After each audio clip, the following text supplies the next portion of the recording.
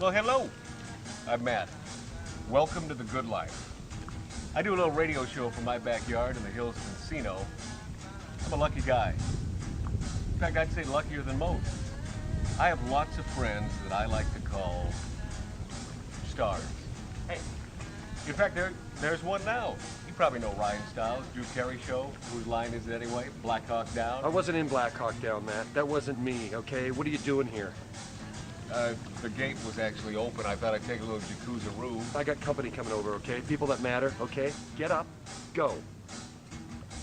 Bubbles feel so good, Look, Ryan. Matt, you know what? You gotta stop doing this, okay? I can't be coming home with the wife and kids and you're in my tub, okay? Just get out.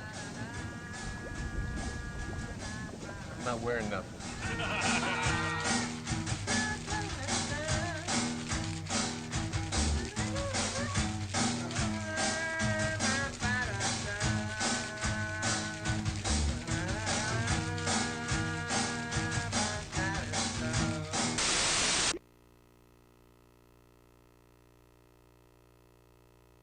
Doohickey, you know, the doohickey that rolls. Hi, this is Meatloaf. Okay, kids, you know what time it is? You know what time it is? It's Outlaw Radio time! The most imitated radio station in the nation. I'm through with standing in line for some fun to begin, but I found a good thing leaving me with a grin. It's time for Outlaw Radio to begin. You have the great Billy Gibbons here? Yeah. It's very cool. He just passed out. Yeah. Hey, that didn't sound too bad. Huh? Had to lighten them up loud. Oh, man. We're here with Matt. Oh, yeah. Had to lighten up. Oh, little Outlaw Radio. We're here with Matt. And he's not fat. We got all these guys and girls in the house. Let me tell you, that's where it's at. And that's, ladies and gentlemen, Matt Allen. Pass me a gallon.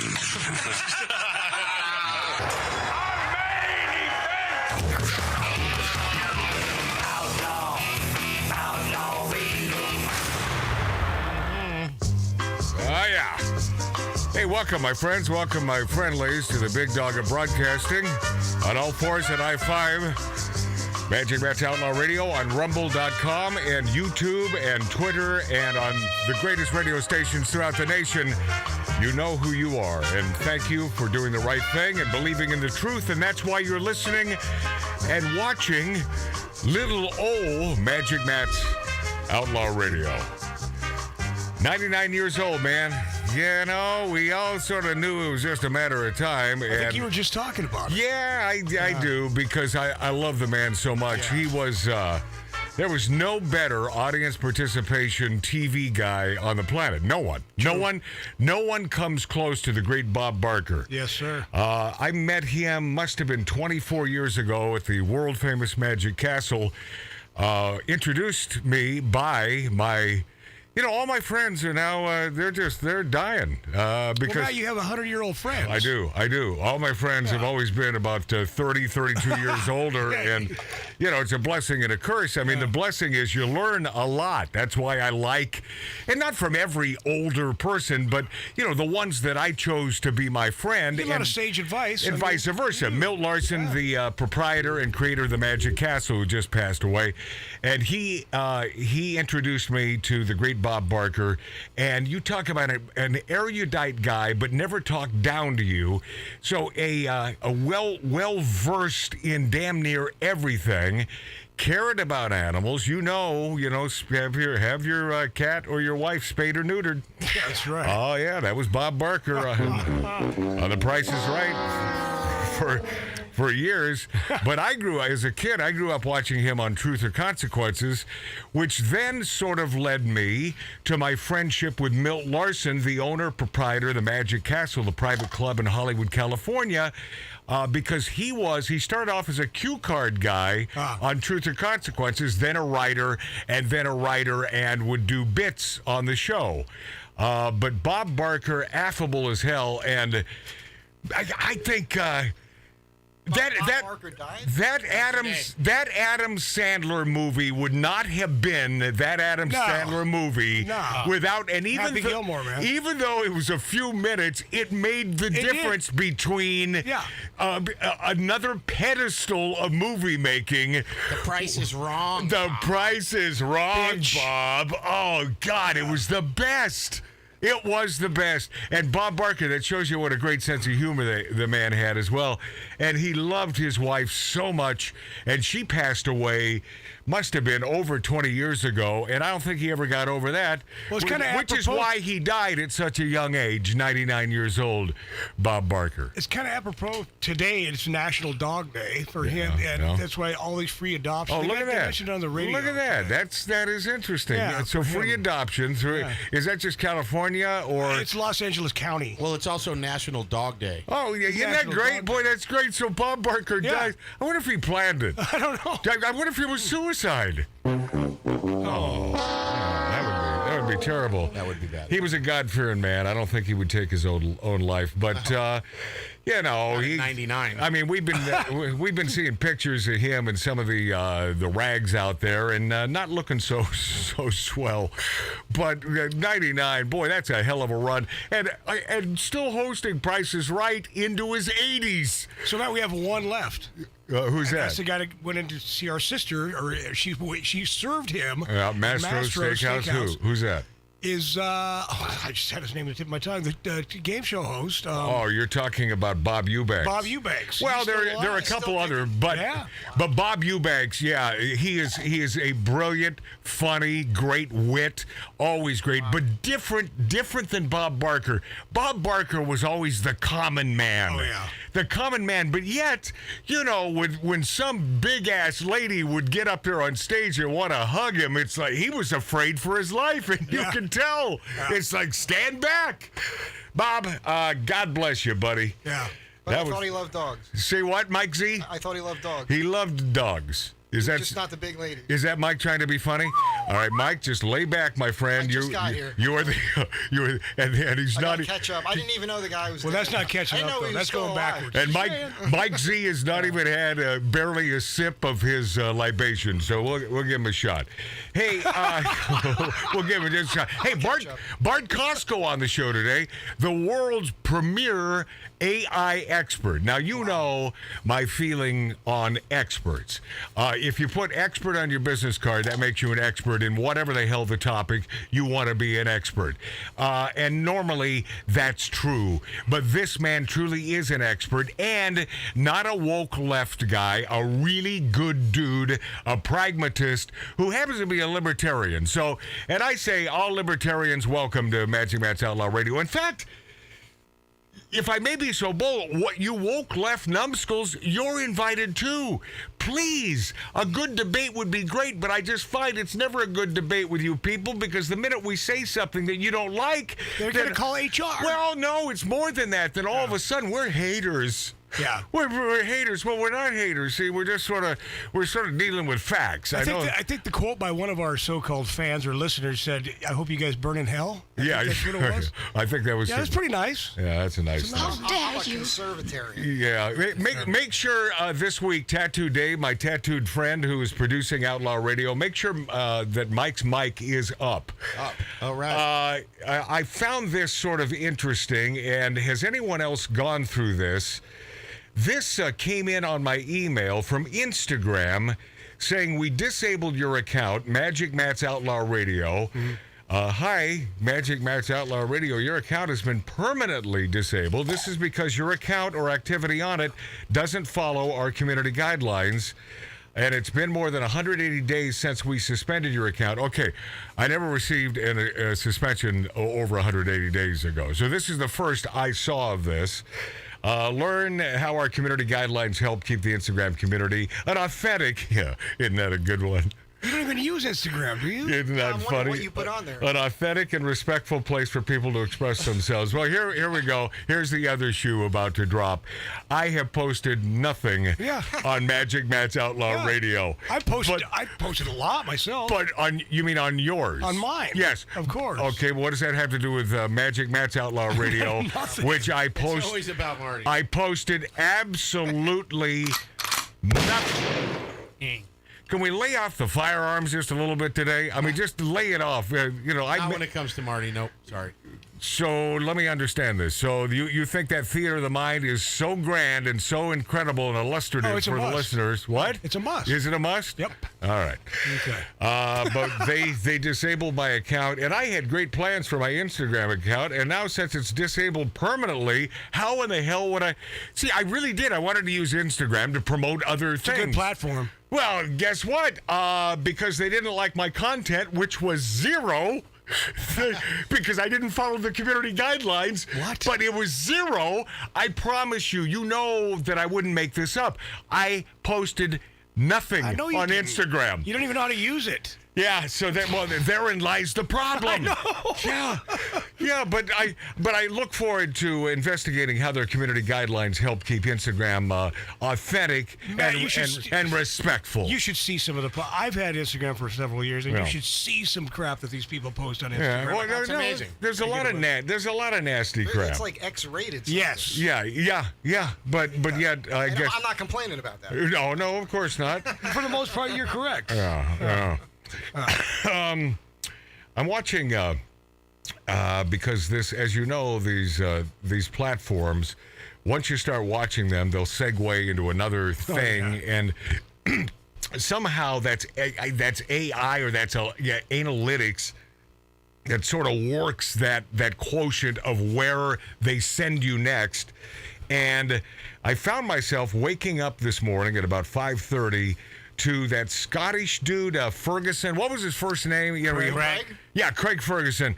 And I started thinking about my buddy Milt Larson, owner, proprietor, creator of the Magic Castle in Hollywood, and the fact that one of our last conversations, we were talking about late night TV and how there will never be another Johnny Carson. He was truly the best. But we both pretty much said Craig Ferguson's name at the same time as someone who was unique, different, interesting, and enjoyed a clever show, and his rapport with his guests were certainly beyond compare. You couldn't compare with any of these other, especially these. There's no one on late night right now worthy of giving even 10 seconds to.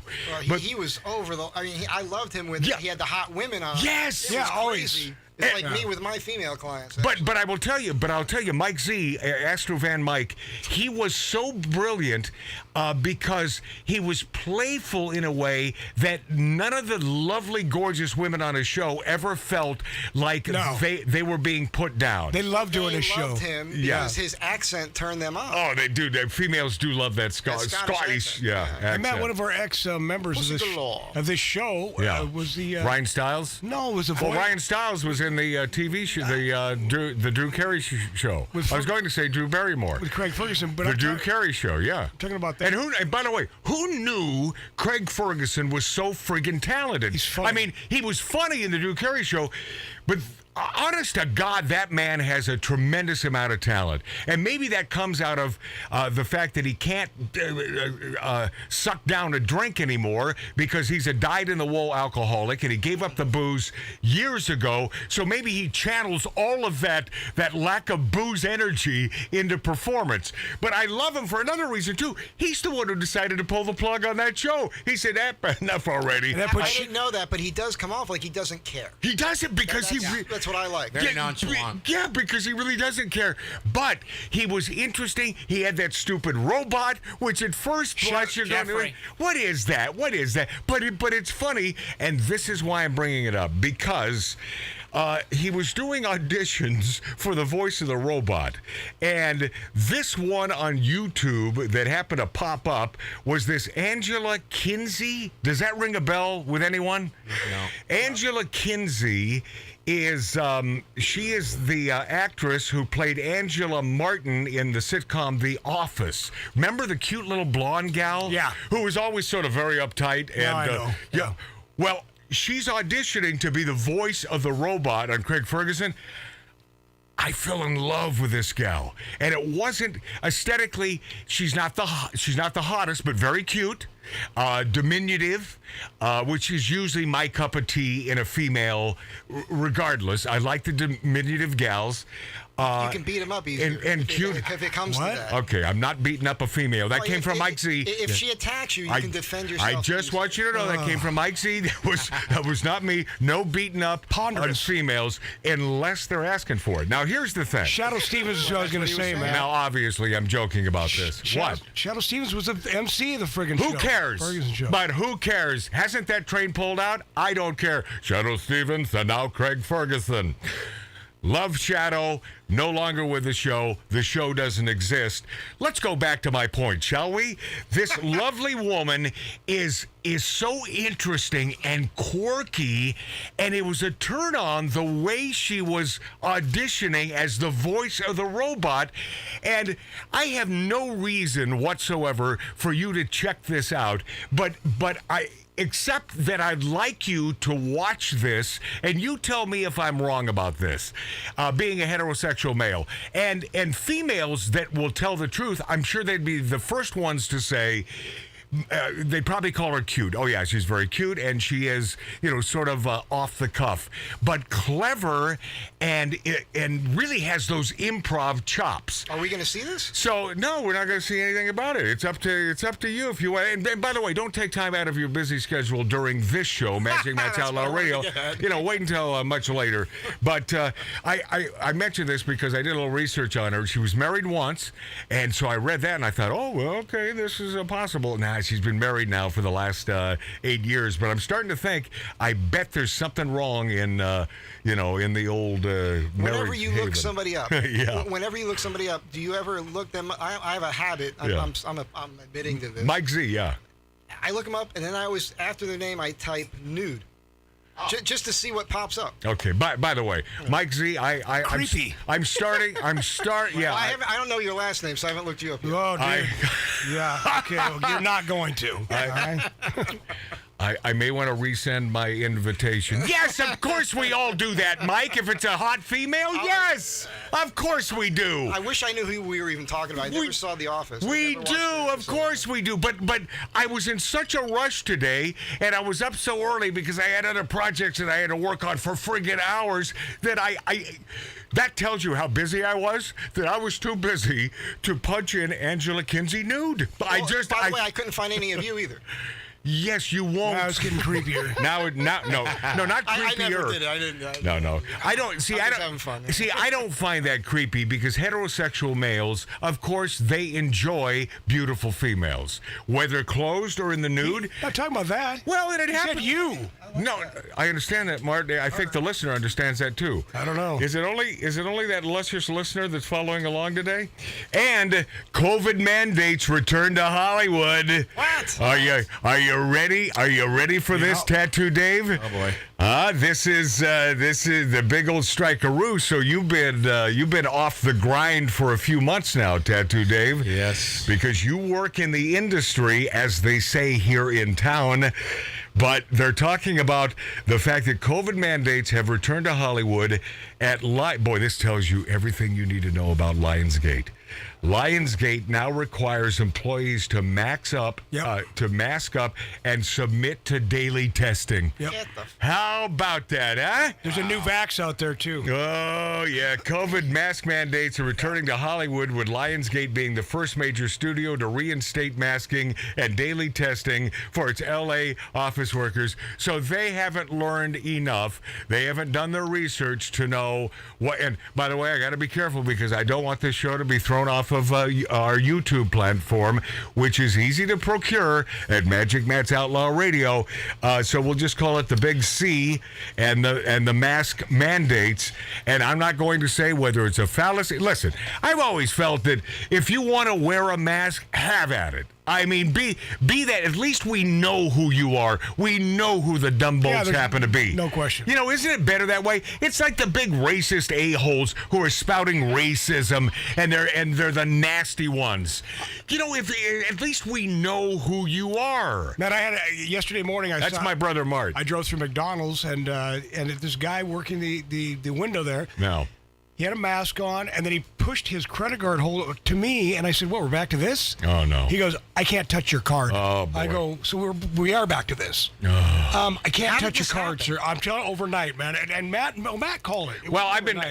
For what reason though? What has happened to make them say this is a legitimate thing to do? Because it's stupid. Mike Z, it's getting close to, the first debates just happened. Hello, so that's why. Okay. yeah. Hello. By the way, I never participated. I never bought a mask. I never wore a mask. I had a bandana. So I if had a bandana store, too. I put a bandana on to make other people feel okay. Yeah, right. No, I'm with you, but I will tell you, I never wore a mask. Me either. I will tell you, bandana or mask, neither one of those this time. Never again. Never friggin' again. I never participated. And I do believe that the left woke have bitten off more than they can chew this time, and they've overplayed their hand, because the vast majority, even at least a large minority of the Democrats, think it's a big crock, and they're sick and tired of this whole mandate this, mandate that.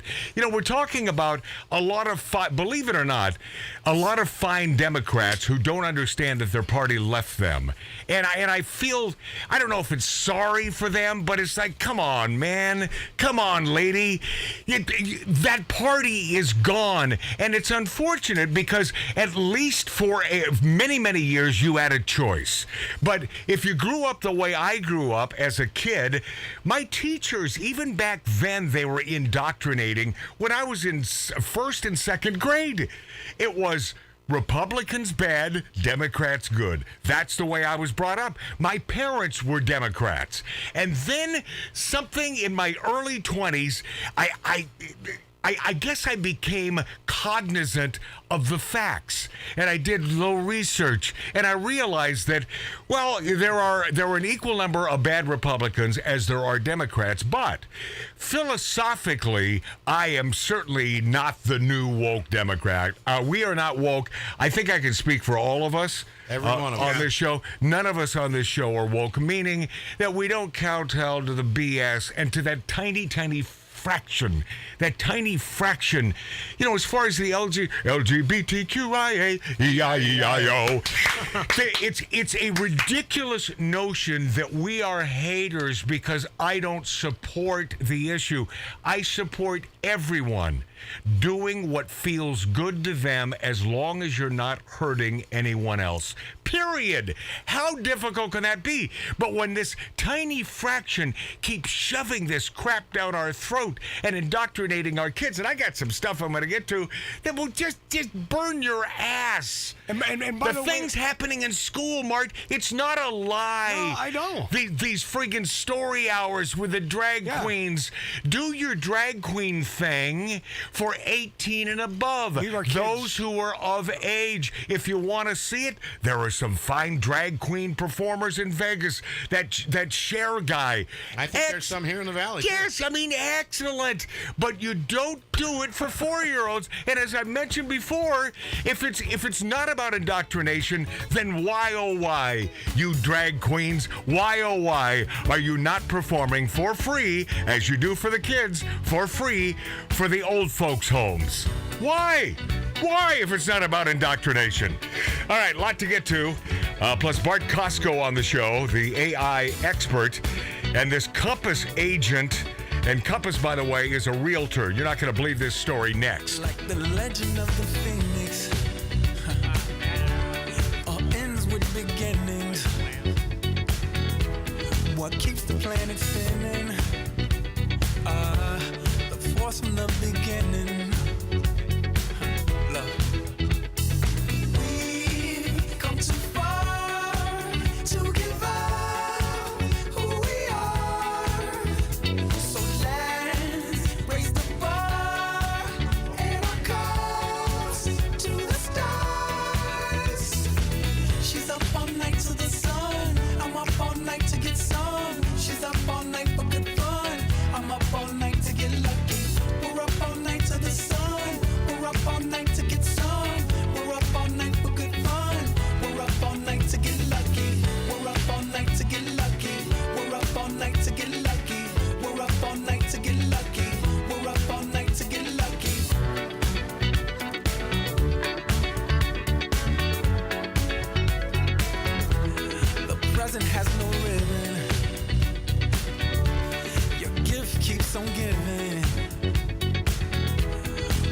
is just some feeling.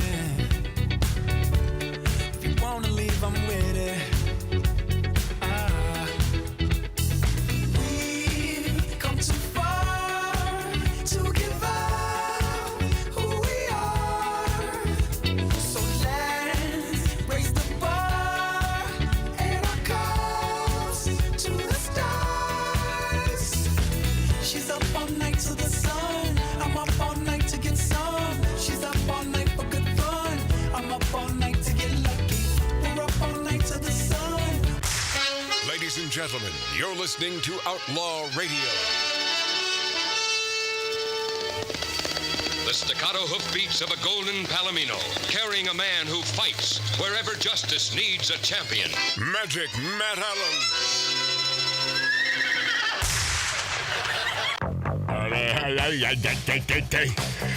Welcome back, my friends and my friendlies. Welcome back to Magic Matt's Outlaw Radio. Where, isn't it fun that you can watch us now? Isn't that fun? Or is it a blessing and a curse? On Magic Matt's Outlaw Radio on YouTube and Rumble.com. And don't they call it X now? Twitter? Isn't that just... Yeah.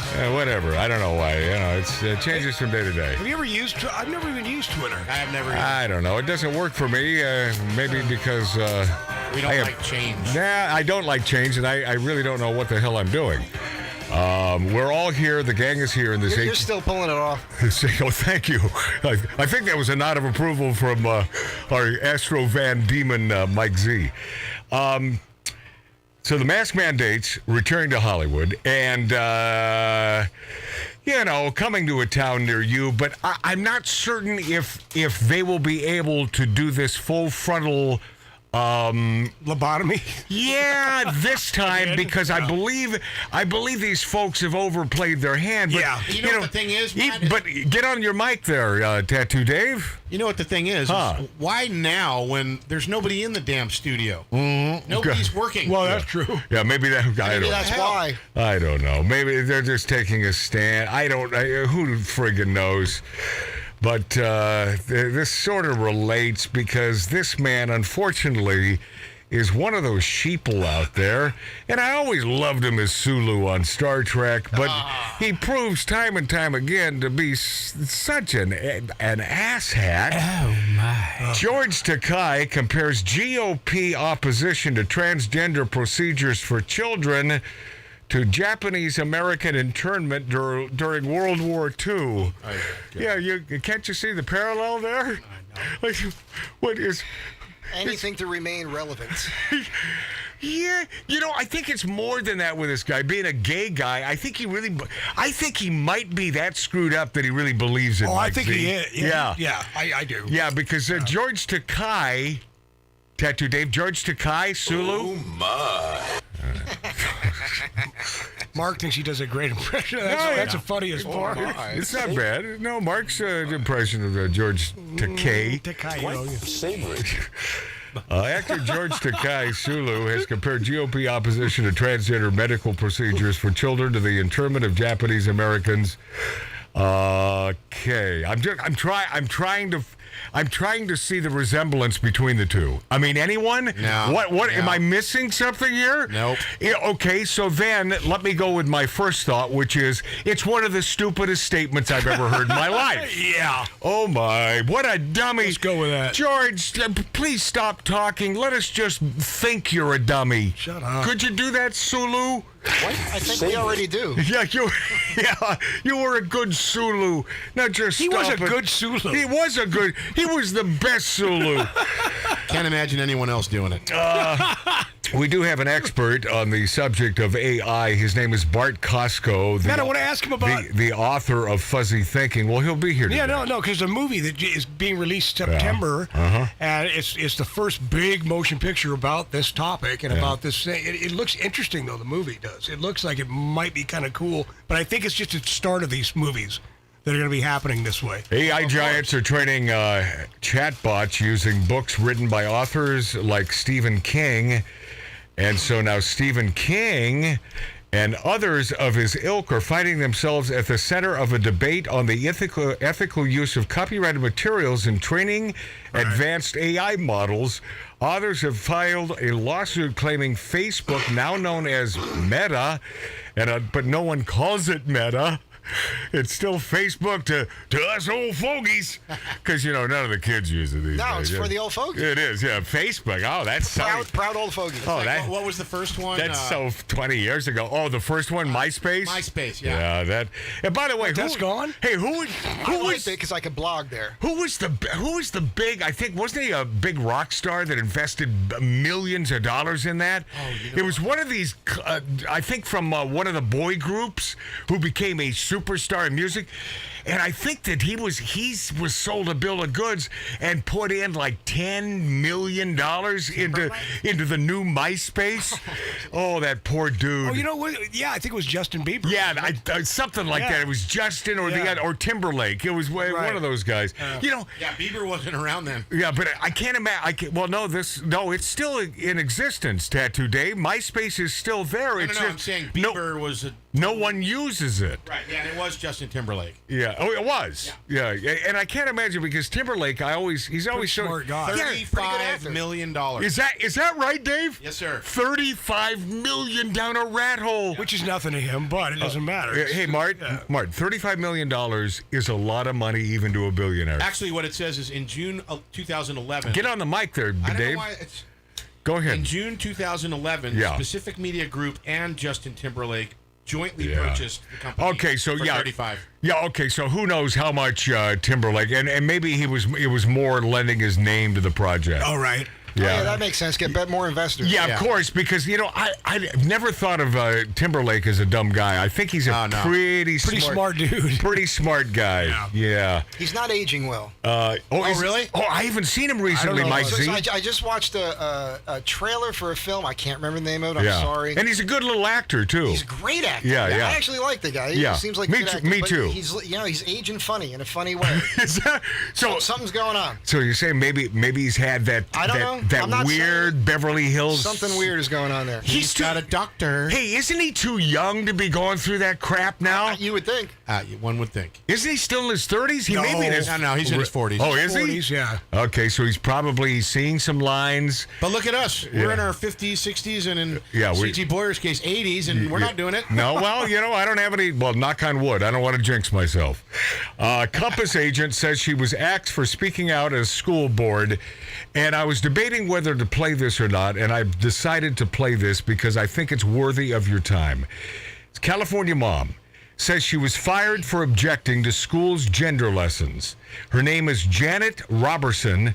She told, okay, who is this? Inman. Okay. So that's the rag that I read this from. Oh. And interestingly enough, I always source a couple different places to get the correct text on and the view on really what's coming down. Yeah, because you got these lefty rags, and then if you find somebody who's middle of the road, so on this what do they call it? Okay, Inman. I hate to even plug them because they seem to be a big wokey rag, but their headline was Compass agent says she was axed for speaking out at school board. California mom says. Okay, I don't know where I'm going with this, but here we go. Yeah, I lost my place. California woman says she lost a real estate job after speaking out against a new sex education curriculum at a school board meeting. Janet Robertson, who I love this gal, man. I love this gal for wanting to protect her children and children of others. Good. She's a mother of 3. Said she had spoken out at a meeting at the Benicia United School Board on April 20th to express her concerns about the program of study. The curriculum encourages gender confusion, which is what this entire thing is all about. 100%. You start seeding these odd notions into kids' heads. Common Core math. Common Core math. I said when that happened, I don't mean to cut you off, but let me just say. No, yeah, you're right. That whole thing was all about getting kids to accept absurdity. Yes. So that they will accept anything else they're told as they age. Absolutely. 100% correct. Yep. And I knew we liked this guy. Well... Oh, you did? Yeah, I just knew it. Oh, that's why he's back over here. You see? Yeah. Yes, yeah. Okay. Dave, calm down. All right, I want to play this. This is you too, Dave. This is a Thank you, Mikey. This is a piece I think she put up either on Twitter or Instagram. Remember when I used to have an Instagram account? But last week. No, Yeah. but You gotta I stop never that. saw you post anything. Because I didn't post anything. You have an Instagram account? Yeah, well, I guess I don't anymore. Stop because- that nasty stuff, man. Yeah, I've never posted anything on Instagram, but yet they felt the need to remove me. If you share a picture of yourself in a thong, you'll get back on there. I bet I will. Oh, yeah. Yeah, I mean, there's a lot of nasty crap. But, Are you kidding me? But because I don't post on Instagram, all of a sudden they deem me unworthy in their curriculum, in their study groups. I posted very right-wing We're stuff. drifting. We're drifting. Here we go. On there. Yeah. This is a lovely woman named Janet Robertson, and this is a piece she did and posted, and I love what she has to say, and see if you don't agree. Is Benicia open-minded? Is this a town that values free speech? If you disagree with someone, would you contact their employer and demand they be fired? Here is my story. I was enjoying life in this beautiful small town with a happy family and a successful career. And as a mom of 3, I'm an advocate for my children, so I pay attention to what they are teaching in the schools. Nice. Did you know the Benicia Unified School District just approved new sexual education curriculum? Yeah. On April 20th, I spoke at the school board meeting to say I disagreed with several items in the new lesson plans. You can hear what I said in the public video provided by the school district on their YouTube channel. Within days, letters were written to the Benicia Herald, the Vallejo Times-Herald, and my company's corporate headquarters saying I was anti-equity, anti-trans, anti-black, anti-choice, and a homophobe. Pause. Because I dared to... Because that's what the left does. They call you names. They make you scared. They make you scared. They try to bully you. To speak the truth. Yeah. But in a free country, why can't you think that way? Because with this current regime, they're making it less free every day. Do you think that their proponents... welcome to communism. You just can't. Marxism, communism, do you think that these sons of bitches in office, do you believe that they have any adherence or passion for our First Amendment? Not in any way, shape, or form. Just the opposite. It's insane. It is insanity, and it is getting deeper and deeper. But I am... Every other day, I'm seeing stories of parents and people of like minds, not necessarily Republican, Democrat. Forget about politics when it comes to especially this issue, and lovely women like this speaking out. Go ahead. Disagree with the new school curriculum. They called me a hateful bigot, a Nazi, a daughter of Hitler, and repeatedly identified me as a Compass real estate agent, although I never mentioned I was a real estate agent. Pause. Or that I worked. So we're going to get to the money shot here, where she loses her livelihood because this friggin' real estate agency that she makes a living, and a great living. Just hear what happens. Go. For Compass. Members of the Progressive Democrats of Benicia and a subset of that group called Benicia Resist continued in their campaign to have me fired. They referenced a website I started last year when the schools still mandated masks, which I created as a resource to show the school districts that allowed mask choice. Take a look for yourself at beniciafreedom.org. So because I voiced my concerns about things like 10-year-olds being told in school that they can take puberty blockers, and I challenged the new curriculum that teaches children that boys can be girls and girls can be boys, the bullies in Benicia decided I should be fired. And you know what? Compass, a powerful national company who could have stood up for me and my American right to voice my opinion as a mom at a school board meeting, caved to the bullies' demands. The treasurer of the Progressive Democrats of Benicia demanded that Compass provide answers about what I said at the school board meeting, or she would go public, in her words, about Compass not reining in hate for transgender kids. She even gave a deadline for her demands, and sure enough, like clockwork, Compass informed me that I could no longer be associated with them by her deadline date. How about that? So my entire business, everything I had invested was gone, just like that. What happened? By strangers who have never met me, and newspapers who never even contacted me before printing hateful lies, none of which are true. The people who wrote to the newspapers and to Compass intentionally interfered with my business. Of course. What they did is illegal. Yes. But because of anti-SLAPP laws in California, you know about these. I cannot protect myself or go after them for destroying my career, even though what they did is against the law. Absolutely. How can it be that in America, a mom who speaks at a school board meeting can be targeted and canceled, losing her livelihood? She's got a case. What does that say about our community? Yeah. Do you believe in diversity and inclusion? Are you truly open to diversity of opinion? They are. And inclusion of all beliefs? We are. They are. Or do you think people who disagree with you should be silenced? There it is. To the Progressive Democrats of Benicia, whose website states their core principles are inclusion and tolerance, liars. I challenge you to truly be inclusive and tolerant. Do you believe Benicia is a better place if everyone who disagrees with you is financially ruined and canceled? Of course they do. You've called me the most hateful things imaginable. All untrue. Why? Because I disagree with you? Mm-hmm. To the school board of Benicia, do you think parents who disagree sometimes should be canceled? I went from a vibrant, contributing member of your community to an outcast because I disagreed and spoke at a school board meeting. Is this the town you want?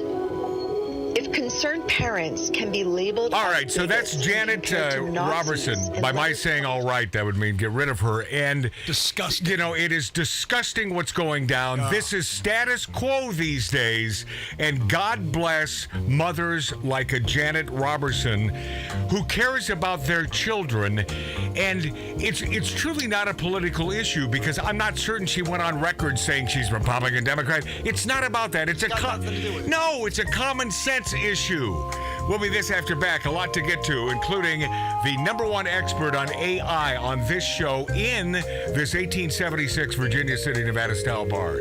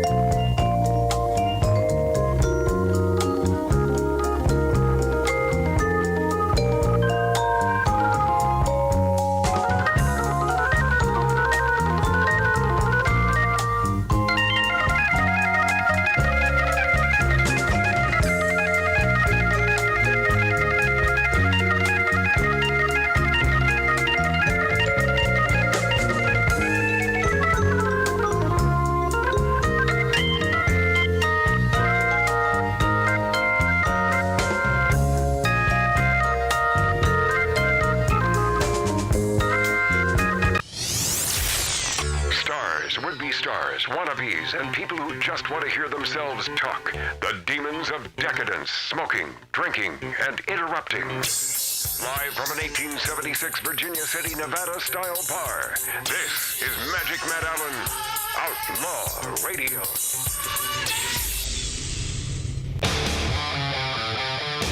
If you haven't heard, Bob Barker dead at 99. No one expected it, man. I love the man. Yeah, I'm a sarcastic bastard, but the truth is I loved him. Bob Barker was the greatest audience participation TV guy in the history of the business, and God bless him. At 99 years old, Bob Barker finally bit it, and on National Dog Day, or is it Animal Day? Dog. I mean, boy. Apropos, man. It's almost like he decided, let's pull the plug today, so he'll be remembered for this. You know, back in the day, my sister came to visit. She lives in Connecticut. Yeah. And, we went to the Price is Right show, and I think I came one away from actually getting on. How do you know that? Because they told me. Oh, is that right? Yeah, they told me. There was one guy that piqued their interest a little bit more than me. Oh, yeah. Which is very odd and very disturbing. Did you have tattoos at the time? I think I was born with them. Yes, is that right? You are. Yeah.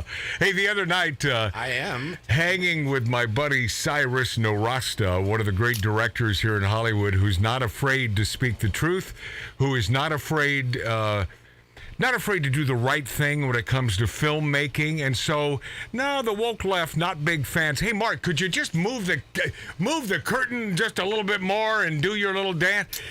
Let me get him on camera. No, but what is wrong with him? A lot. Yeah. I mean, there is a lot. But we can't, you know, I'll tell you what we need. Instead of a BART KOSKO, and I can't wait for BART KOSKO, the supreme being when it comes to know-it-alls about this AI thing, we need a psychologist to really look into Mark C.G. Boyer. Yeah. Because there's a quagmire in that noggin of his. You know, I just met his sister today. Yeah, she's a lovely woman. Really, really nice. Yes.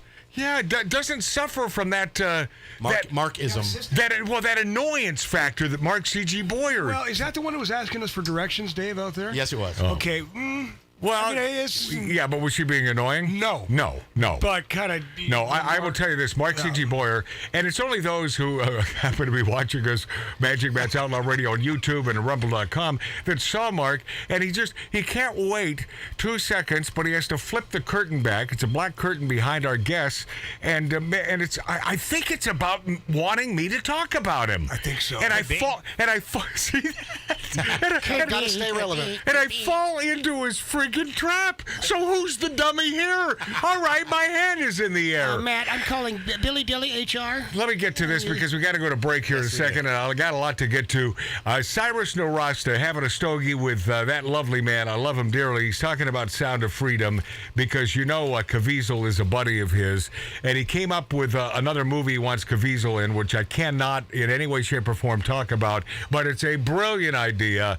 And suffice to say, Sound of Freedom to this date is humiliating the blockbusters. It's past $175 million for a movie that costs $13 million to make. That's excellent. Isn't that great? Yes. And you know, this Caviezel, I think he was only paid like $1 million or so, but he's got back end. Yeah, good for him. Brilliant. Oh, I love this Caviezel. Brilliant. Yeah, as of just a couple days ago, Sound of Freedom earned an astonishing $178 million at the domestic box office. Continued great work for those films that deserve it, and I believe that tells you a little something about the public. Maybe the public is coming around. God All right, bless it. let's have a next hour and make it great. We'll be eating Spam and drinking cocktails. Out on the street, I was talking to a man. He said there's so much, but there's nothing, man, that I don't understand. You shouldn't worry, I said, that ain't no crime. 'Cause if you get it wrong, you'll get it right next time.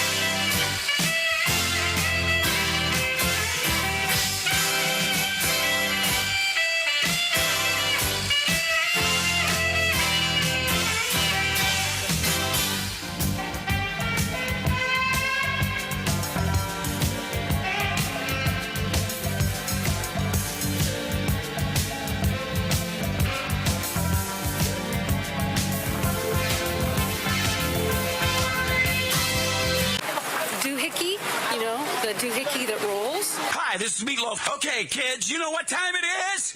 You know what time it is? It's Outlaw Radio time!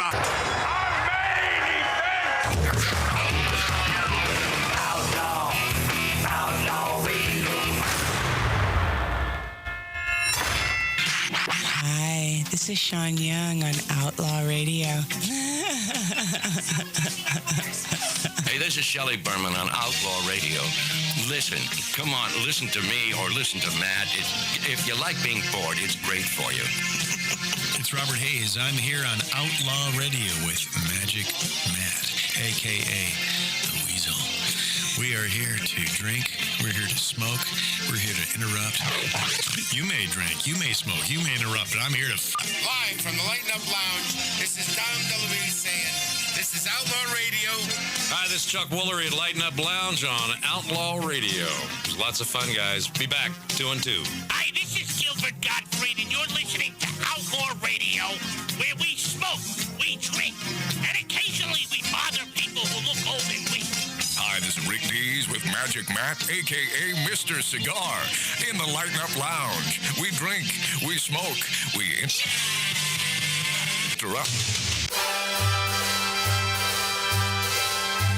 Now,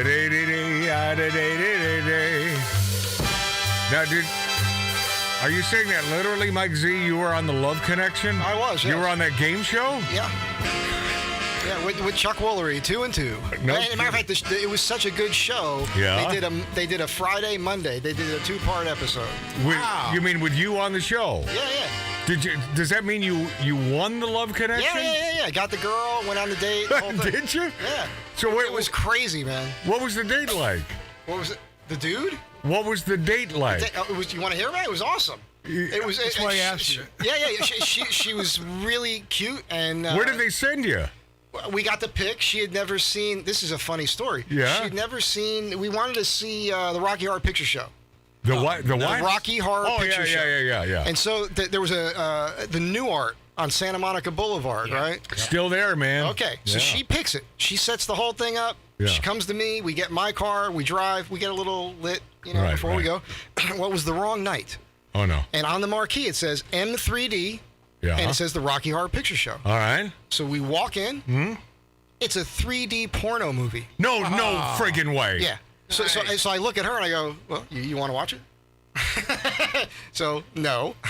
So it was a no? Yeah, she didn't want to watch. I was hoping, Matt. I was hoping she was going to say, well, yeah. Well, I was hoping so too. That's why I asked her. I would have watched it with her. But then we went to this place right next to it, and there was a palm reader. I've never seen a 3D porn. I've never seen that.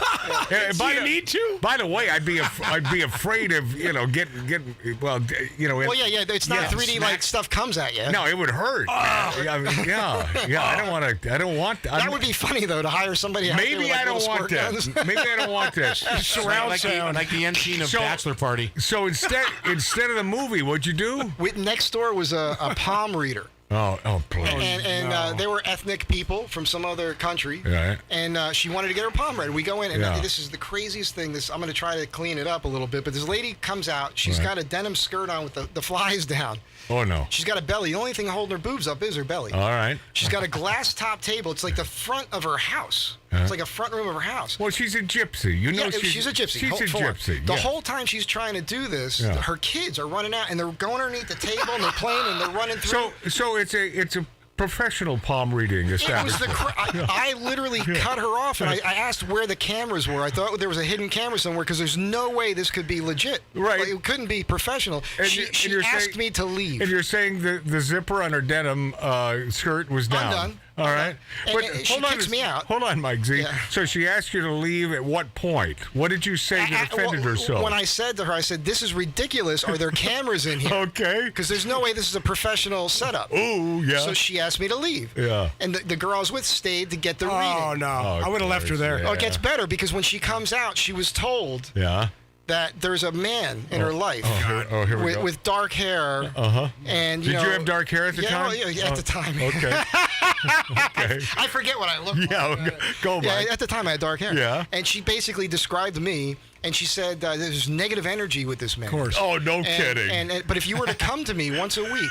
Oh, yes, of course. And give me $100. Yeah, we can clean up this dark energy. Oh, she'll direct her. It's hysterical. Yeah, It was hysterical. No, let me ask you, did your love connection date, did she buy into that? No, of course not. Okay. Well, no, wait a second. She stayed? No, of course not. Yeah, she stayed for the reading. Yeah. The worst part of this whole thing was my car broke down. And not on the date. Yeah. But they gave us money for the second date, and I actually used it to fix the car. And it was only like $60. How much money did they give you? $60, $60 or $75. Wait, the game show gave you $60 for the date. For the date. Yeah, well, this was 1993. Mark, 1993. That's $1 million today.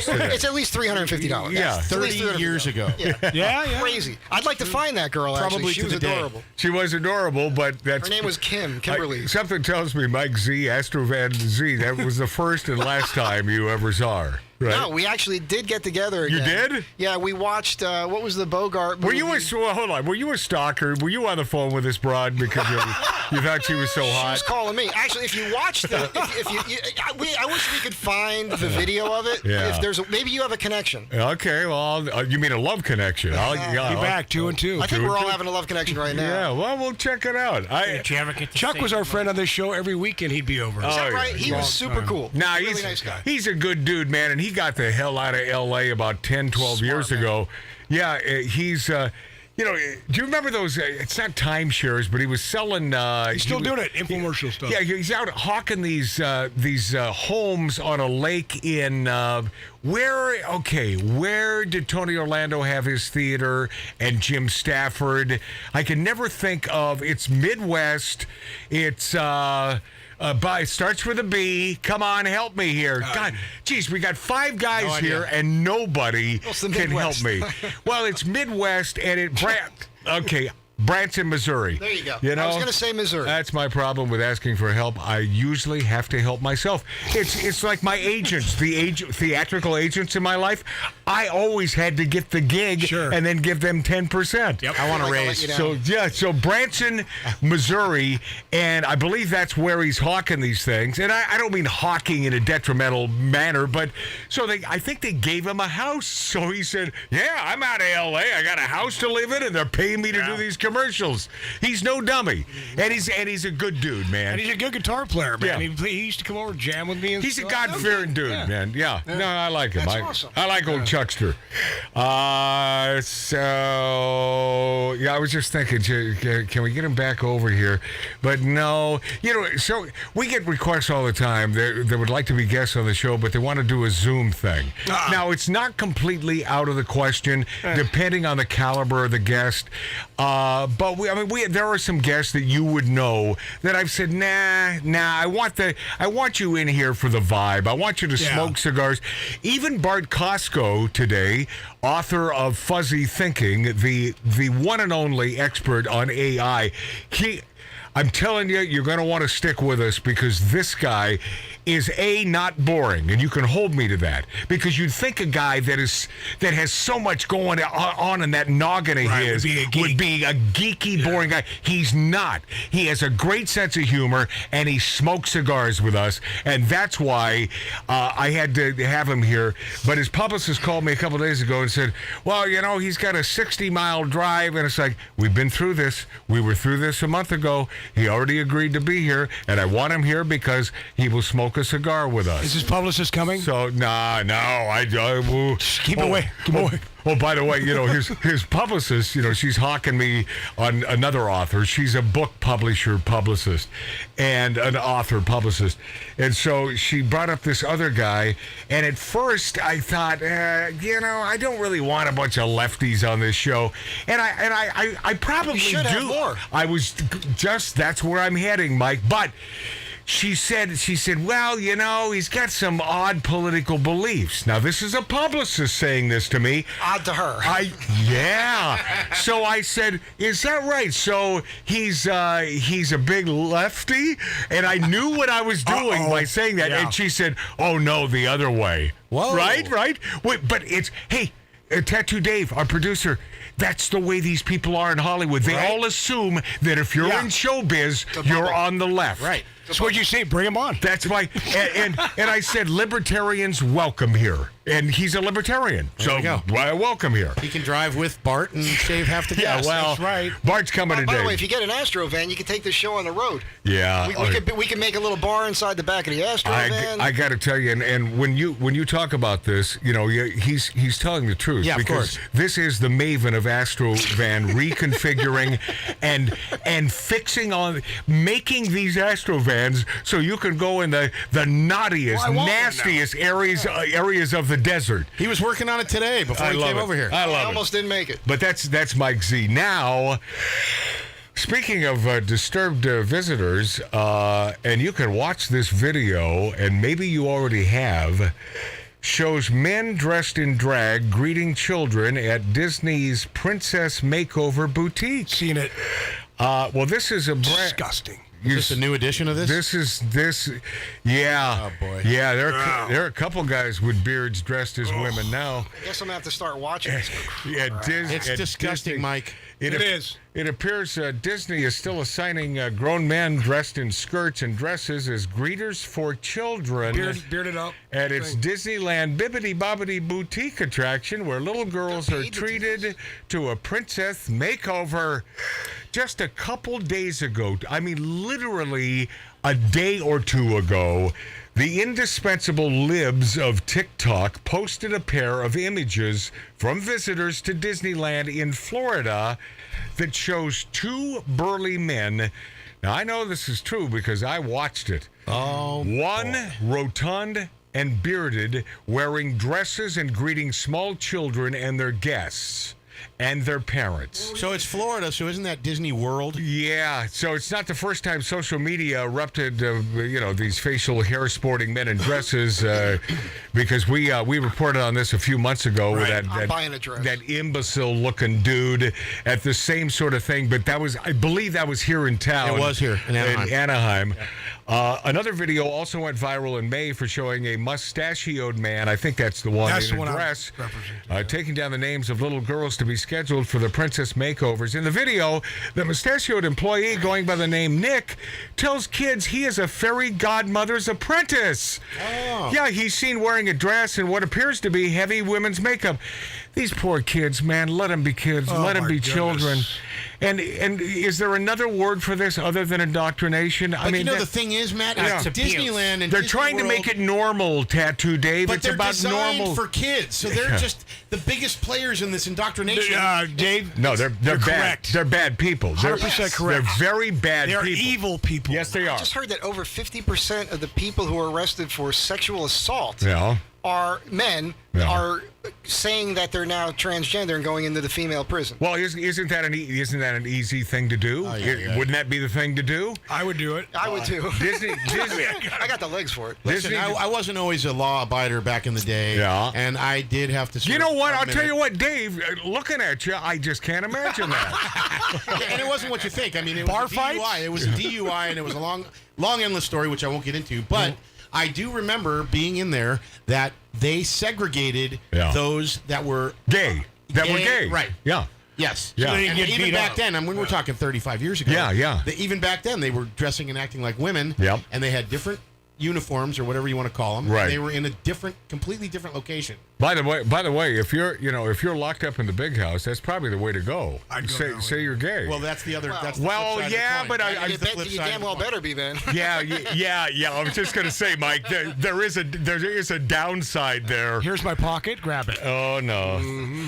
Yeah. Disney How to play decided pocket pool? decided to make its Bibbidi Bobbidi Boutique at Disney World in Orlando and Disneyland in Anaheim more gender inclusive by renaming its makeup and clothing stylists, who turn little girls into princesses, from fairy godmothers in training to fairy godmothers apprentices.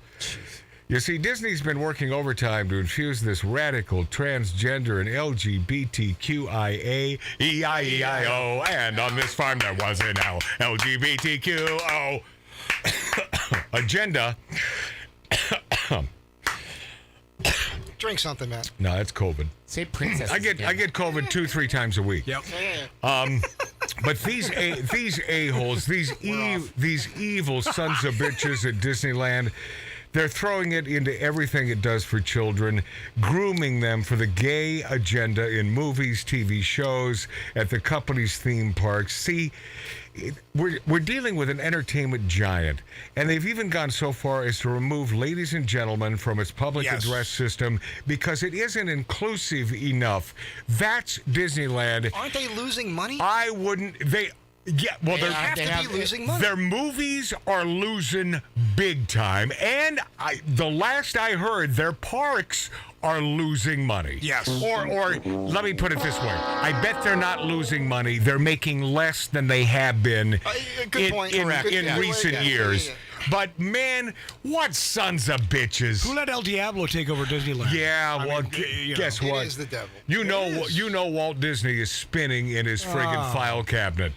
Yeah. Well, I say file cabinet because the rumor is that's where he used to keep his bourbon. Yeah.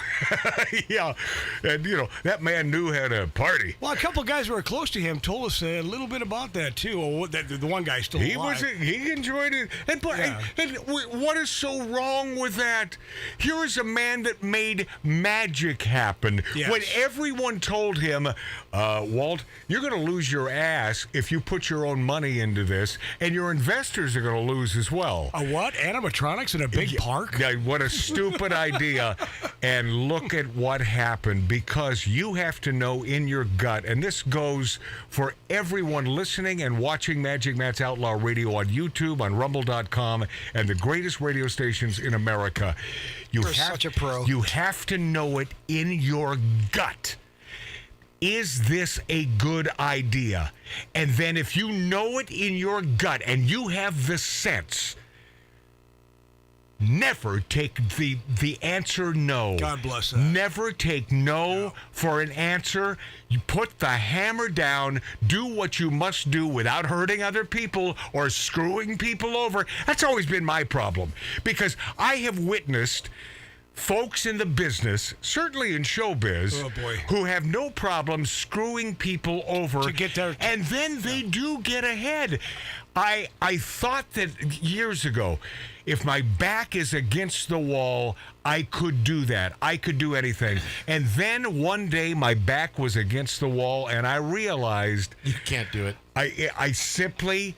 It is not in me. You can't sleep at night. I can't. Well, I can't sleep at night anyway. That's true. Yeah, there's the problem. I wish I could, but so I must be a horrific person, and I must be doing things. Maybe I'm sleepwalking and I'm killing people because there's something going on here. You know what? Hold on a minute. Because why can I not knocking that door from the hall? Well, why can I not sleep at night? For God's sakes!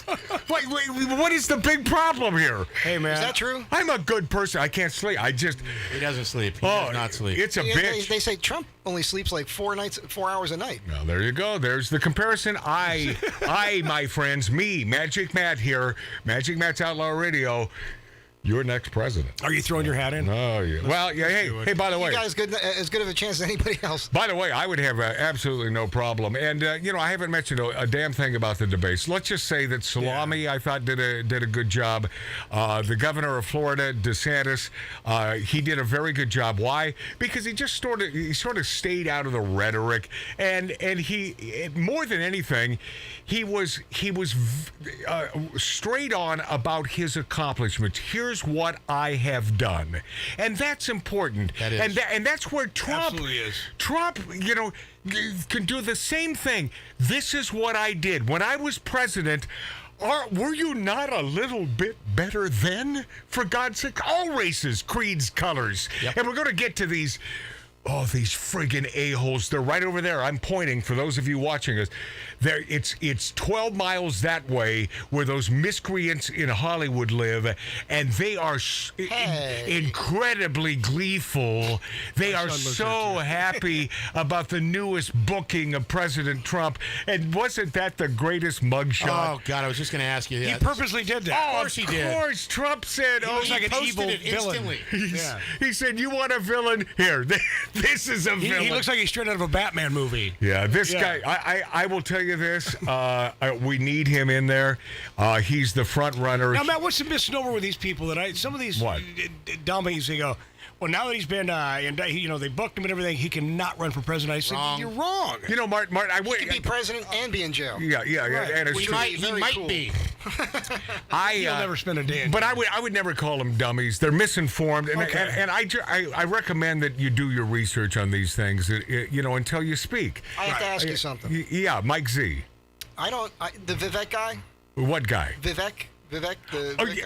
You're talking Salami. Yes, Okay. yeah. So it's much easier to pronounce than his real name. All right, so he comes off as a nice guy, and Yes. he makes a lot of sense. He's a real smart guy. I saw a video, Yeah. and I didn't watch this, Yeah. so I'm asking you guys. So are you going to talk about his backpedaling, which I think is a problem? No. But apparently, Yeah. he presented himself, and he basically said everything that Obama said when he was in his debate. No.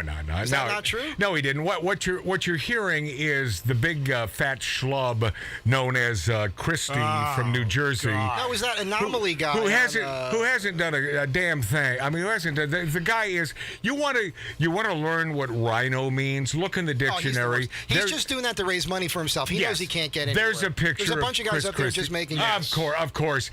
And of course he went after him, talking about the last guy that was here that made these statements was Barack Obama, a thin guy with a funny last name, and it's like, Chris, what are you doing, buddy? Thank you for clearing that up. Yeah, and that's a schlub. And by the way, this is not a weight thing. I mention it because it's apparent that here's a man that can't even take care of himself, but yet he wants to take care of the country. Says a lot.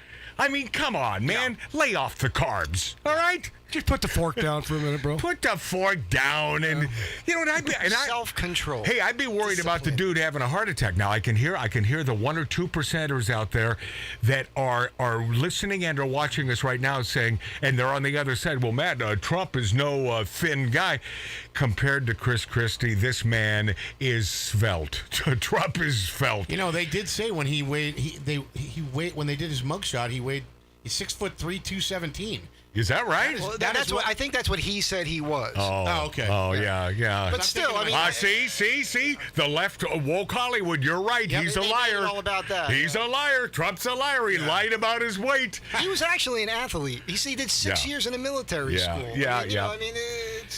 No, he's a good guy, a massive ego. I don't know of a president or presidential hopeful who doesn't have a massive ego, who isn't in one way or another a narcissist. I mean, it goes with the territory. Yes, absolutely. Yeah. We don't have to have dinner with him. We don't have to go to bed with the guy. We don't even have to hang out with him. We simply want a guy or a gal. And by the way, it matters not to me. Well, it matters a little bit because, and let me tell you why. When it comes to a female, I've mentioned it before on the show, and I'll mention it again. Yep. I think we screwed up here in America when they gave them the vote.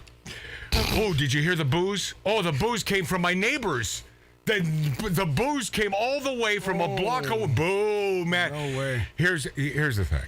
Now, I say it sort of tongue-in-cheek, but not completely. And the smart broads who dig our show, those who are... Even an old-school Democrat who happens to be conservative, that female, agree with me right now. They know they don't want a female president. No. A smart female who happens to veer right or simply in the middle who is a pragmatist, they will be the first one to tell you, I don't want some female being our president, because they make decisions emotionally. I've had this conversation with chick girlfriends of mine, and they will say the same thing. Hey, we have our period once a month. Yes. Sorry, I'm on my period. I'm going to push the button and just blow the world up. But that's an extreme example. But you're right. On the truth. I have a friend. She's got 3 master's degrees. Yep. She speaks 3 languages. Her degrees are political science. Mm-hmm. Hey, by the way, Bart KOSKO, our guest, our AI guest, political science degree. Continue. So she's got a degree in continue. Political science, geography, and teaching. Mm-hmm. And she teaches science at a private school. And for a year, she taught in the public schools. Right. And she couldn't take it. Yeah. And she will say, she doesn't think there should be a female president either. Because I believe we're all. And I could get her on the show, by the way. We're all on the same page. A lot to get to, including one of my favorite rockers, Alice Cooper. Yeah. Good Arizona boy, when we return on Outlaw Radio.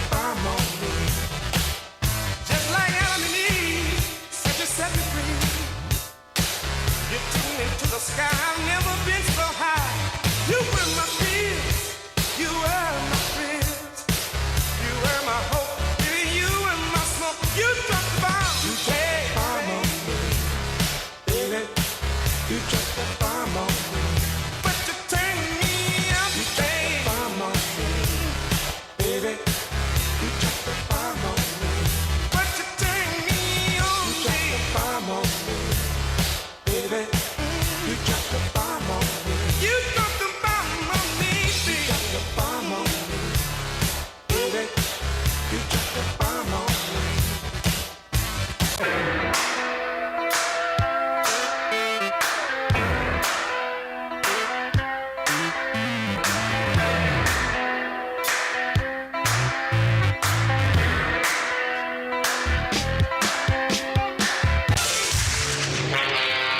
Passive Aggressive has a new home. You're listening to Outlaw Radio with Magic Matt Allen. It's Outlaw Radio time! Oh, yes, always a big fan of this dude. Yeah, just lost him. His album. What? We just lost him, didn't we? No, Alice Cooper's still alive. Oh, sorry, I thought you were talking about Robbie. All right. Welcome to my nightmare. Yeah. You know, as a kid, I didn't quite get it, but my best buddy, John Albee, as we were cruising Colby on a Saturday night picking up chicks in Everett, Washington. Cranking AC/DC. Oh, yeah, or at least trying to pick up chicks on a Saturday night. He turned me on to a great Alice Cooper album. And Alice Cooper is a really good writer. He's a great songwriter, an excellent producer. And so he brought me into the foray that is Alice Cooper. What's his name? Fervier? He's got a French last name. But I've always appreciated this guy. And even before I knew, and maybe, it goes hand in hand. It's sort of a tandem thing. You discover later his political beliefs, and it's like, and then you say to yourself, "Oh, well, yeah, that makes sense." Right. Meaning, I think you know what I mean. The dude, what do you mean, man? The dude ain't a woke lefty. Alice Cooper dismantles transgenderism. It's so absurd, he says. God bless you, A Alice. fad so confusing to a kid, to a teenager.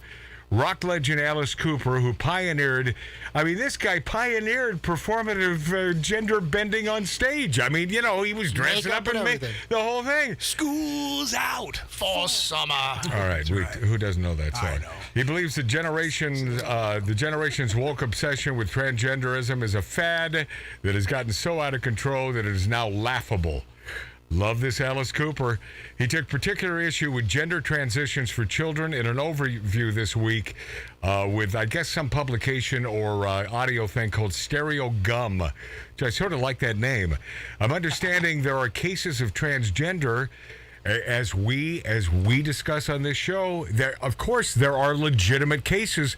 They're few and far between. You've said this.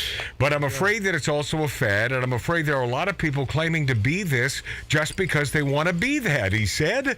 I find it wrong when you've got a 6-year-old kid who has no idea. He just wants to play, and you're confusing him, telling him, yeah, you're a boy, but you could be a girl if you want to be. This is rocker Alice Cooper. Yeah. This is just another reason to buy his friggin' stuff. I love him. I have two friends that play with him in different bands. Oh, and what do they say? I bet they say he's the greatest guy ever. Oh, yeah. Right? Duff McKagan from GNR plays in Hollywood Vampires with him. By the way, I wish I had that cut. Guns N' Roses has a brand new song. Great. It's a really good song. Yeah. Thumbs up. Yeah. And then the other one is Glenn Sobel. He's played drums for Alice for, it's been like 10, 12 years now. And I see Glenn a lot at the little dive bar I go to. And Glenn has nothing but great things to say about Alice. Of course, that's how he makes his living. Of course, Alice takes care of his people. You know what Alice loves to do? It's nice to hear. He loves to perform. He loves to make money. He loves to be on the golf course, just sort of relaxing. I mean, that's what golf is his thing, man. Yeah, Ryan Stiles played in tournaments with him. Yeah, and I think I was his caddy once. Here's the thing. How'd you do? What? How'd you do? Oh, kicked ass. All right. Par what? I think you need the 5-iron. Use the 5-iron. Well, they confused me and Alice because I dressed up as Alice with the makeup. You couldn't even tell it was Alice Cooper. You should have dressed up as a guitar player, his lead guitarist. He says, I'm not certain what that means. I don't either. Anyone else? Tattoo Dave? She is so smoking hot. The chick. Is that right? She is. Yeah. Just, by the way, a third or fourth reason to love Alice Cooper. He hires whoever he wants. Who says, I think it's so confusing to a kid. It's even confusing to a teenager. You're right, Alice. You're still trying to find your identity, and yet there's this thing going on saying, yeah, but you can be anything you want. You can be a cat if you want to be. I mean, if you identify as a tree, and I'm going, come on. This is Alice talking. Come on. Who are we? What are we in here? A Kurt Vonnegut novel? It's so absurd that it's gone now to the point of absurdity. Yeah. Don't we talk about this every damn week? I don't know one person that agrees with the woke thing. I don't know one person. Everybody I talk to says, isn't it so stupid? Yeah. And when he says that, he's not just simply talking about folks who are on the right. He's talking about the classic old Democrats who have had enough of this crap. Yes. And by the way, Alice Cooper makes no bones about it. He's a devout Christian. He went on to say the desire to respect others, gender nonconformity has gone way too far. It's getting to the point now where it's laughable. If anybody was trying to make a point on this thing, they turned it into a huge comedy. It is true. Yeah, man. Hasn't the pendulum swung so far that this thing is so absurd? Yeah. It's a Twilight Zone, for God's sakes. Yep. He said, I don't know one person that agrees the woke thing. Isn't it stupid? He says, I respect people. I respect people and who they are, but I'm not going to tell a 7-year-old boy, go put a dress on because maybe you're a girl. And he's going, no, I'm not. I'm a boy. Yeah. Cooper said that biological reality is a fact that cannot be rationalized away. If you have these genitals, you're a boy. If you have those genitals, you're a girl. Bless you, sir. He said the situation will soon spiral out of control and women will get hurt in the process. No, they're already getting hurt in the process because they're canceling women. See, that's what's happening. A guy can walk into a women's bathroom at any time and just say, I just feel like I'm a woman today and I have the time of... imagine that. And having the time of his life. If this happened when my daughter, my little girl, was 6 or 7 or 8 or 9 or 10 years old, there would be hell to pay. That ain't going to happen on my watch, man. Yeah. That would not happen on my watch. I'm not trying to be a badass here, but my daughter, she's not putting up with this BS from some a-hole that says he's a friggin' female. He would have called me to take care of it. Yeah. No, oh, Dave. I just feel like, if I would have known you, yes. I don't want to get my hands all bloodied. Right? I just feel I'm a woman today and have the time. Okay, so he's in there and he's just taking advantage of that situation. Yeah. You're right, Alice Cooper. It's going to happen. Somebody's going to get raped and the guy's going to say, well, I felt like a girl that day and then I felt like a guy. Where do you draw this line? You're right, Alice Cooper. Where do you draw the line? Understanding that the woke left are a bunch of friggin' ideologue idiot sticks who want to change America, and they're more Marxist than they are anything else. I want to get into this because I've got the last little segment here of Riley Gaines. She was on with Bill Maher, and I thought Bill was a little nasty to her. I don't know. Bullying. Yeah, bullying to Riley Gaines. Yeah. That beautiful swimmer who, of course, she deserved the medal because she won, but she was up against a female who just happened to have a penis. Oh, that's not a female. Well, now let's get it straight. She tied. Yes. They tied. And they gave who did they give the trophy to? Of course. Well, they give to the transgender. Yeah. It's not even transgender. Just someone who says, I'm a female, as Alice Cooper just pointed out. Yes. Let's get to Bill Maher and Riley Gaines.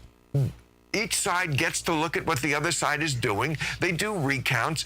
They have checks and balances. Oh, pause. So this is about voting and how Bill Maher does believe that, of course, there's nothing underhanded going on when it comes to voting. Nah. Gosh, I wonder why. His guy won. Continue. Is it going to ever be perfect? No. Yeah. But people accept elections. No. Especially ones that are run this efficiently. You're just clinging to something. Efficiently. Al Gore, Hillary Clinton, they didn't accept the elections. Well, it was efficiently corrupt. Bill Maher. Very efficiently corrupt. I mean, my God, you're a smart guy, and he really is an intelligent guy, and he's an extremely funny guy. His stand-up is excellent, but my God, he's not even thinly veiled how much of that Kool-Aid he is taken down the gullet go. It is so...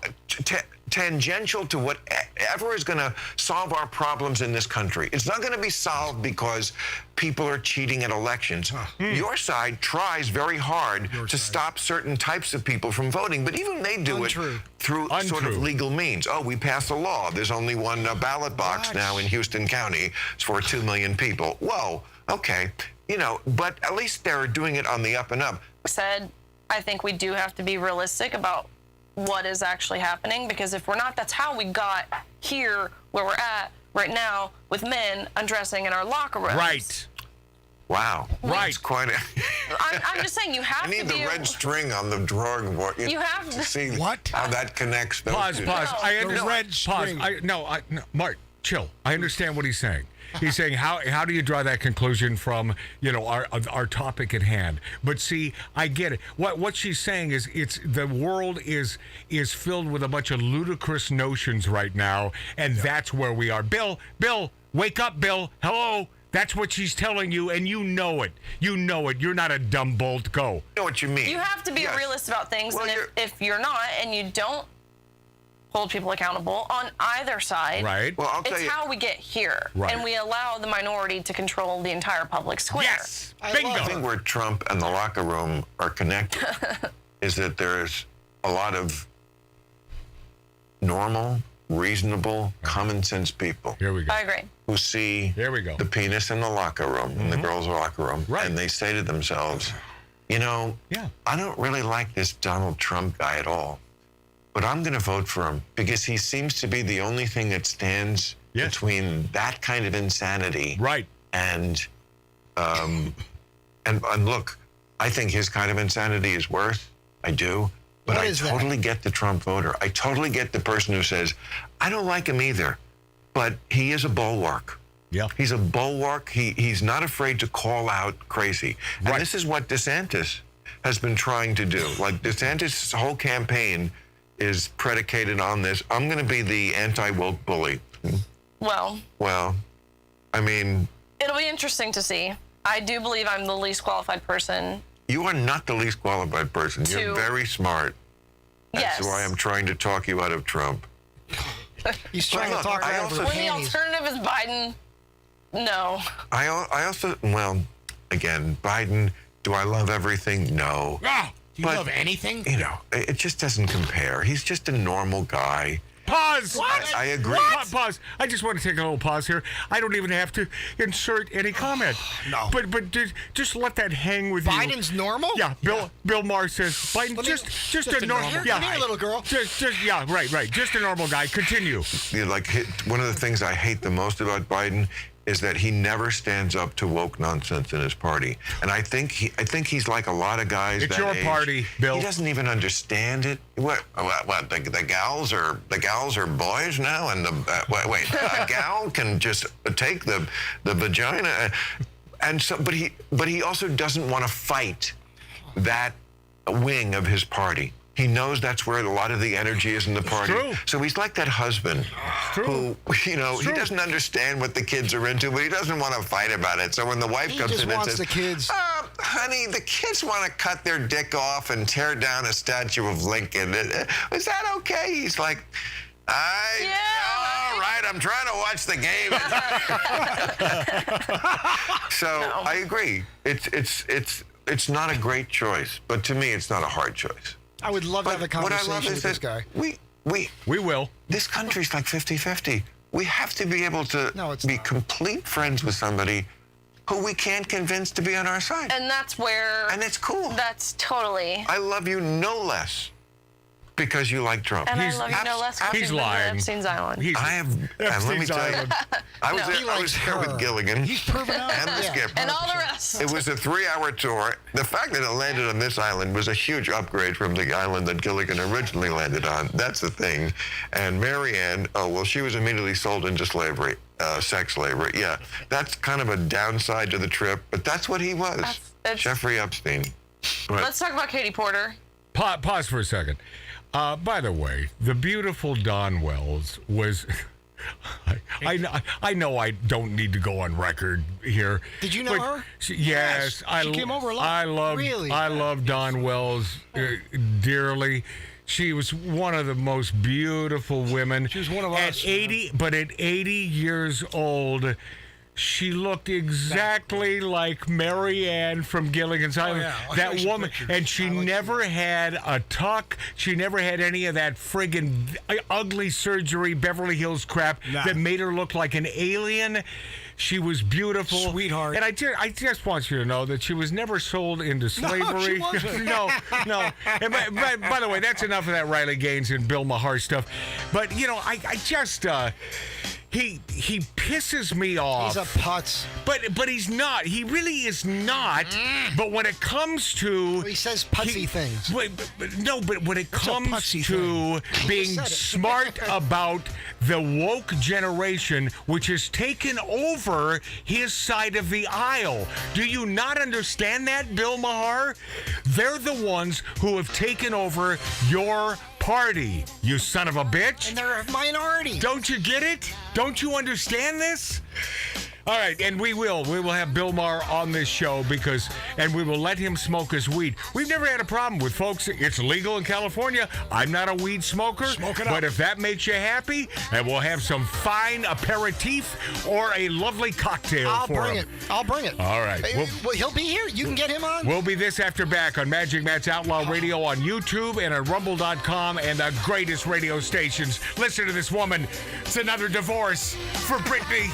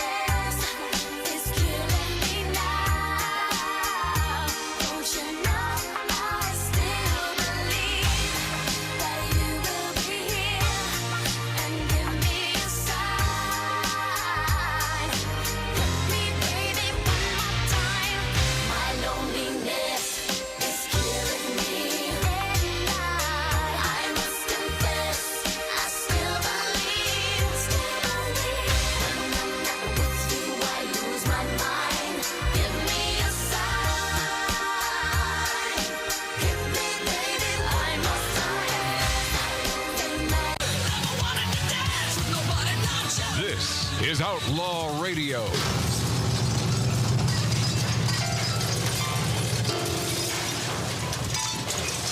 I've been selling my soul, working all day. Oh, yeah. Overtime hours. Yeah. Bullshit pay, so I can sit out here. What a and catchy- waste my life away. Catchy song. Drag back home and drown my troubles away. It's a damn shame. Yeah. What the world's gotten to for people like me. People like you. Wish I could just wake up and it not be true, but it is. Didn't that tell you where we are in America? That this guy is a huge hit? I mean, that tells you a little something. Yeah. Happy for him. Oh, man, yeah. Singing from his heart. For Richmond, Lord knows they all just wanna have total control. And they do. Know what you think. They do. Wanna know what you do. And they don't think you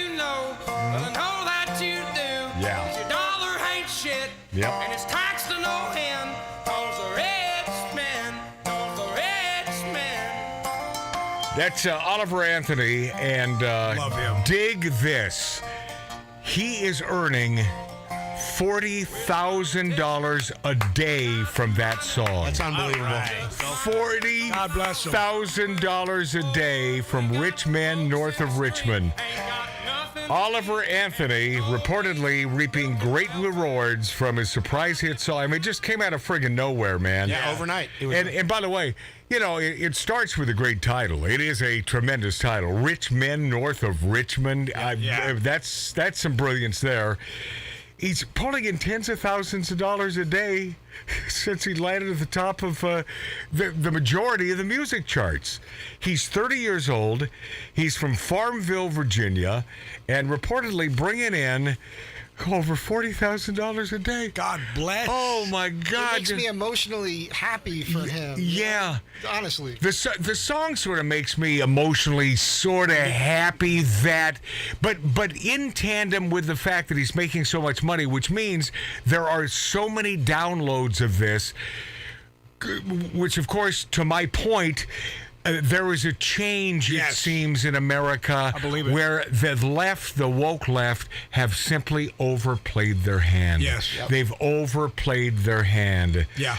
And it's you know, it's a classic protest song. I mean, boy, the left should love this because they love their protest songs. Oh, yeah, John Lennon. Soared to number one on the Billboard Hot 100 in a matter of just like 2 or 3 weeks after fans began to pick up on the tune on the internet. So as I understand it, this whole thing started organically. Yeah. And, of course, the Hot 100, not the first chart that the song topped. It was number one on Apple iTunes chart, which is meaningful, man. That's meaningful. 100% meaningful. After Anthony's video was first posted on August 8th, the song also topped Spotify's U.S. Top 50, which, by the way, I always forget to plug the fact that you can find Magic Matt's Outlaw Radio on any one of those podcasts. Yes. Anyone from Spotify, you name it, we're on it.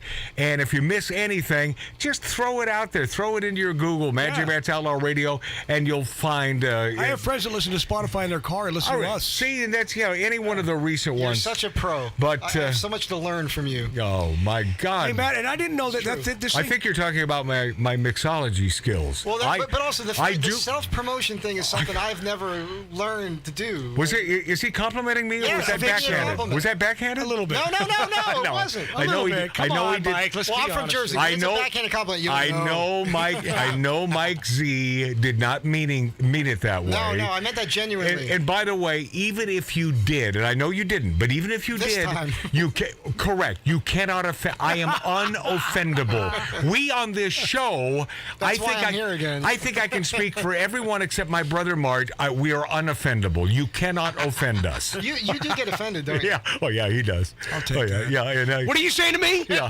And he'll freak out, and he'll storm off, and you know.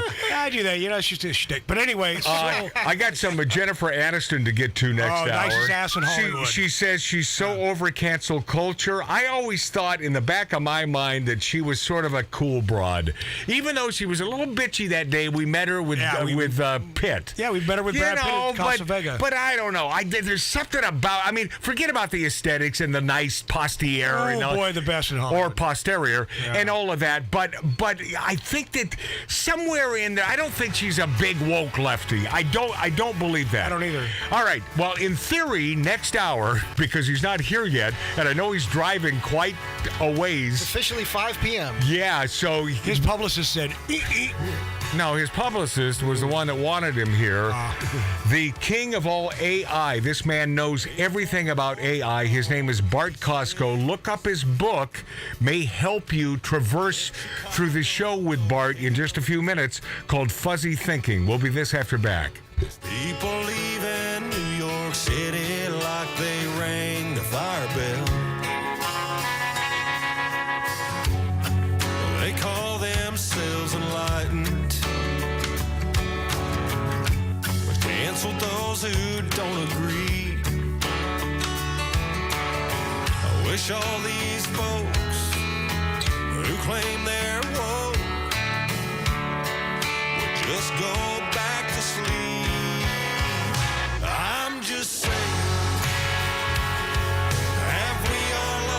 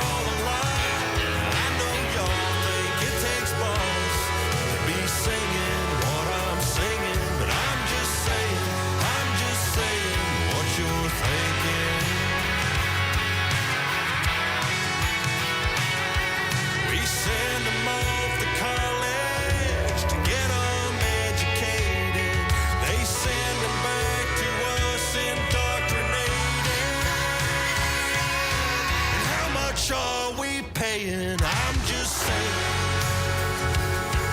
Have we all lost our minds? I'm just saying. Where do we draw the line? No offense, but common sense. The direction that I'm leaning. Some of y'all think it takes balls to be singing what I'm singing, but I'm just saying what you're thinking. Yeah, what you're thinking.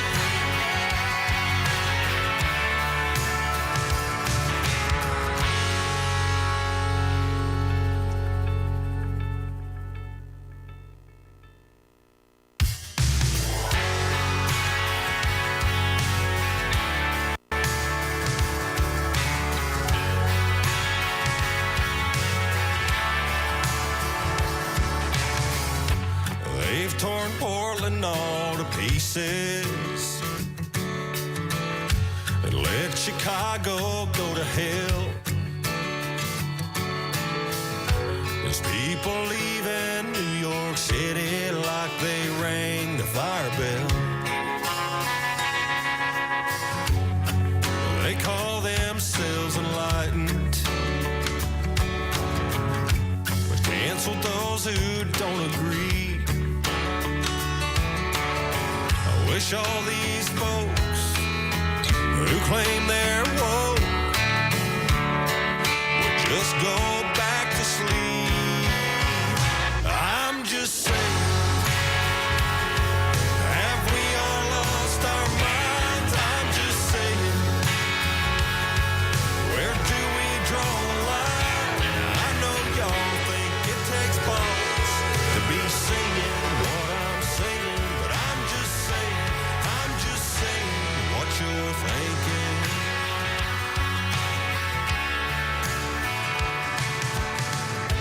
I believe in live and let live. We're all free to each their own. If you were born a he but wanna be a she, do your thing, but leave my kids alone. I'm just saying, have we all lost our minds? I'm just saying, where do we draw the line? I know y'all think it takes balls to be singing what I'm singing, but I'm just saying what you're thinking.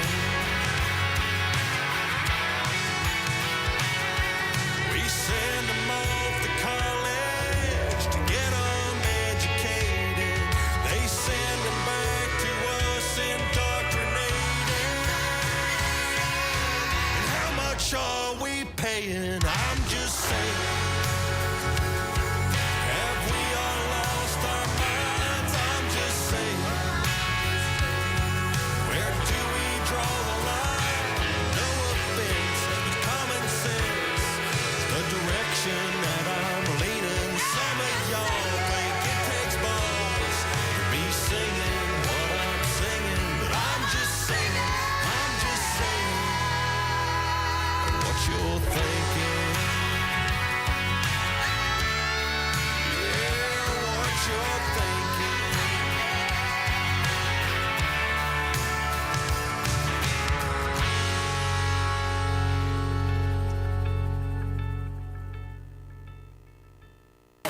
Doohickey, the doohickey that rolls. Hi, this is Meatloaf. Okay, kids, you know what time it is? You know what time it is?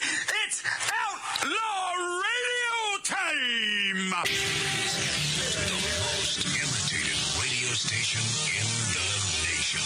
I'm through with standing in line for some fun to begin, but I found a good thing leaving me with a grin. It's time for Outlaw Radio to begin. You have the great Billy Gibbons here? Yeah.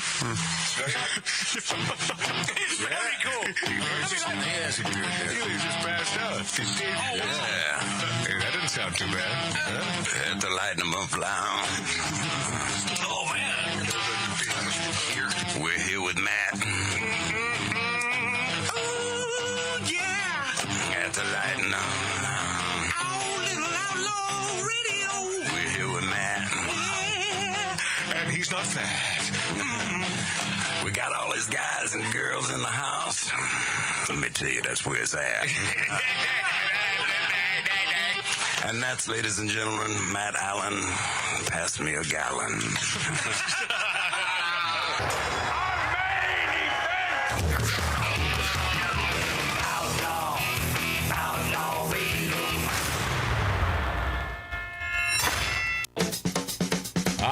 Welcome, my friends. Welcome to Southern California, where smash and grabs are a daily occurrence now.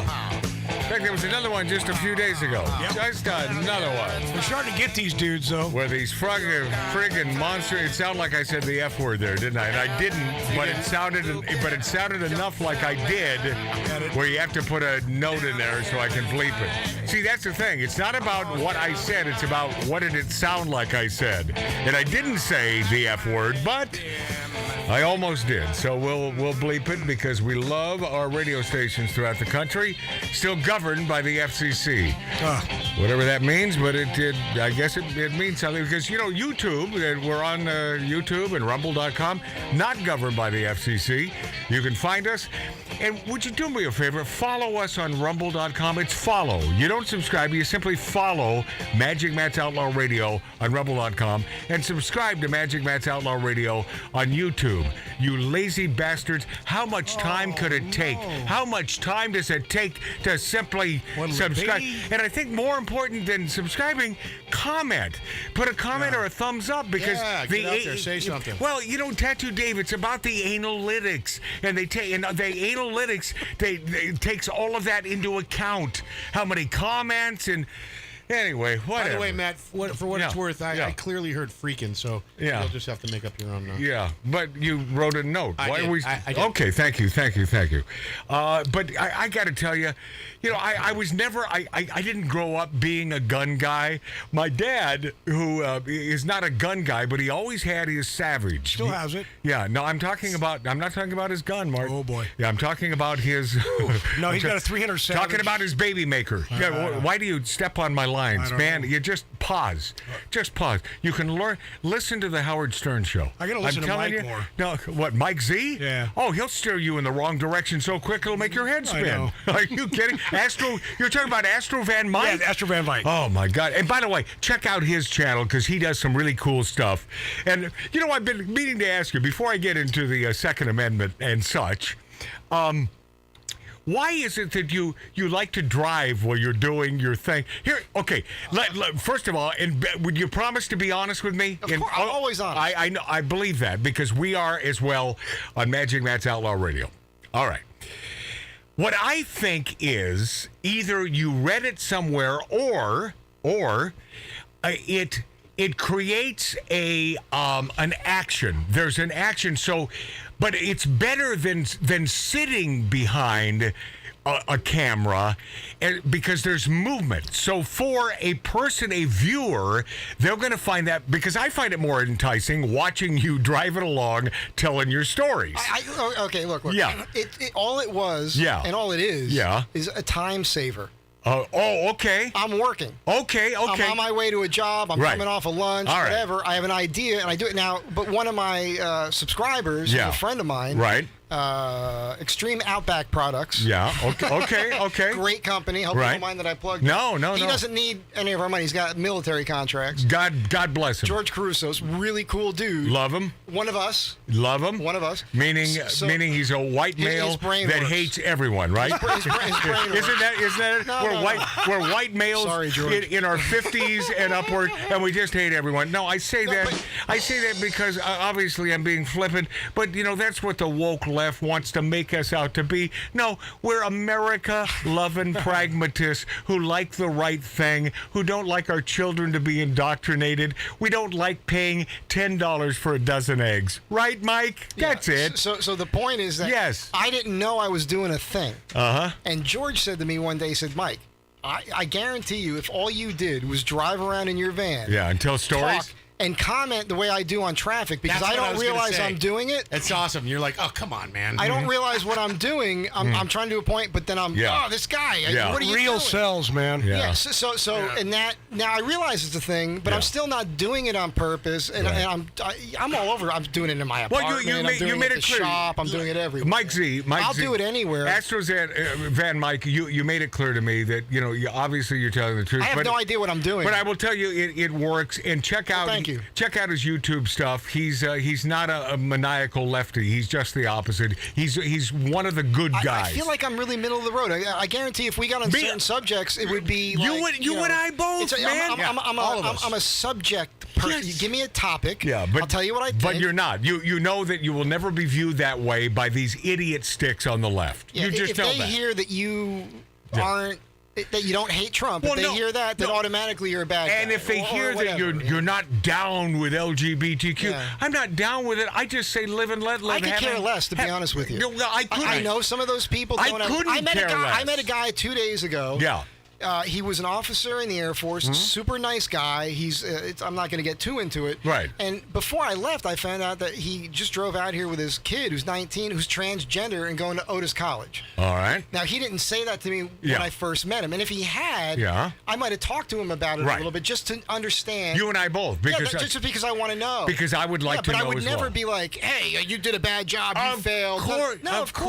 Of course not. Because maybe. But I'll tell you something. He's a really sweet human being. Right. And so you can understand how a person with that mindset would allow these things to just happen and be okay. So that's fine. I don't judge that. Mike Z. I think he's maybe a better human being than I am to a certain extent. By the way, I do judge. But Mike Z, when you're driving around and someone sees you and they recognize you, that could it has happened. Okay, that certainly could happen. I just want to know, are you always packing in case someone doesn't like you? Are you always packing?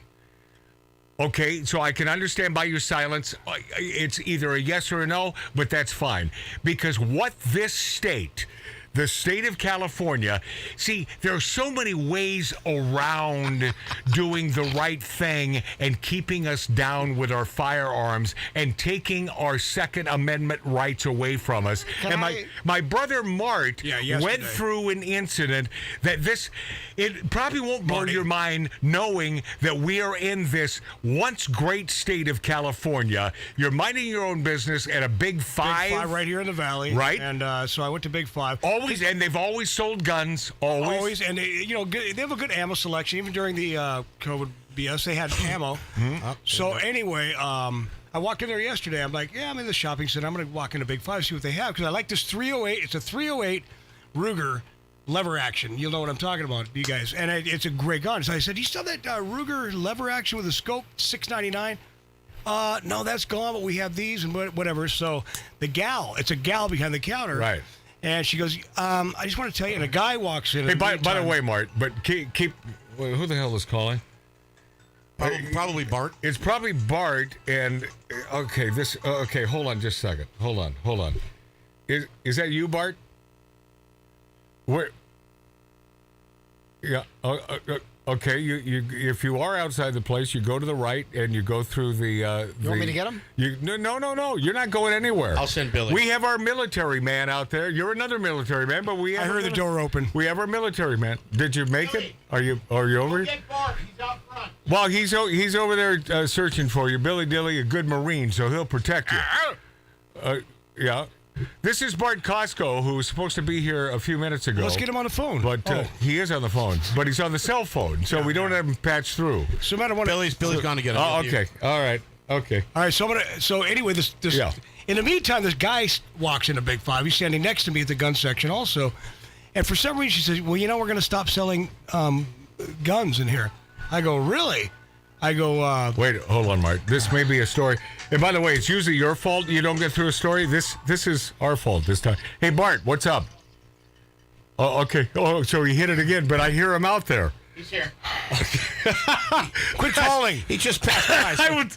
I would tell you, my brother Mart has. Hey, Mark, we're on the air. We're doing the show. Yeah, we are. Mark, yeah. Okay, wow, get out. Yeah. If you're gonna be like that, get out. By the way, a good movie. So Mart is at the Big Five store. All right. He's checking out guns. Right, 308. Here, and it's important that you note that this is the state of California. Yes. Yeah. And she goes, now, you know where we are going to stop selling firearms. Oh, I got it. Yeah, okay. And I said, hold on, Mike. I'm really telling a story. We don't need to talk right now. Isn't this fun? Hey, Tattoo Dave. Tattoo Dave, you haven't been around the show for 20 years as my brother Martin. I'm sorry. But I normally, want to hear the story. But I want you to know this. It's usually Mart getting it in his own way, not able to tell a story. This time. Because, Believe me, the limited time I have been here, I know that. And now, I'm sorry. And now Tattoo Dave won't let me get my story out. Well, why would I? We should. Our moniker should be: we smoke, we drink, we interrupt. Oh. All right. So my brother. That would be a good one. My brother Mart. You like that one? That would be a good one. Okay, let's go with that. My brother Mart is at the Big Five. Yeah. He's talking to this gal behind the counter at the gun area. And she says, we're going to stop selling fire. I said, wow, really? The Second Amendment again gets hammered. And she said, no, sir, you don't understand. I said, well, what don't I understand? The guy next to me said, God bless you. He loved my hat because I was Second Amendment. Oh, that hat? Yeah, good and hat. you commented on that hat. Anyway, so she said, well, no, the reason is California is going to now mandate in our gun section that we have cameras at all times that they can monitor from San Francisco, from our governor's office. They can monitor you at all times and audio in there. And Big Fives, big execs said, screw you, we're taking the guns out then. We're not going to be... Did you hear Let's get his name and give him some accolades, because good for him. Did you hear... Who's him? The exec. The CEOs of Big Five. Yeah, and you bet your ass. They say, you know what, screw you, we're not taking Big Brother, we're not taking your BS like this. But imagine what's going down, man. The extreme of the Big Brother concept. Well, I can believe it. I'm not happy about it. And so Big Five, because of this, says, good, we're not selling guns anymore. Yeah.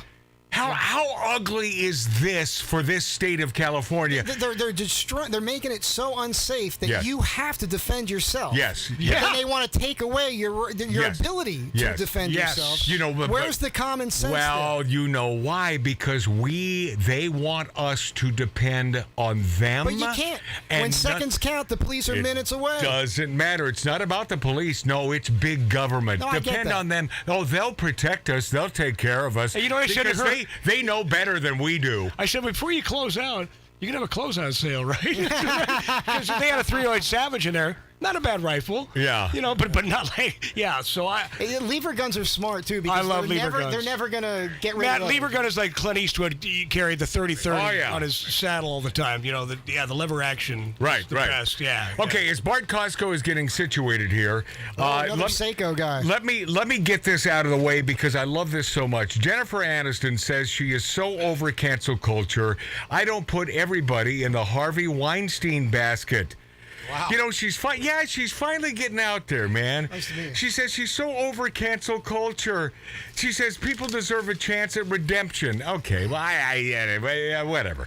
But Jennifer Aniston revealed her disdain for cancel culture in an interview with the Wall Street Journal magazine. Hey, Tattoo Dave, yes, sir. just the fact that she's doing an interview with the Wall Street Journal says a lot. That's big. I probably just got canceled by saying that, Aniston said. I just don't understand what it means. Is there no Cooper? Oh, wait.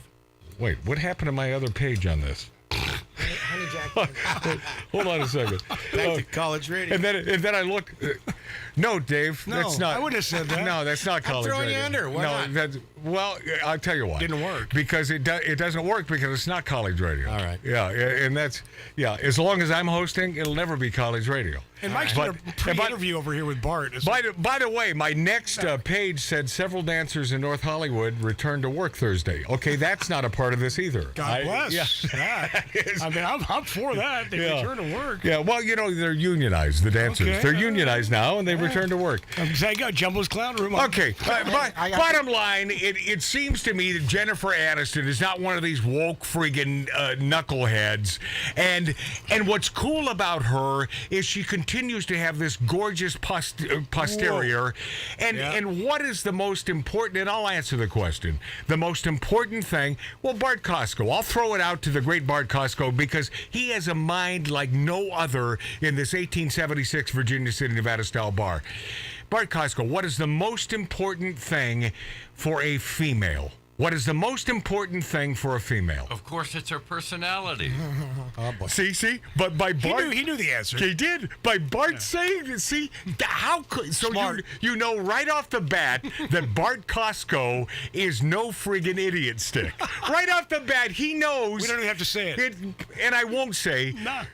She has to be hot. And stay hot. That's the most important thing for a female, Bart KOSKO. Wait, he is nodding. I love this. Now, let me make this point. Yes. That initially, at first glance, sure. But when you get to know them, I know. You start seeing through it. And if that personality's not there, well, come on, it Bart. takes care of itself. We have duct tape for that. No. It's called a zipper. No, Bart KOSKO has to be a little diplomatic here, and I don't blame him. All right, fuzzy thinking. If you would distill down this book that has been re-released, and it's a fascinating read, it's odd because you will find no other host put it this way, but I do. It's not boring. You will think that a Bart KOSKO, with all of his degrees, and the man is, if there is a degree worth having, this man has it. He thinks way beyond the pale of any of us in this room. And I'm certainly speaking more for my brother Mart. That always gets a laugh. So, Easy target. Well, scope me in. Scope me in and take me out. But why? Okay. The bottom line here is that Bart KOSKO and I met at my buddy Cyrus Norosta's house, one of the greatest directors, because he cares about people and he cares about the United States of America, and his projects are good projects. And everything I've seen done so far, including the Messiah movie, which was, I thought, pure brilliance, and that The Path to 9/11, that was a great movie, which was on, was it ABC, I think? And then they canceled it because, well, the old Clintons got involved and made a phone call to the head of CBS at that time and said, I know you were planning on showing this 2 or 3 times. And they had to edit a very crucial portion of that movie because of that phone call from the Clintons. Now, this ain't conspiratorial crap. This is the real deal. This truly happened. I met this man, Bart KOSKO, this esteemed man, Bart KOSKO, at a party where I thought he was drinking at the time because he sure seemed like he was drinking, or maybe I had so many bourbons that I thought that he was drinking. But he was smoking a stogie, and we have a stogie for you, by the way. Please, I'm waiting for you. No, I know that. And Bart KOSKO writes this book called Fuzzy Thinking, and as I sort of slot you in that category of the man that knows more about AI than anyone else. And I guess I want to ask you the first question, which is, should we be afraid? Get on that mic. Should we be afraid of AI? Should be afraid of it. Turn his mic up. Yeah. Talk to me. Okay. Yes, you should be afraid of it precisely because it's got so many good aspects you're going to be dealing with for the rest of your life. Doesn't mean you shouldn't use it. You should be afraid of your car if you misuse that. It's also got a lot of great aspects. But the problem is that the way the ChatGPT-4 was released, this is why everyone's talking about it, in March. It was released before it was really adequately tested. The result, besides a lot of social concern, has been a lot of litigation, as recently as the past week, and there's going to be even more. It raises the question. So since we talked, there's been litigation. That's right. Since we've talked, there's been litigation. All right. There's going to be even more litigation. For example, the New York Times is in threatening litigation with OpenAI about whether OpenAI can keep training its systems on the New York Times without permission, because that's copyrighted information. That's just one small example. Right. But normally you test this stuff in the laboratory, so to speak, before you turn it loose. Otherwise, you risk what they call in the law having a defective product. What do you call that? You risk a what? Defective product. Yes, okay. Which legally means it defeats... I thought I heard you say aloha. I swear I heard that. Yeah, he's out. I heard what? He's out. He said aloha. Did he not say aloha? Yeah. I swear. Bart KOSKO. Okay. They're not testing anything anymore. They don't even test the vaccines anymore before they put them in your body. By the way, are you vaccinated? I did get an initial vaccine. Okay. It was that or lose my employment at USC. I understand that. This By the way, I got sick when I got it, too. Yeah, of course. My former producer, Lori Downey Jr., was never so ill in her life, and still to this day, crap comes up over like every month or so, that things that she's never suffered from in the past. It's funky stuff. I know what you're thinking, menopause. No, it's not that, damn it. A little bit of that. No. She took a pill years ago, or it was an operation where she doesn't suffer from menopause. Bart KOSKO, this artificial intelligence, which, by the way, is the way I describe the woke left, which is sort of an interesting conundrum. But your book, Fuzzy Thinking, really dives into this, and you're saying that there are aspects about this that we should be afraid of. Oh, absolutely. So, for example, it hallucinates. So it makes stuff up, lies to you. It's a computer, right? Right, without telling you, though. So it makes things up without telling you. So one example, I think I mentioned it before, is some lawyers walked into a Manhattan court recently and relied on a brief they had, relied on 6 cases that didn't exist because they used ChatGPT, didn't bother apparently to check the cases. They got sanctioned, but it made that up. It makes up stuff all the time, and it does something else. It drifts. What does that mean? That means its answers change over time. So here's a simple example. It's a little technical, so bear with me. Is a given number a prime number? For example, 7's a prime number. It's not evenly divisible by something else. 8 is not. So when asked that question in an ongoing study at Stanford and Berkeley, in March, the ChatGPT gave a highly accurate answer. It's not a hard thing to compute, by the way. Right. It was 90+%. Asked again in June, it had fallen to like 50%. Again, without telling you. So when it learns new things, it forgets old things. It makes stuff up. Wow, that is scary. We don't know how it's trained. It's a complete black box in the training. I've actually have some former students of mine who work on these things.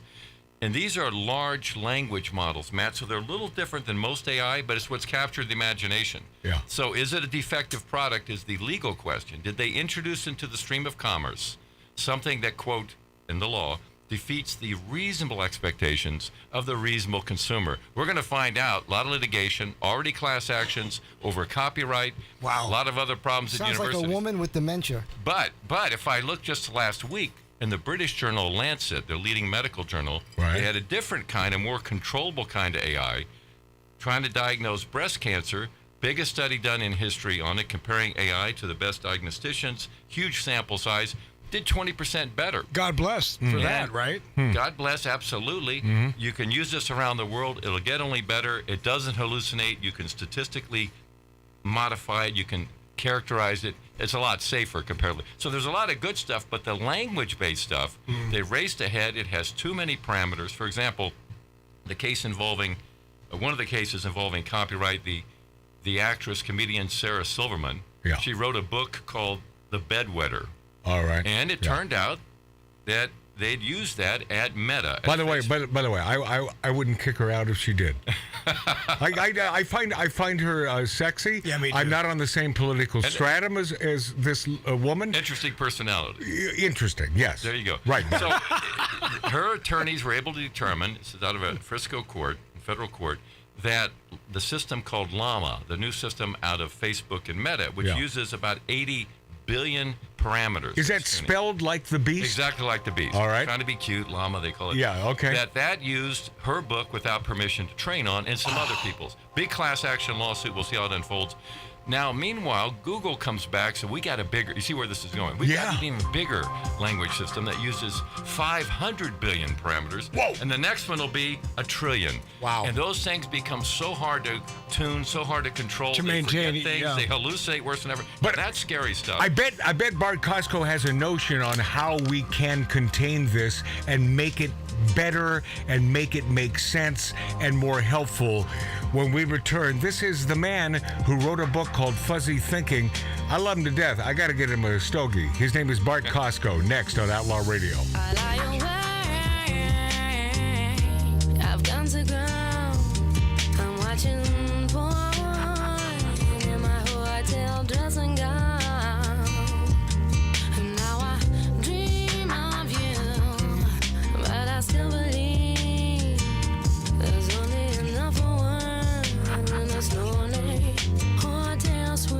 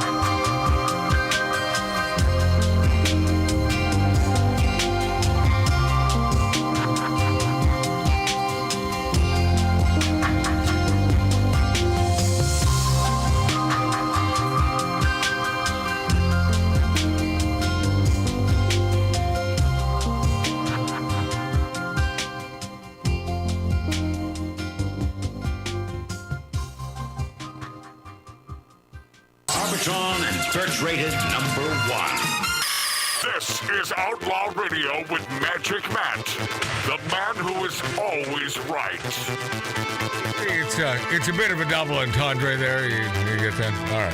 Hey, welcome back, my friends. Welcome back, my friendlies, to the Big Dog of Broad Chasing. Meant to say casting on YouTube and Rumble.com. It's Magic Matt's Outlaw Radio. We're also on Twitter and great radio stations across the nation.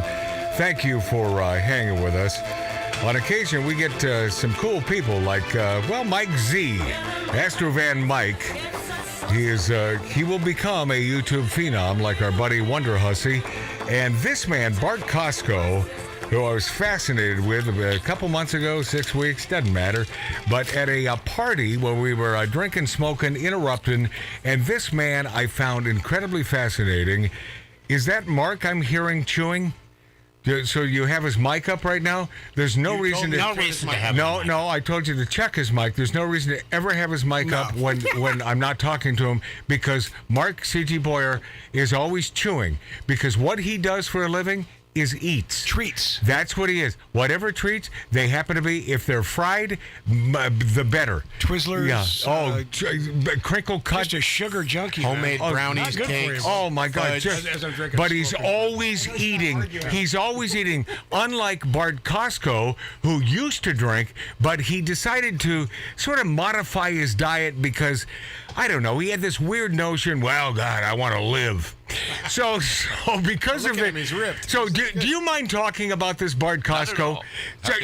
So how did you modify? Because you were a drinker, but you right this second you're enjoying a stogie. Before we get into your modification, you were kicked out of school for smoking a stogie? I always liked cigars. Yeah. When I was a senior in high school. Right. I just won the Young Composers Contest, Yeah, so of I got course. out to USC. Of course you did. Yeah. I want his voice. He's got the best radio voice. Everybody here has a better voice than me. I'm so jealous. And a buddy and I went to a football game. Didn't really watch it. We were talking to some cheerleaders. And I had some cheap cigars. I bought them at the local 7-Eleven. But I Was this enjoyed them. USC?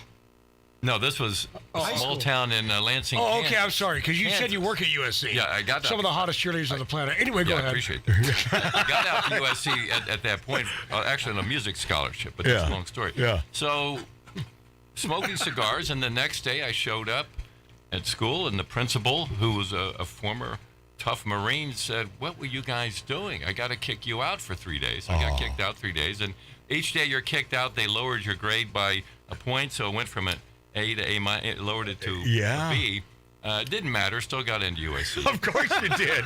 Of course but you I was did. kicked out on, and then I enjoyed cigars, so later I wanted to grow some tobacco to just experiment with it. All right. As I've done with coffee. Yeah. And I know I make the worst coffee in the world, so I really appreciate even the cheapest coffee you can buy, but it's difficult to grow tobacco. It sucks up the stuff in the soil, you plant the seeds on the top. Yeah. And I had to grow the leaf, and I eventually was able to have enough filler tobacco and leaf tobacco. I rolled my own. I did it once. Wow. Lit it, smoked it, and ripped out all the tobacco plants. But I did it. So it wasn't tasty. I did it. But to answer your question, I used to drink a fair amount, like a lot of people did. And my brain... Wait, hold on a second. Guilty. I think we can all put our hands up. Yeah, that's Except Mark C.G. Boyer. His vice is potato chips. Potato chips. Yeah. But my brain got used to it. My liver did not. And as I aged, that was the issue. Because what happens with alcohol, ethanol, your brain absorbs. Wait. Before you continue. Yep. Oh, this is. I don't want to hear this. Well, I know it's going to be a downer, but I will Just tell not you. a downer. But hold on a second, Bart KOSKO, author of the book Fuzzy Thinking. Yes, I will tell you this much: that even though it hurts, and I know this is going to be painful, we are about the truth on this show. Yeah. So perhaps you will help someone within our audience, and they may be on that fine line, and where what you say could save their life. Bart KOSKO. That may help. So when you drink alcohol, about 5% of the ethanol, the active ingredient, gets absorbed by the brain, gives you the buzz. That's why you're drinking it. Certainly not for the taste. Only 5%? Only 5%. About 5% of the rest of it absorbed by other tissue. The remaining 90% by the liver, where it's a toxin. Oh, boy. Now, here's the point. When it hits the liver, it burns up your crucial molecule, NAD+, twice. Oh, boy. First to convert it to acetaldehyde, and second to acetic acid. I knew this was going to be bad. I'm starting to sweat right I knew now. this was going to be bad. I'm taking my headphones off. Let me know when it's Now, over. that molecule- Yeah. So I started saying, well, one thing I can do Yeah. is I can take a precursor and I increase my NAD so I could drink a little bit more. Hold on, Bart. We just lost our listening audience in Wisconsin. Oh, no, they're done. Just completely. They're like, man, we can't take How do you increase your NAD? No. Continue, please, Okay. Bart. Yeah. So did the research, kept taking blood tests Mm-hmm. with my physician, seeing my liver enzymes, ALT, AST shoot up. So I could first off, I could not drink every day, made a big difference because your liver will recover. Mm-hmm. Second, I could take B complex vitamins, in particular of B3. Wait, hold on, Bart. Yeah. Every other day? Is Are you writing this down? Is that okay? No, Well, but every other. No. Is it over? Somebody get Matt a pencil. Like once every 3 days? Is that The help? longer you let your liver recover, my understanding is the better. Okay, But- please but continue. hear me out. By the way, Bart. That's heady stuff right there. By the way, Bart, because we're about honesty on the show, I am simply asking for a friend. Continue. Yeah, okay. Yeah. I get that. Uh-huh. So it turns out the key molecule really in aging has a lot of effects on your health and especially about how your DNA corrects Right, so you want to look good. And by the he's way, getting to a point. By the way, Bart KOSKO looks freaking great. I mean, almost he's ripped. He came in looking good. Almost male model like, if you don't mind me saying. Well, he's got a Continue. great voice. He's a good-looking guy. No, It's guy, like, continue. wow, yeah. I appreciate that. Yeah. I'm almost 64. I'm working on this. Okay, and he looks better than all of I'm us. working. Okay. I'm going to tell you what I do. You may not like it, and I can't give medical advice. No, I can tell you what I do, though. We're not going to like it, but Yeah, continue. okay. Yeah. So, Well, you hold on. Let me get this straight, though. Yeah. You said earlier that you were taking a certain thing so you could drink more. Yeah, I did that. 88. What was it? What was it? We need to know. I know. I want to know what this the is. molecule. Hold on. Is this over yet? I got to put my headphones back on. No. Put him back on and get your pen out, Tattoo Dave, our producer. Yeah, the exam's in 5 minutes. Okay. The molecule is NAD+, nicotinamide adenine dinucleotide. Don't worry about that. Yeah, okay. But it's arguably the most important molecule in the body, at least with respect to aging, so we right. think. So you can now get a precursor for it. Over the counter? I get it over the counter. Actually, Oh, I have beautiful. some with me in my bag. Perfect. Show it Pop to me some and I'm gonna before go the show. Right. When anything you have that's high stress, like driving through LA traffic for 2 hours, you might want to do that. Yeah. I did that. So NAD has a precursor molecule called NR, nicotinamide riboside. I think one of the main name brands is True Niagen stuff I buy. But it's in the category of the EIEIO, right? Maybe not. And on this farm. But the point is you can take that. It's a smaller molecule, goes in your cell, creates the bigger molecule, the NAD, which your body needs, and the alcohol burns up. So if we're buying it over the counter, what are we looking for? do we ask What for? would the name be? Again, I'm not giving medical advice. As a lawyer, I can say that. No, wait. He's also an attorney. On top of all the degrees and everything else. I hate this guy. Why am I sitting next to this guy? No, this guy is the most accomplished man who has ever graced this friggin' 1876 Should be Virginia wearing a City Independent Tub. What the hell are you doing here? Yeah, Superman Bart. All right, just give us the name of the stuff. So what is the name of the stuff? Two things. The trade name is True Niagen, right. TRU Niagen. Second, as a lawyer, I have to disclose, I have recently bought shares in that company, and I intend to buy more. I'm not trying to get you to buy it. I'm just Dave's writing it down. I swear to God he is. Oh, yeah. You're damn right I am. Yeah. Just keep talking. I'm not recommending the shares. I'm not recommending the product. Understood. I take it all the time religiously. So one of the things that happens, Is Matt, it good for anxiety and stress? Wait, stop interrupting that's him, not man. You fair. didn't say the second one. What is it? well, the second point was my disclosure that I've purchased stock recently in the company. Yeah, you got it. A lawyer, I have to disclose that. I would disclose it as a friend anyway. I'm not trying to get you to buy it. Of course. But the point is about the molecule NAD+ we're learning. And I learned about it because across from my office at USC is the Gerontology Center, the oldest center on studying aging in the world, the original one. And so I kept seeing NAD+, and I used to study that in the study of plants. I said, well, what's that doing up there in the anti-aging talks? And it's because as you age, inflammation chews it up. And as a consequence, it unleashes a lot of metabolic problems. But in particular, one of the problems is to correct DNA errors. Every time your cells copy, they'll copy the errors. Hold on. Tattoo Dave, you've got the camera on Bart, right? Of course I do. Okay, good. Continue. Okay. So let's back up. You have big strands of DNA in your body, essentially in every cell. Yeah. And they break several times a day. Right. And as you get older, they break more frequently. But you have another enzyme that fixes them. It's called PARP, 1 in the PARP fat. Don't worry. Of course, about it. everyone knows that, Bart. Yeah, everyone knows PARP. But the point is, your body's doing the heavy lifting. The downside is, it needs NAD to do its job. Right. And then more inflammation as you age eats up the NAD, so you don't have enough PARP-1 to correct your errors. Why do we have more inflammation the older we get? That's harder to see, but your body's trying to help you, producing like white blood cells. And when you're younger, it does help you, but it tends to be a self-reinforcing thing. The more white cells, and that's why the hangovers as we get older are so much worse, right? Maybe maybe because of that. But you do get more inflammation with age, right? And we even think we've identified the protein in the inflammation that really gobbles up a lot of the part. I think it's called CD38. Yes, 38. Whatever, yes, you're correct, Bart. Whatever it happens to be. Is that it, Matt? Yes. Whatever it happens to be. So you have this problem. So you can, if you have a real extreme alcoholic, for example, they're burning up NAD twice. Guilty. Did you see all the hands in this Lighten Up Lounge go up in the air? This poor guy's never going to get to the point. Yes, he is. You could see the aging effect increasing because they don't have enough. And just one pathway of aging is correcting the DNA errors.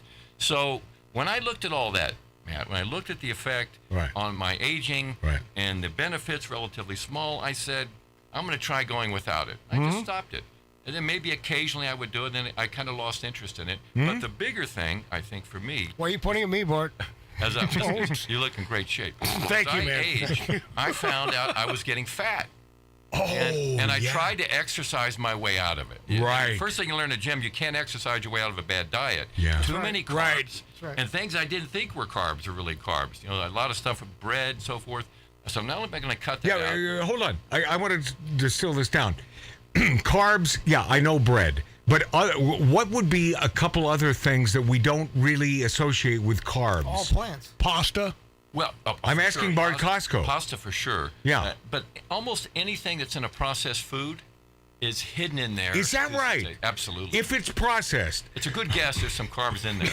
Added in there, at least. Top ramen bad? It's outside. A little bit of sodium, diet, but I would pass on. Okay. But you may not want to hear this. I got a case of it in there. But I'm giving you the punchline. Oh, okay, Bart. Yes. You're not going to like it. No. I don't like any of this. I know you don't. Yeah.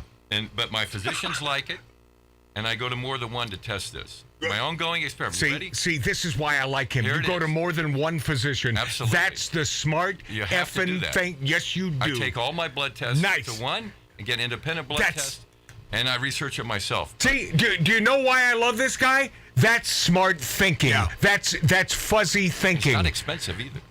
Okay. It's worth it. It's only your health. So tell me what I don't want to hear. 4 hours a day is all I eat. Period. Yeah. Intermittent fasting. Well, hold on a second. I started off intermittent fasting, kind of 8 hours, and I reduced it down. And so I really eat one meal a day, and not only that. What time? That's what I'm doing. What time? Good for you, man. Yeah. That's the right way to go. What time? In my opinion. What I do is I kick it off with what's called bulletproof coffee and some independent olive oil. I know bulletproof. Yeah. Bulletproof has no sugar in it. Yeah. And it's got a short chain fatty acid, which you want. They call it a medium chain. It's really a short chain fatty acid. And maybe a little bit of butter to disguise it. But the net effect of that, in my experience, I can lecture, as I did yesterday at USC, on mathematics of probability for 4 hours, not get hungry, no insulin spike, don't get fat, and then I have to force myself usually to eat, which is usually pretty apples and stuff and meat, that kind of some vegetables. But Bart KOSKO, are you a lover of food or are you not? I'm numb to food. But my point here is, and the question is, throughout your life, you've never considered yourself a foodie, a guy that loves food. Never. See, so this is easy for you. My former producer, Lori Downey Jr., she will go through, and by the way, see, you can answer this question. I talked to her yesterday about this. She will go 3 days without eating. Yeah. That is not good. No, it's okay. But Matt, it's okay. I have a colleague across the street. Yeah. Professor Walter Longo, an expert in fasting. Right. He's also a vampire, right? He's a distinguished scholar. Yeah. He's introduced something called fake fasting or simulated fasting that they do. Right. He recommends in his studies that, especially as you age, maybe once or twice a year, you do go try a 3-day fast. It reduces inflammation markers. 100%. But you're talking about once a year. No, on a regular basis. Well, But what kind of fluids? Okay, Okay, hold on a second. Okay, more with Bart KOSKO. This guy is intriguing. This guy's book. Buy his effing book. Don't be a numbskull. It's called Fuzzy Thinking. A lot more with Bart KOSKO. We're going to continue into the after show on YouTube and Rumble.com. But Bart KOSKO, more with him next on Outlaw Radio.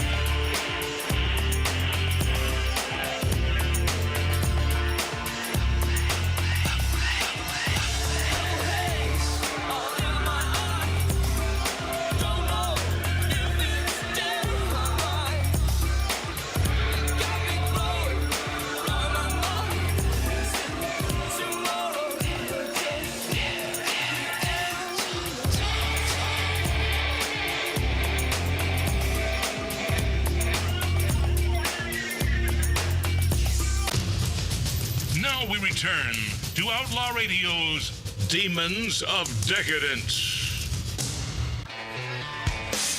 Yes, sir. Smoking, drinking, interrupting. And of course, Dr. Bart KOSKO throwing a big kibosh on the fun of drinking. No, I love this guy. But I love smart people. I'm not kissing your ass or anything. You're a great guy. You're well spoken. By the way, I worked at USC. By the way, Mark, my brother Mark, you're kissing my ass because I'm right about this man. I talked him up because I knew that this man was the real deal, and not simply because, in fact, regardless of his being a professor at USC, because there are a lot of woke dip asses over at USC. Well, all colleges. I mean, and by the way, how Bart KOSKO, author of Fuzzy Thinking, how do you get along with those folks who are so woke, who are that it must turn your stomach? I know the answer. How do you deal, Bart KOSKO? I try to get along with all my colleagues. Right. I spent 11 hard years in the academic senate, and politics, as you know, makes strange bedfellows. Yes. So what you might call woke or not woke in the whole spectrum, we were up against the biggest private employer in Los Angeles, USC. Yep. And their big, massive legal team. Right. So some of these folks who don't share my political opinion, we're best friends. And you truly are. You're not being diplomatic. Absolutely. And that's the reason I didn't get So you can agree to disagree. I'll give you an example. Someone I have the greatest respect for, completely different politically, is Professor Erwin Chemerinsky. Who, by the way, But see, now I'm understanding because I've always adored this guy. He's, in my opinion, one of the smart guys, one of the intelligent dudes that you can learn from. Absolutely. Yeah. The best book on constitutional law. And he would self-identify as a hard leftist, but he was the president of the USC Academic Senate in the 90s. I think one of the best. Yep. And he went on to be the founding president of the UC Irvine Law School. Now he runs the Berkeley Law School. But he's someone I might disagree with on some things, but we work together directly and indirectly on certain bigger battles. It's just the nature of things. So you do it back and forth. I try to learn. There's something you learn. One of my degrees is in philosophy, Matt. And there's an old saying in there, when you're in a debate with someone, an opponent. What degree don't you have, Bart KOSKO? This is getting effing ridiculous. Well, man, I feel like I have one now just sitting next to him. I'm going to say, I feel like a much better human being for just sitting there. Through osmosis, it's literally making me a better human being. I'm the same. Mike, if you touch him, you grow. I'm afraid. You win. I'm afraid. You win. Your brain grows by 12%. Yes. So you were saying. Thanks. First, the old saying, try to find in your opponent someone you really disagree with. Right. At least a partial truth. Right. A fuzzy truth. Yes. A shade of gray. Because it's there. We're not talking mathematics here. We're talking politics and questions of value. Second thing, I'll tell you a little secret about the law and debate. If you want to crush your opponent, there's one sure way to do it. It's not easy, but it's the killer. You want to know how that's done? Please. You argue your opponent's case better than your opponent can argue. Oh, God bless you. That's beautiful. Now, if you can do that, it's hard. If you can do that, Erwin Chemerinsky can do that. Yeah. I know a lot of people can do that. You can learn a lot from these folks. If you can do that, you'll likely win your case. This man, Bart KOSKO, who's going to stay with us on YouTube at Magic Matt's Outlaw Radio. You punch it in that way, and on Rumble.com, and on Twitter. But on the terrestrial stations, we have to go away. But I want to tell you what you're missing on the terrestrial stations. This man, Bart KOSKO, holds degrees in philosophy, economics, mathematics, electrical engineering, which blew Mark C.G. Boyer's mind. He said anyone with a master's degree in electrical engineering is like that. That's like the big dog, is it not, Mark? It's the first one is chemical engineering. That's the real big one. Oh, so he has to down. Yeah, he did. You asked. Go with it. So I answered. We tell the truth So here. it's not. Did I ask him that, Tattoo Dave? I just said that's Let me not give what you he a asked. criticism, my good friends in chemical. Hey, Bart, by the way, he's wearing... Well, look what he's wearing. He's wearing bunny ears. Maybe it helps with hearing. How do you trust Maybe him? it helps his hearing. How do you trust I him? run our probability program and machine learning, for example, Yeah. and exercise in it. It's one of my fields of expertise. And I was shocked to find out that in our chemical engineering department, at least as it's currently configured, they don't even have a probability class. I'm trying to get them to do it. Wow. There's some great stuff in Chem E. I'm a big fan of it, student of it. I don't have a degree in it. Yeah. But not you yet. will. They need more. You will. Not yet. If I had more time, I would. Okay. When we return on the after show, and thank God for you gorgeous radio stations who carry Magic Matt's Outlaw Radio. You know how much I love you. What's up, Wasa? What's up, Green Bay? Love you dearly. And I've been eating green apples with the cheese they send us. Oh, yeah. I love my green apples. No, the greatest. Green apples are good for you. Greatest cheese on the planet comes from Wisconsin. Greatest sausage. And I can barely hear myself talk because he's singing while I'm talking. Mark, do you understand that? Yeah. It's really bizarre. But more, new producer. More with Bart KOSKO on the after show on YouTube and Rumble and Twitter. But thank you to Tattoo Dave, my brother Marty, the great Mike Z, Mark C.G. Boyer, Bart KOSKO, who we will continue with on the other platforms. But until next week, I thank you so much for spending time with us. Don't forget what my buddy of many, many years, creator of the Magic Castle, taught me, Milt Larson: bumblebees can't fly.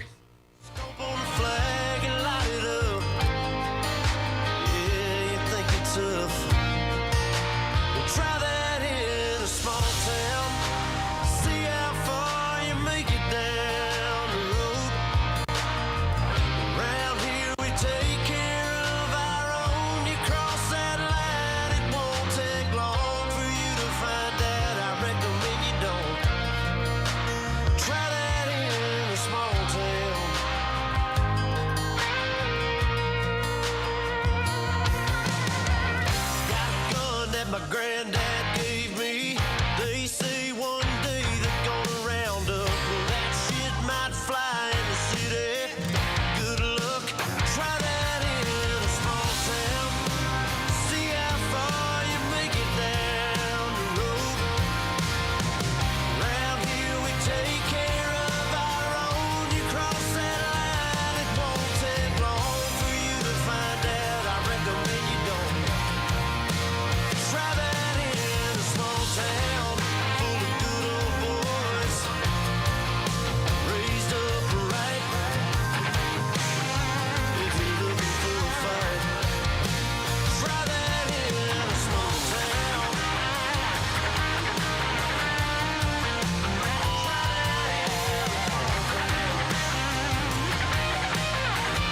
Try that in a small town.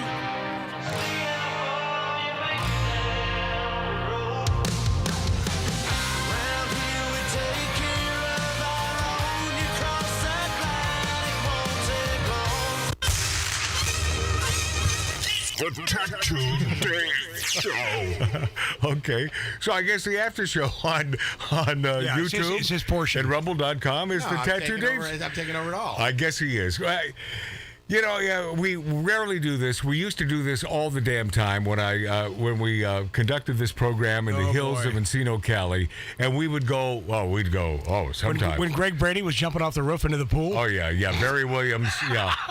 Oh yeah, boy, it was. And Meatloaf was. It was a big mess. It was a big party, but I will tell you, it was fun. Oh, it was fun because Billy Gibbons. And I was going to talk about the hot chicks that were over on this show, but I was always encumbered with someone in my life. Bart, have you found that?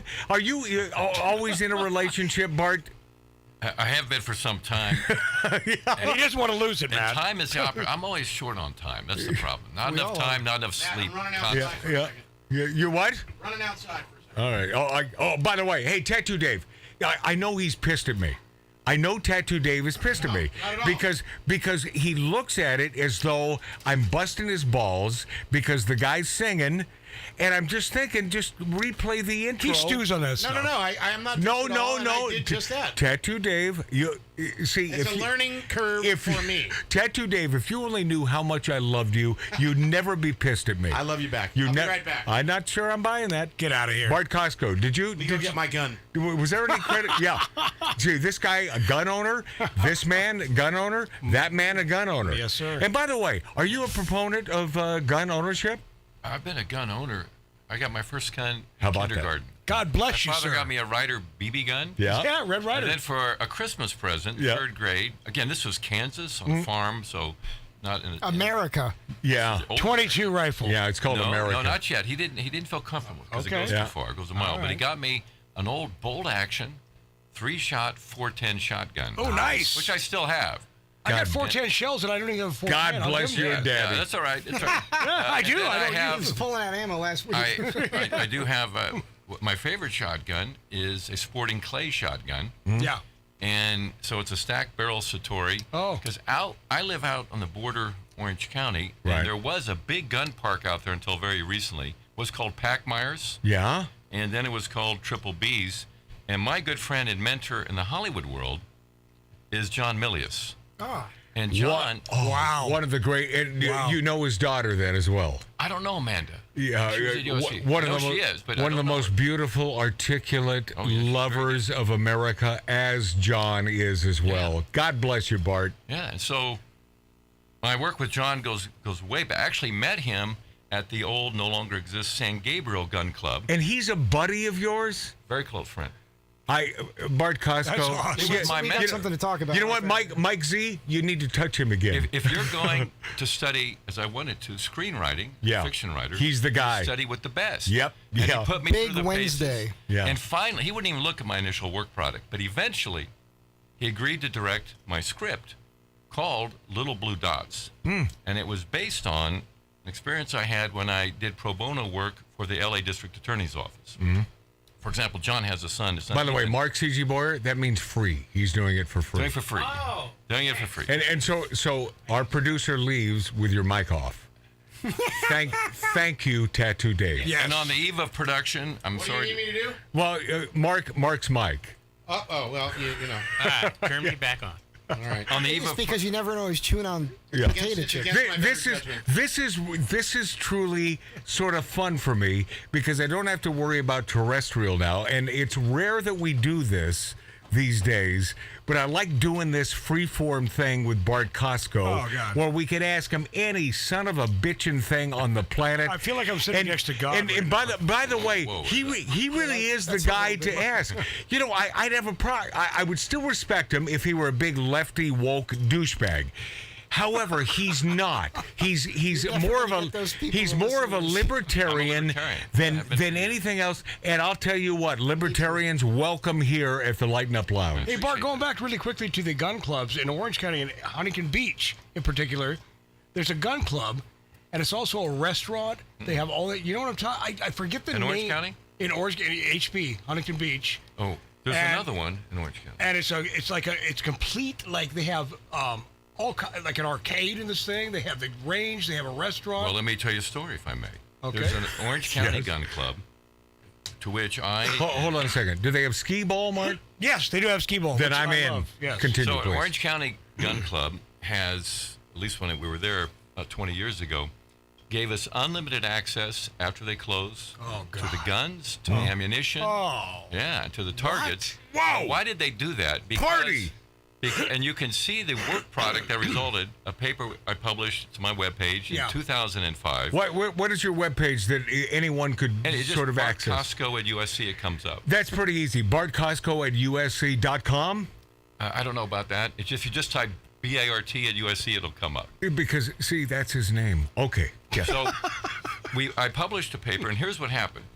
The FBI came to the then president of USC. What year? This was late 95, early 96. All right. They came and asked him, we needed some help in modeling because we were finding that police officers are afraid to wear, some are, soft body armor because they're worried about what happens when they get hit wearing it. I understand that. And so they bounced around a lot of people, and it found its way to the then dean of the School of Engineering. Yeah. So it's not Kevlar?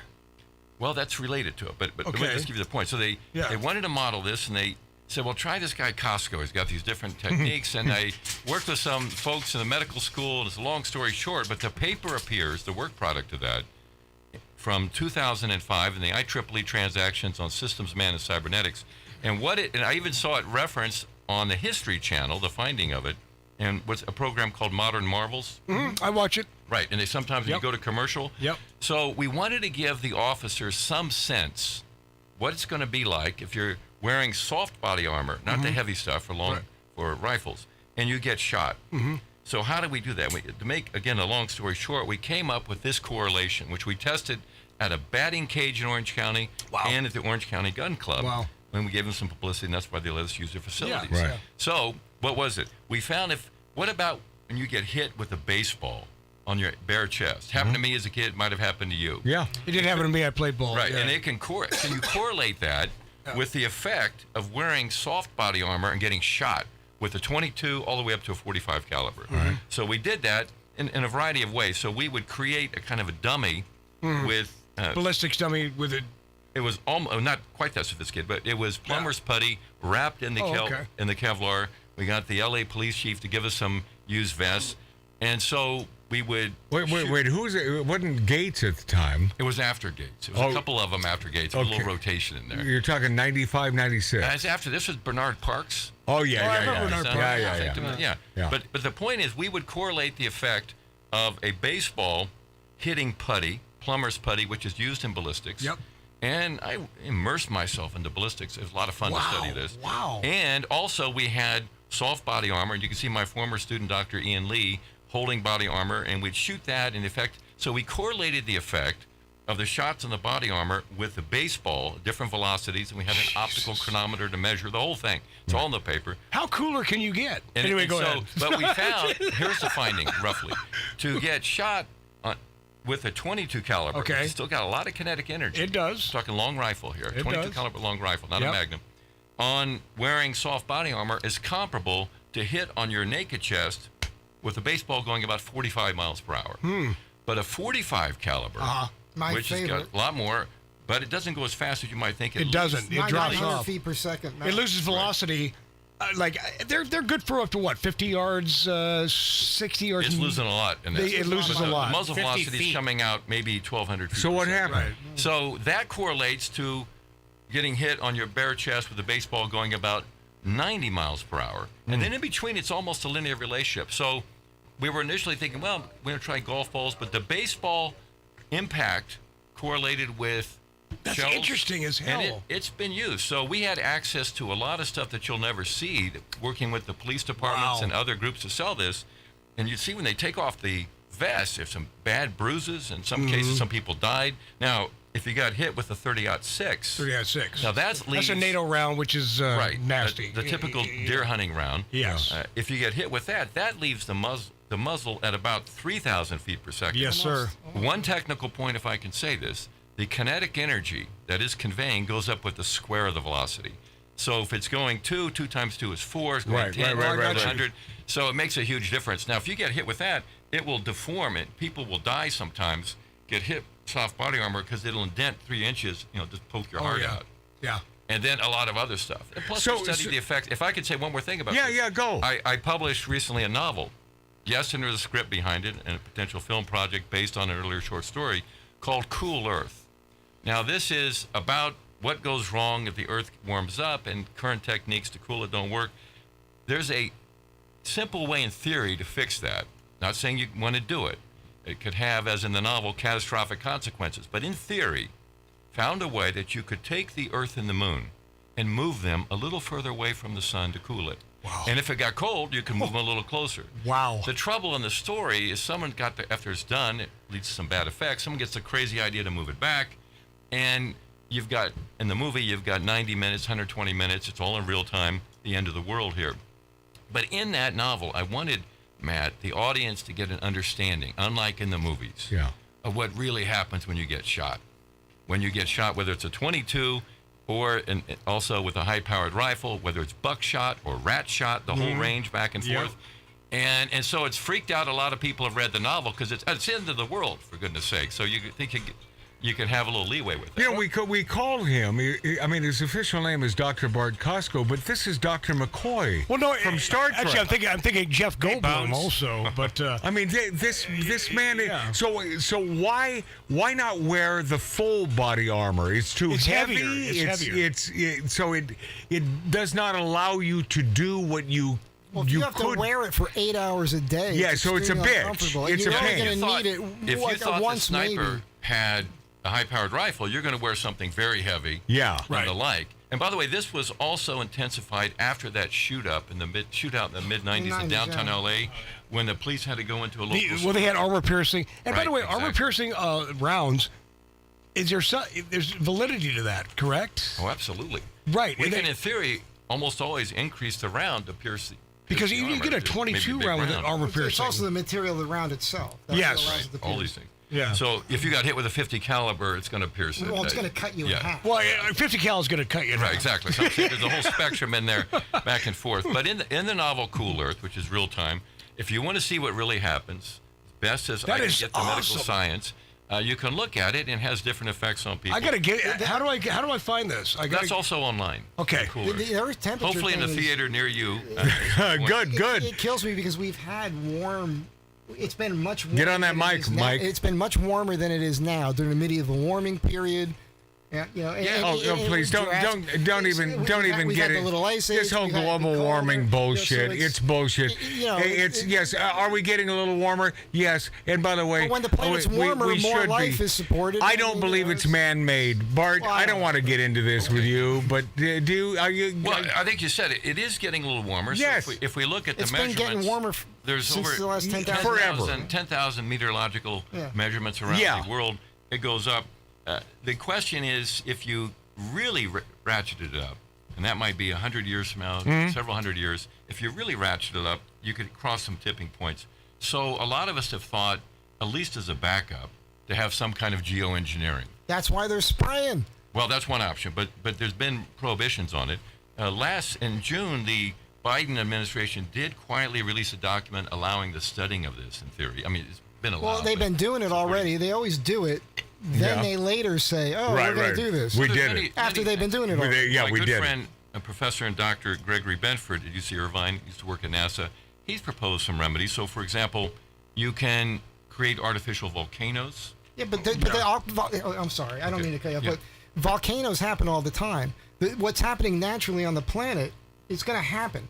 So if you're trying to artificially do it, and then the planet does something naturally on top of what you are doing, now it's multiplying where it could be a horrible thing. Well, this gets deeper, Mike. Hold on, Bart KOSKO. Do you agree with this? Do you agree with that? Well, let me just say. Yeah. He has to agree with it. He's smart. Happening naturally. But don't tell. You're not the boss of Bart KOSKO. But if we look, I just in a class of mine, on Wednesday night, I showed. If you look at the chart on CO2, it's gone up. It's really gone up. By the way, and I know you'll stay on track, but I'll forget to say this. Yeah. Because you were talking about teaching on a Wednesday night and a Friday. How many hot broads are in that class? I mean, talk about USC, dude. No. I mean, it's a private school. I'm going to tell you something. Be as diplomatic as you want to, but are there hot broads? And by the way, all of age, of age. This is my brain class. And this guy is a good-looking professor. Are you kidding me? Do you ever ride a Harley?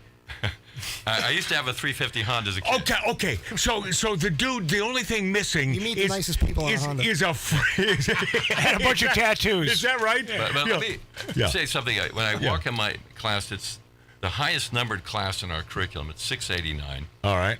It's hard to get into it. You have to do an interview with me. Yes, because you're the best. Research on brains. And I hold a mock-up of a 3-pound brain, a human brain. Okay. And here's the point. I say people get, I think, obsessed with color. Your color, I call it your deep color, is pink. At least when you're live, then it's gray. Whoa. And what I want at that meeting, like we're having here, is a meeting of minds. Right. Just like they say in the contracts law, a meeting of minds. Right. So that's what I look at.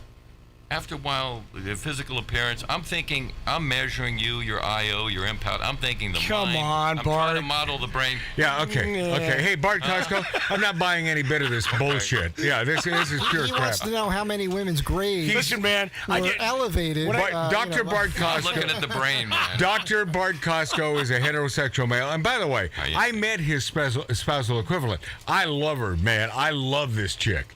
So I do. You know I'm a fan. I mean, and by the way, beautiful woman who went through hell. Her Went family. through 2 bouts of communism. I mean, wow. She's Chinese. Wow. Grew up in Hanoi. Yes. And was a little baby when we were bombing Hanoi. Used to walk to school. Now she was set upon, by the North Vietnamese because she's Chinese. Wow. Used to walk by the Hanoi Hilton, for example. Mm-hmm. And then after the pullout of the Americans in '75, there was bad news for the Chinese. So after she went through the torment of living through North Vietnamese communism, she then had to go through. They kicked her out, the Vietnamese, into China, the remnants of the old Maoists. And she finally escaped that, was a boat person, made it over, and she's a big pro-American. You bet you're As most beautiful. immigrants She came here are. legally. Yeah, absolutely. You bet your ass she is, man. And We had a, hardworking. Look, she worked jobs you wouldn't think about working. Yeah. And her family was happy to do so. Right. Managed to save her funding, and now she's an Airbnb super host and a lot more in real estate. God bless her. Please give her my best. I will indeed. I truly love this gal. That's awesome. You told me that, Matt. We met her. Yeah. By the way, off the record, I did mention this that I love your gal. I love her. I appreciate it. It still doesn't take away from the fact you're a heterosexual male and you are a professor at USC. And boy, they've got nubile, friggin' gorgeous women. They've got to be right. Bart, can I go back here? Okay, What? so I said I worked at USC, right? Well, what I did at construction, we rolled in a big excavator on campus, and the reason I didn't get prevailing wage because it's private. Damn it! But anyway, so Nobody asked you, We Mark. rolled in, and every lunchtime we would take our break on the grass right there, where these cheerleaders, these college girls that are living there. I swear they were daring each other. They'd walk in the skimpiest stuff by the construction workers, and we're just drooling our mouth. And by the way, yes, there are hot-ass women at USC. period. And these are like the cheerleaders. And let me explain. Hey, Dr. Bart KOSKO, my brother Mart, let me explain this. Because he is not a mature adult like you and I. He can't see past. I look at their brain, Matt. He can't see past the aesthetics and understand that it's more important to love the brain. Right, Doctor? Love the brain. And before I forget, I just want to say, when I first met, go back to John Milius. Yes. When I first met John, he was just done shooting what was called Duck Tower. Right. And I didn't realize, I'd heard the rumors that he was an expert marksman. He used to be on the Sporting Clays channel or some kind of sporting thing, ESPN, the Star Shoot or something that they used to do. And when I was out to sight in a rifle, a 375 H&H Magnum, I was going to go boar hunting. Magnum? With my, well, the 375, it's a minimal rhino round. Bolt action. And I was actually going with archery, but my buddy had a 375.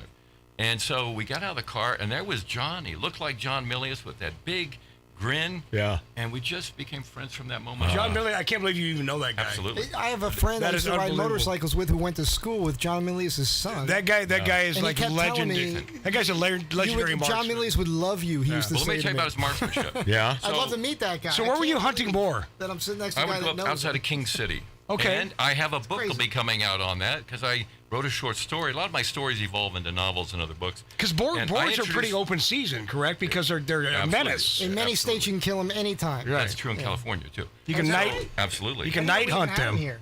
Oh yeah, dude, up north. They've been coming north. San Diego. I mean, not San Diego. Before you continue, Santa Barbara. Tattoo Dave, have you ever been boar hunting? Because Tattoo Dave is a big gunsman. I mean, Yeah, but no, I've never been boar hunting. Oh, you haven't? I'm not a hunter. My first time was with a bow, and the guide said, "Don't do it. Yeah, that's tough. Don't bring Tough a bow. hiding. I know you think it's cool, and anyway, they were right. But You don't want a Tuscan you. yeah, exactly. They have people I that killed do a boar on the charge. They've- The biggest, luckiest amateur shot in history, and they thought I was the big Buana.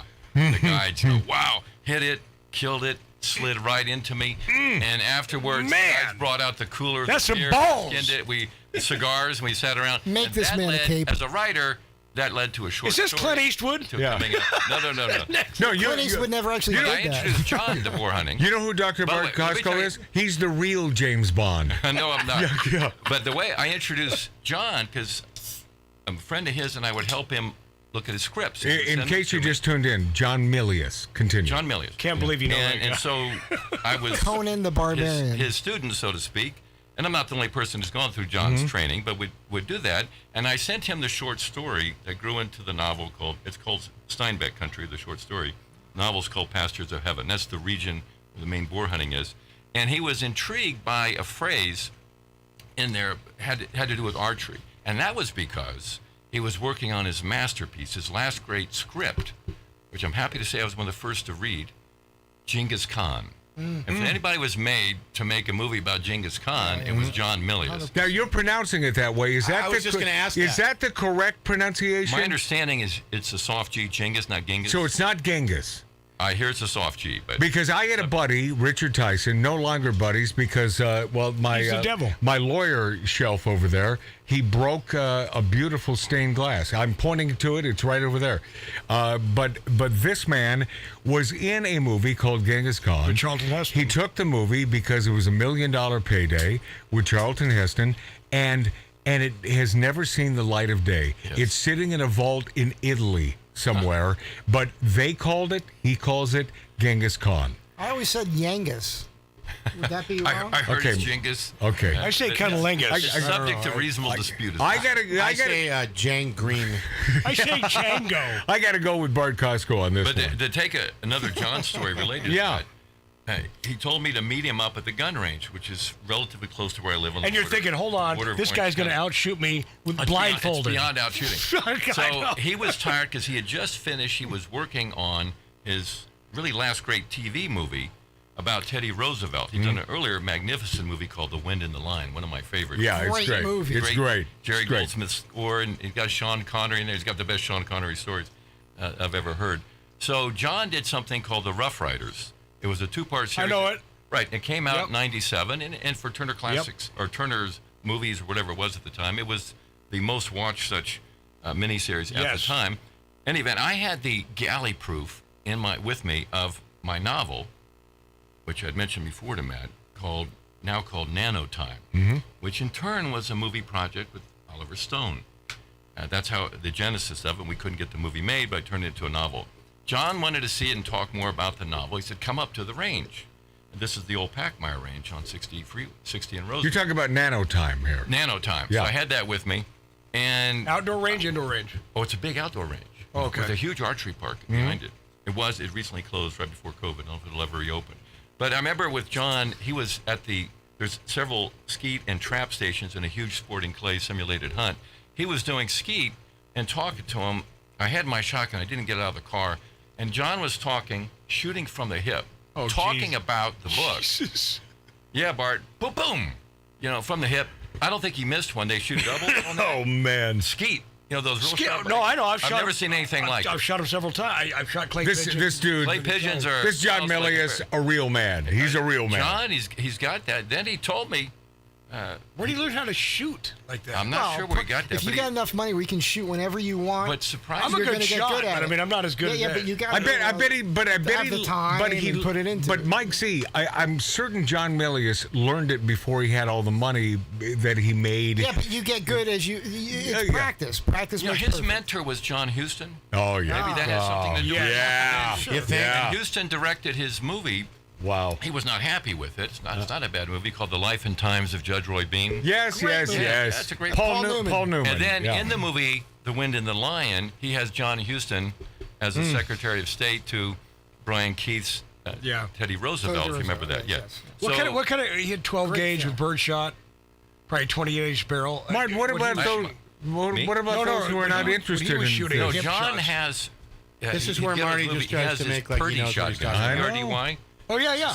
Side by side. Oh, Not side the by same. side. Yeah, he would do the old-fashioned. Oh, and he told me shit. that was a condition for certain movies. You got to throw in a Purdy shotgun, and gorgeous shotgun. You got two shots. You have to crank it open and get another two. Well, you're doing that anyway in the trap range. Mine are stacked. Does he have exposed hammers or hammerless?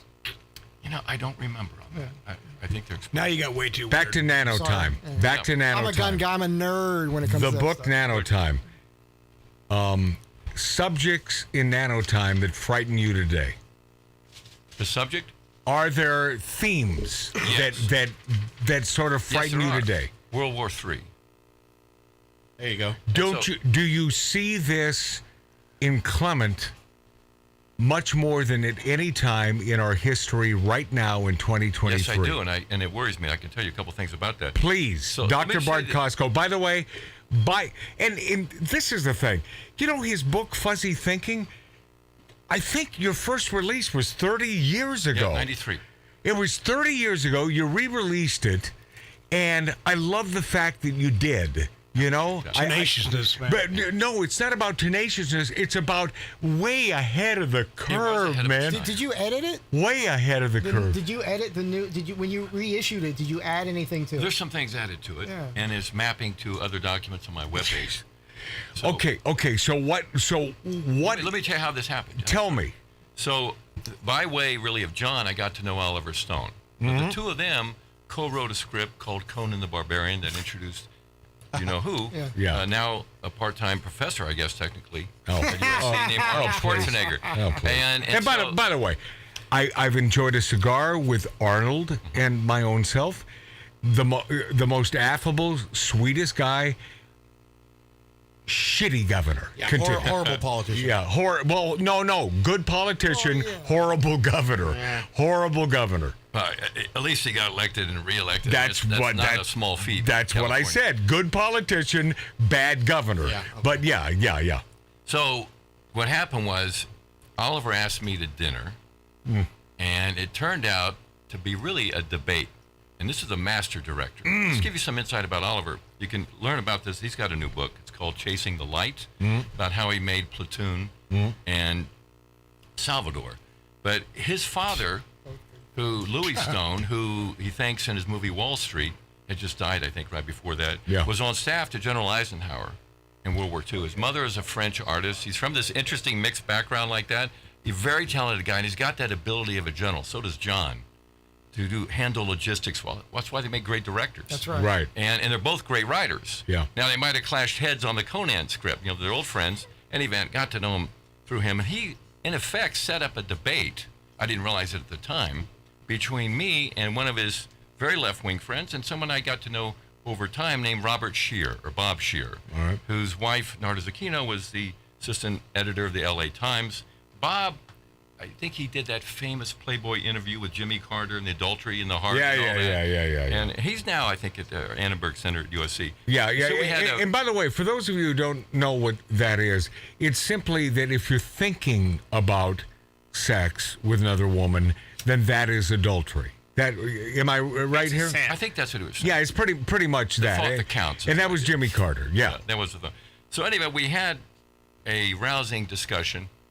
And then it was the night that Nixon was buried. So it was late April '94. School was out. I went up, as I did then, to the Sierras to go trout fishing. I came back, and there was a sequence of increasingly angry messages on my answering machine from Oliver Stone. Wow. And call me. Well, so I called him.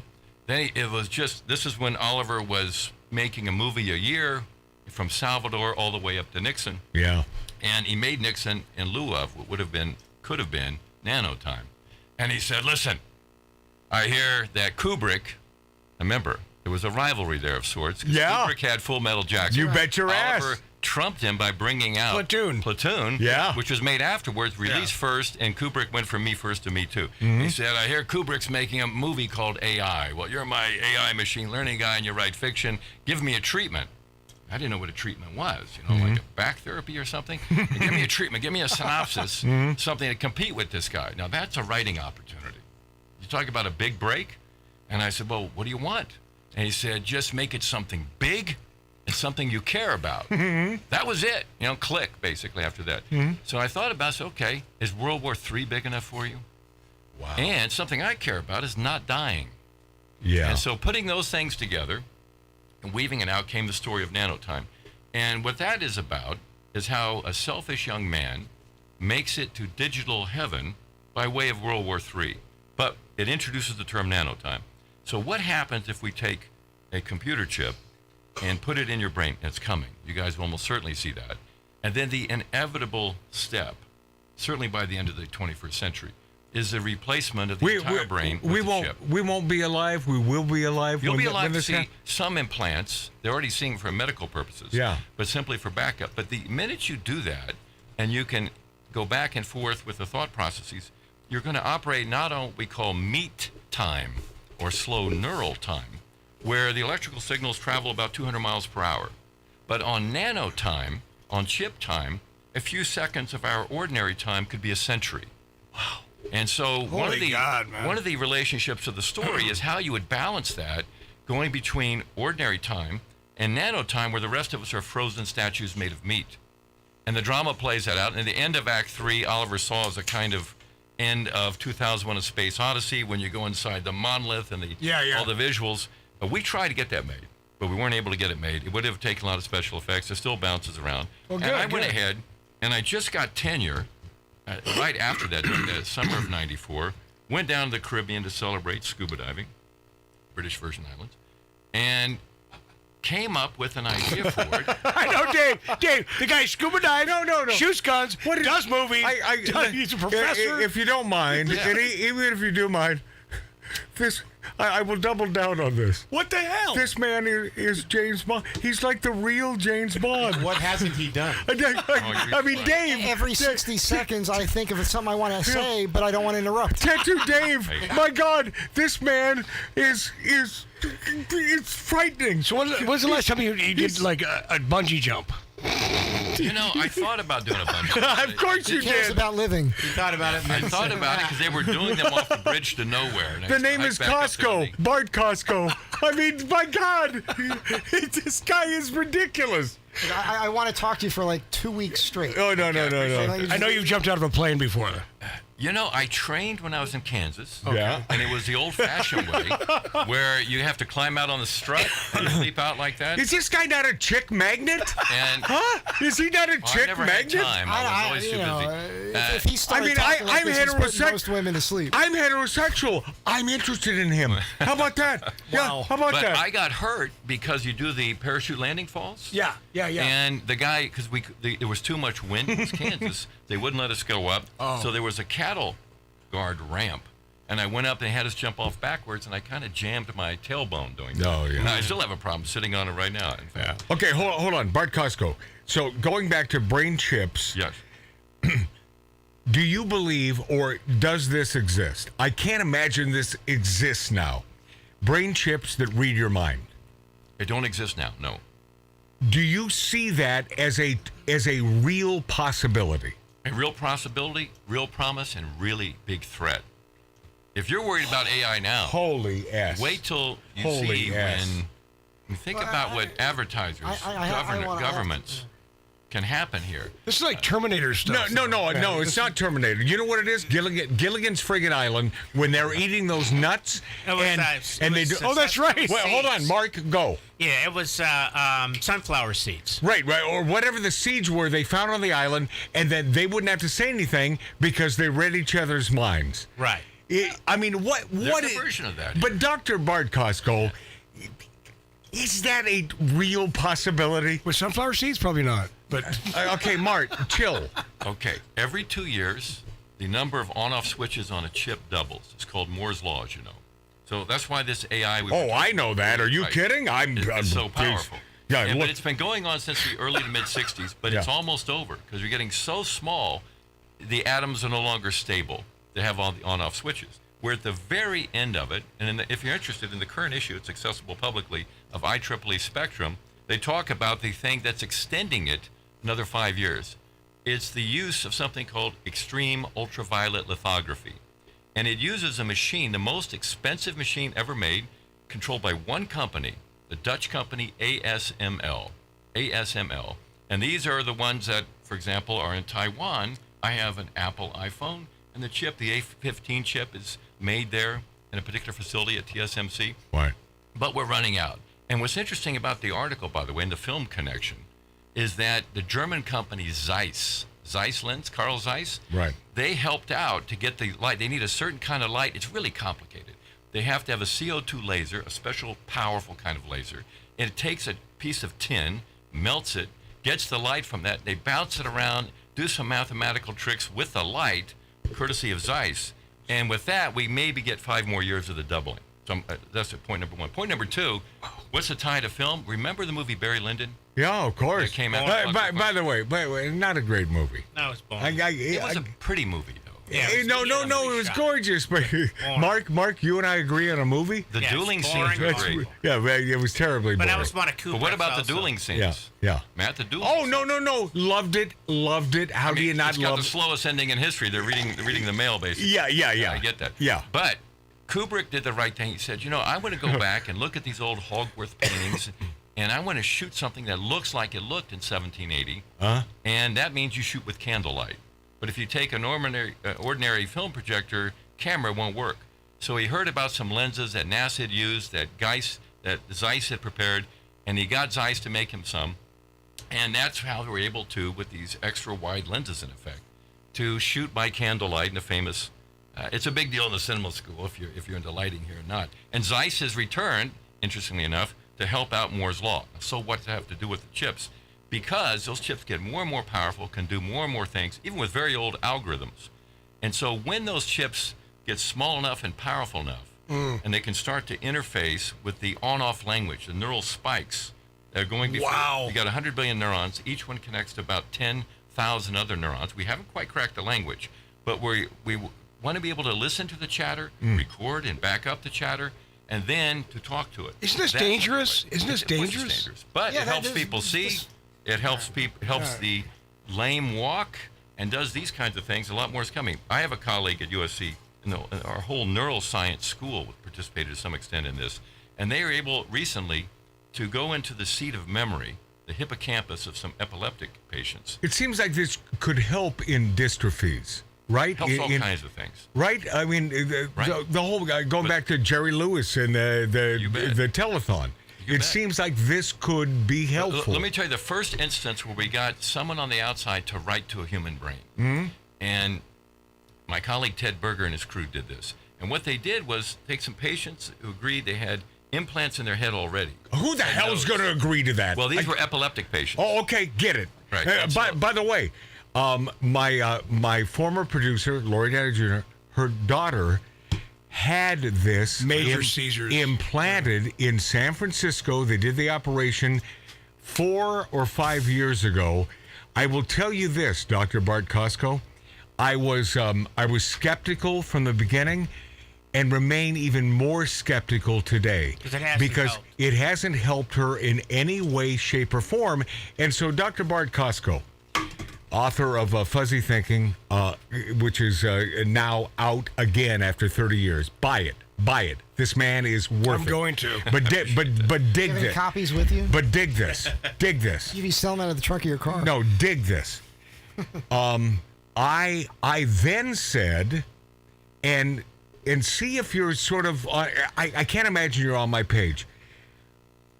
Said to myself, this sounds like a son of a bitchin' money grab. That they're doing these experiments. It costs an assload of money. Insurance pays for it. Not proven, and has done absolutely nothing to help Lori Downey Jr.'s daughter. Right. Nothing whatsoever. They even forgot to turn the thing on. And I said, well, that sounds like a lawsuit to me. It's UCLA is where she... And it's UCLA. Yeah. But Matt, I would say in mitigation that experimental techniques on the frontier often don't work. That's why they're experimental. Right. So that may have been the outcome. But let me tell you what happened in this experiment.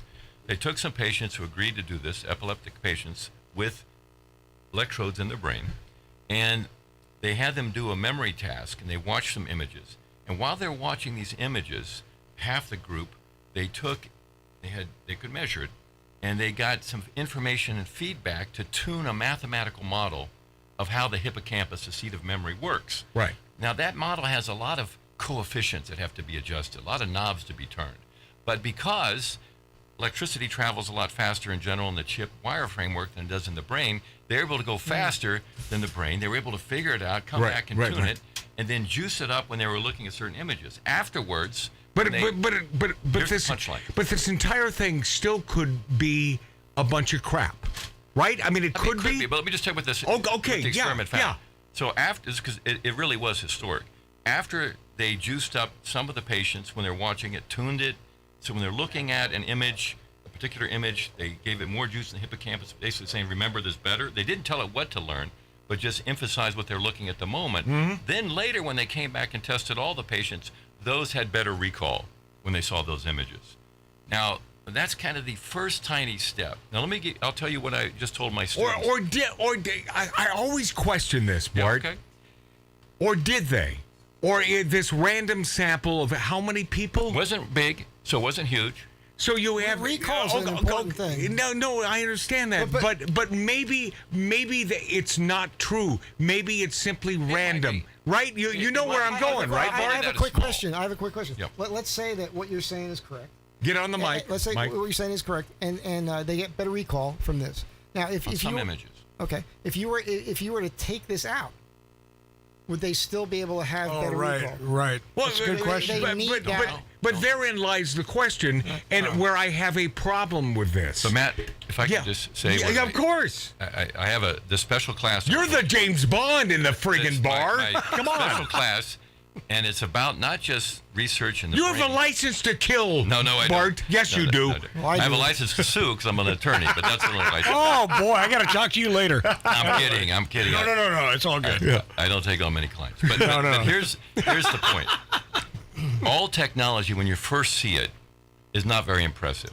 So I tell the students, and so many of us get turned off to creativity. Everyone has an Edison to some degree inside of them. Right. But you get negativity and it doesn't go anywhere. So I tell them this quick story as a reminder of one of the greatest inventors of all time, Ben Franklin. Mm-hmm. Oh, one of my favorite people. Isn't he a great guy? So after electricity in Amazing. 1752, he established that the atmosphere was electrical. Right. He introduced the term plus and minus and charge. He created so many things from Invented the lightning rod. the lightning rod to the stove to the bifocals. I have bifocal contact lenses, which are direct to send in. The microwave? No, I'm kidding. No, he didn't. But he even had the glass harmonica piece, and he wouldn't take any money on patents. Yeah. That's right. Yeah, And I batteries ultimately came from him. While I'm telling this story, your listeners may find this of interest. To your students. I have. You're telling your To my students students. I'm reminding them of Ben Franklin as the hero of this class, in my opinion, because the brain and your nerves are purely electrical. in their nature. They work on ions. That's your question. How does meat have electrical charge? And it has to do with salt dissolving in water. But while they're thinking about this, do you know what I have on the screen? I have a connection that you can do to the PTO, the Patent and Trademark Office, and every Tuesday they publish the Patent Gazette, which shows you the newest contributions, all the patents that have just been issued in the United States. Wow. You want to see the real beginning of creativity, and not just for utility patents, also plant patents, and also design patents. So I tell them this story. I said, remember Franklin, it's 1783, maybe I think it's 1783, it's June. He's just signed, negotiated the Treaty of Paris that really creates the United States. Remember, he signed that, he signed the Declaration, and he helped write the Constitution. That's why it has a clause in it for patents and copyrights. And by the way, the best signature of all of that. Well, Hancock was good. Hancock's pretty good. The biggest one. Yeah. You mean Herbie? Yeah, Herbie And Hancock. he's the greatest celebrity in the world Yeah. at the time in 17... Hell yeah, Bart. Yeah, 1783 is Ben Franklin. He's in Paris. He's celebrated. It was the world seat of science, and he's going out with thousands of other folks in Paris to look at the first hot air balloon. Right. And it takes off, and we know what he's thinking because he writes the letter right away, and he foresees a lot of stuff. He sees spying in the military. He sees mail. He sees transport. I mean, maybe he doesn't foresee the airplane, but he sees a lot of stuff. And Well, he's not like a Nostradamus, but he foresees it, but he's not predicting His it. brain worked. And Right. But here's the Yeah. point I tell him. Listen, please remember this. Yeah. Don't sell yourself short. Here's what he says. The guy next to him, the guy who's always next to you says, yeah, but what's it good for? Oh, yeah, of course. There's always that guy. The cynic. And Franklin doesn't miss a beat. He says, yes, sir. And what is a newborn babe good for? Oh. What is a newborn babe good for? And you think about that. Oh, no, that's so go back to gorgeous. Ted Berger's experiments or any others. It starts like That's that. heavy duty, man. There you go. Ben Franklin was basically Don't let him crush it out. He was basically an indentured servant to his older brother for saddlery, and he did it for a short period of time. He didn't want to do it, and he could write, and he wanted to write stuff, and then he got into the printing press, and he bought a printing press, and then he bought more of them, and then he leased printing presses to different papers in all the little colonies, and he made money from all of that. And he was doing the Poor Man's Almanac, right? And he was making sure that got published in all those papers everywhere. And that's where he made his money. He made so much money, then he can expand his brain and start doing scientific experiments. So he The guy could do was he could do stuff that he really wanted to do. Yes. Amazing. Retired rich early, at 40 or something. Yeah. He was this and guy. he would not take a penny from patents. That's right. And he was a strapping dude. He created this device that he could tow with his body, and he swam in the Delaware River just to be in shape. I know the that. first fins. No, it's amazing. I didn't know that. Yeah. No, the guy was jacked when he was young. Right He was now, I'm huge. comparing Ben Franklin to Bart. Yeah, Bart KOSKO. Not Sure. even close. Okay, Bart. A guy as and you probably get sick of this, and it doesn't matter. But a guy as Mensa, not Mensa-like, but obviously Mensa, and a man with a brain that is constantly, it seems to me, going, and way too much, not too much, but perhaps knowledge that is just the stuff, and it's innate, it seems. It's organic. It's not something you set out to do. It's who you are. It's what you have to do because that's the way your brain works. Do you, Bart KOSKO, Dr. Bart KOSKO, author of Fuzzy Thinking? He's a doctor, too? Not that kind of doctor. Where have you been? That's a PhD. I'm a Where have you PhD. been? Where have you been, Bart? I don't know. And not an ED either. I got this growth. Can you look at it? No, I'm kidding. Do you, Dr. Bart KOSKO, believe in a higher being? In my book, Fuzzy Thinking, the last chapter is called Man and God, where I address that question. And it's something I've looked at as a philosophy major, just as a kid thinking.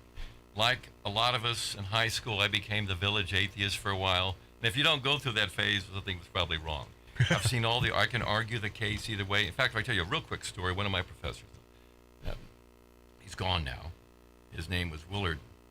He was a philosophy professor at USC. I took logic courses from him, got to know him. And years later, a student came to me and said, an engineering student, I'd like to take this course, philosophy course, but I heard from a friend this Professor Willard is just brutal. The most venomous atheist that there is. And I'm a devout Catholic, and I don't think I should take Professor Dallas Willard course. And I said, of course you could. Yes. And what you don't know is that Dallas is a minister.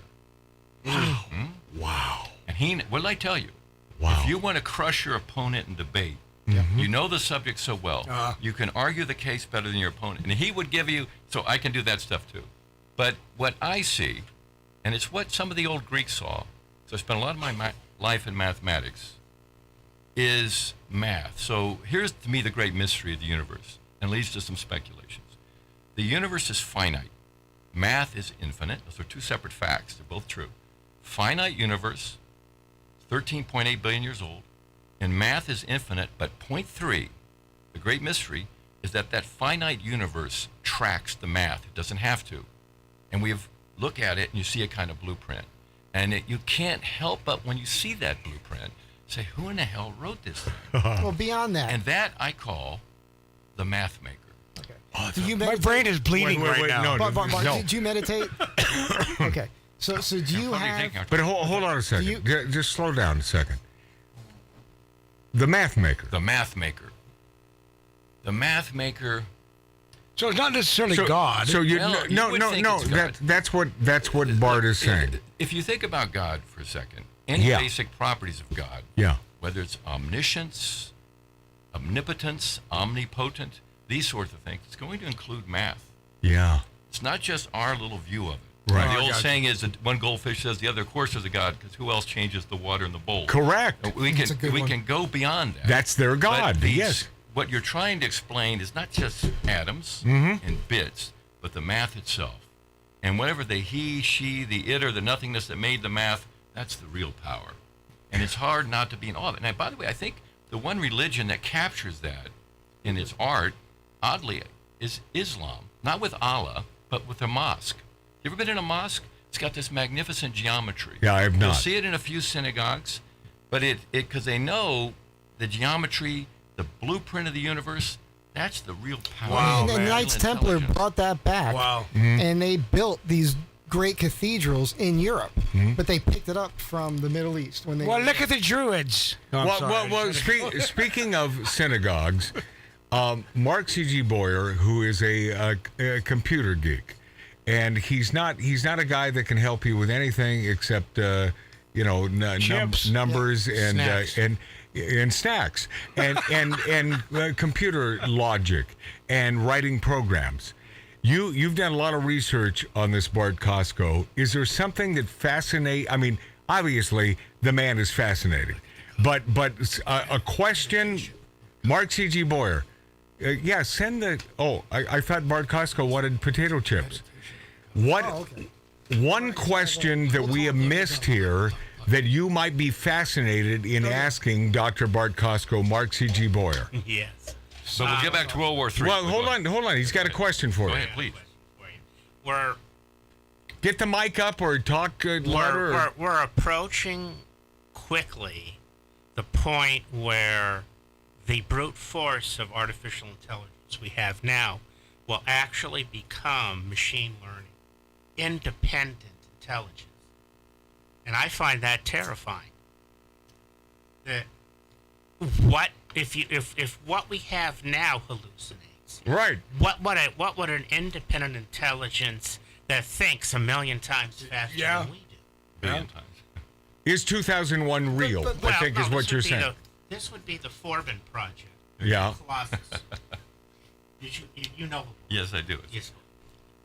Where the two supercomputers join together. It's okay, Bart. You want to slap him right now? We all do. No.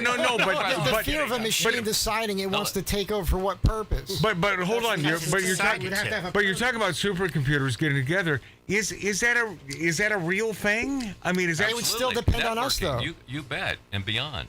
Wow. I actually have a series. I don't want to get, but John was going to be involved with. John Milius. Right, yeah. John Milius. I just don't want to give that. Can I go shooting with John, please? Anyway, go ahead. I wish you could. But nevertheless, you're kind of asking a question. Takes me back to Ben Franklin, because we are talking about AI as that newborn babe. Right. And that newborn babe could be Albert Einstein, or can be Adolf Hitler. Yes, sir. And some magnification of those. Yeah. So there's a real concern. And I will say also the word AI is, I don't say it's a misnomer, but it's a pretty broad blanket. It is. And they use it for different things, and it's changed. So in electrical engineering, we usually call it CI, as in computational intelligence. And for a while, we went away from that with artificial intelligence to machine intelligence and machine learning. And the guy who introduced that term, incidentally, didn't know him well. His name was John McCarthy. He was a professor at Stanford. Used to write for Reason magazine, by the way. And I went to a conference in 1984. It was at Austin, near UT Austin, in August. Hot, sweaty place, AI conference.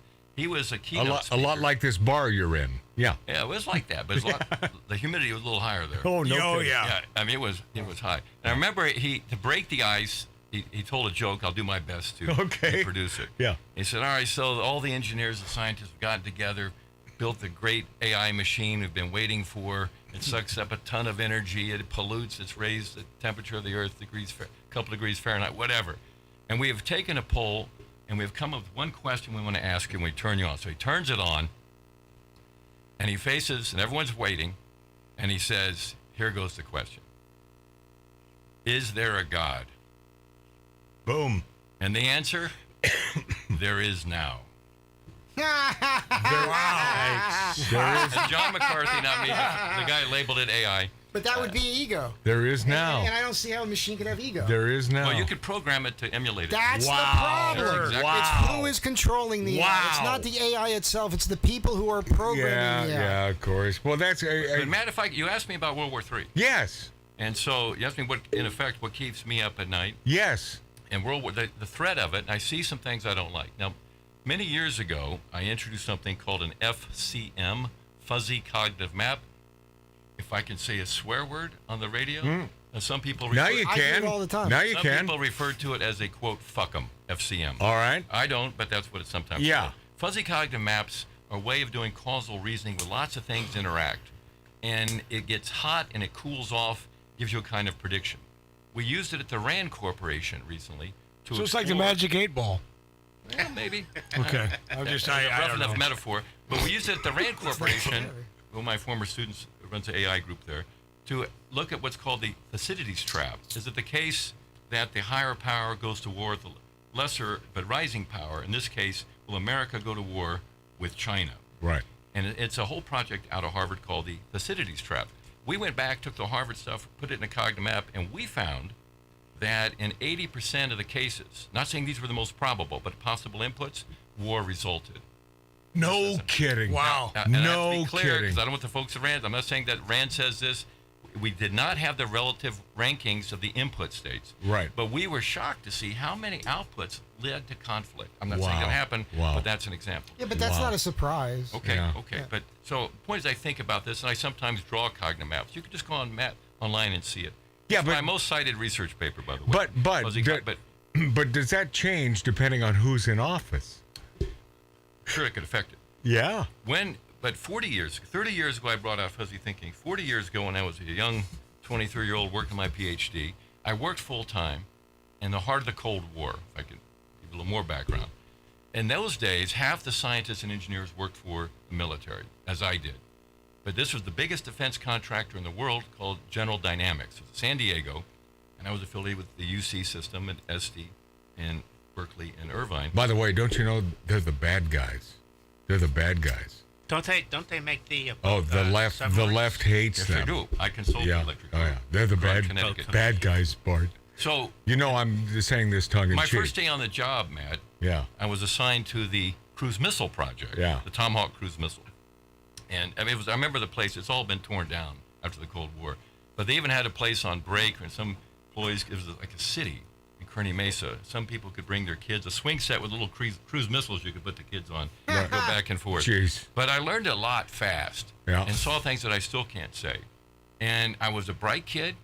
I didn't threaten anybody. You know, I barely shaving. So I was often brought into meetings that you wouldn't otherwise get access to. Not just through General Dynamics Convair, it was called, but Electric Boat and the submarines, with the Fort Worth and the F-16, with the land systems in Detroit, a lot of stuff. And it really opened my mind to the threats. So right away, and a fairly creative guy, began writing music. I came up with a proposed weapon system. and I called it Adaptive Distributed Space Battle Management. This was the beginning of Star Wars. Mm-hmm. Whoa. And pitched it. I thought that's where you were going. Whoa. Okay. Yeah. And I actually stood not too long after doing it. I think it was the day after Christmas. I was in General Abramson's office back in the Pentagon area. Really? And General pitching it. Abrams.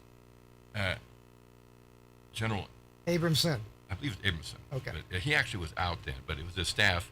And it was going to get funded through something in Rome Air Development. Meanwhile, I left after a bit to go to a small think tank. From there, I went to USC, and I was also teaching part-time at UCSD. And at the think tank, oddly, I came up with another weapon system whose preliminary work was funded. And I gave it the name ADAM, A-D-A-M, ADAM. Adaptive, well, ADAM refers to the air-based associative memory. And so air defense associative memory. The idea was the problem with Strategic Defense Initiative, we said, was putting the roof on the house before the house had the sides to put the roof on. So in other words, you could even have this great Star Wars system in the sky. The Russians were working on, by the way, and they lied about it. You could have the system in the sky, but somebody could come up right off the shore in a submarine, pop a missile or cruise missile and go right beneath it, cause the trouble. So that was it.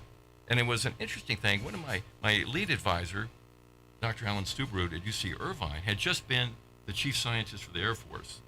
And talking to him, I said, yeah, this week I submitted my proposal. I had this idea to hammer everything looks like a nail. I'd introduced an associative memory neural network model. It's called a BAM, bidirectional associative memory.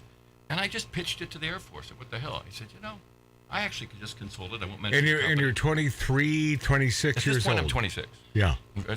And he said, I just was a consultant for a certain aerospace company, and they gave 6 or 7 contracts for the first phase. I got one of them, and my advisor didn't. I got a kick out of that. And so the Air Force summoned me back. I'd never been back in Massachusetts area, and I flew back and got a car, and it's beautiful in the fall. This was, I think, early October. I walked in at Hanscom Air Force Base, and they're like, where's your dad? I was a very young guy, and so forth. But it went well. But then I left, gave up my clearance, and went into where I'm at now at USC. But I learned a lot in that formative era about what's really going on, how close we came to World War III a couple times over. For example, what's now called, I believe they call 7 days to the Rhine. The Soviets, via the Warsaw Pact, does this ring a bell? Your audience may not be familiar. Of course. They were going to make, these guys were, the old timers really wanted to make a run and take over West Germany. And the only thing, and they had the tanks to do it. And the only thing that stopped them was the invention of the late great Sam Cohen called the neutron bomb. And then that got a lot of media attention. Oh, it's a capitalist bomb. It kills people, leaves buildings. That's actually not a good description.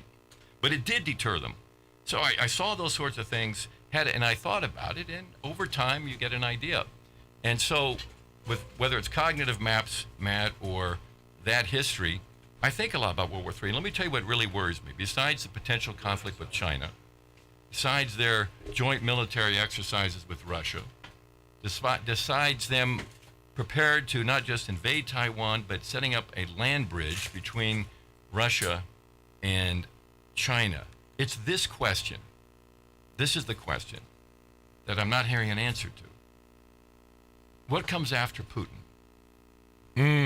Why is that important? Putin has not just a country, he's got a continent. He's got 14 time zones, some of the greatest, if not the greatest, natural resources, the biggest nuclear installations, weapon systems. Who takes over after Putin? To whom that might be of interest?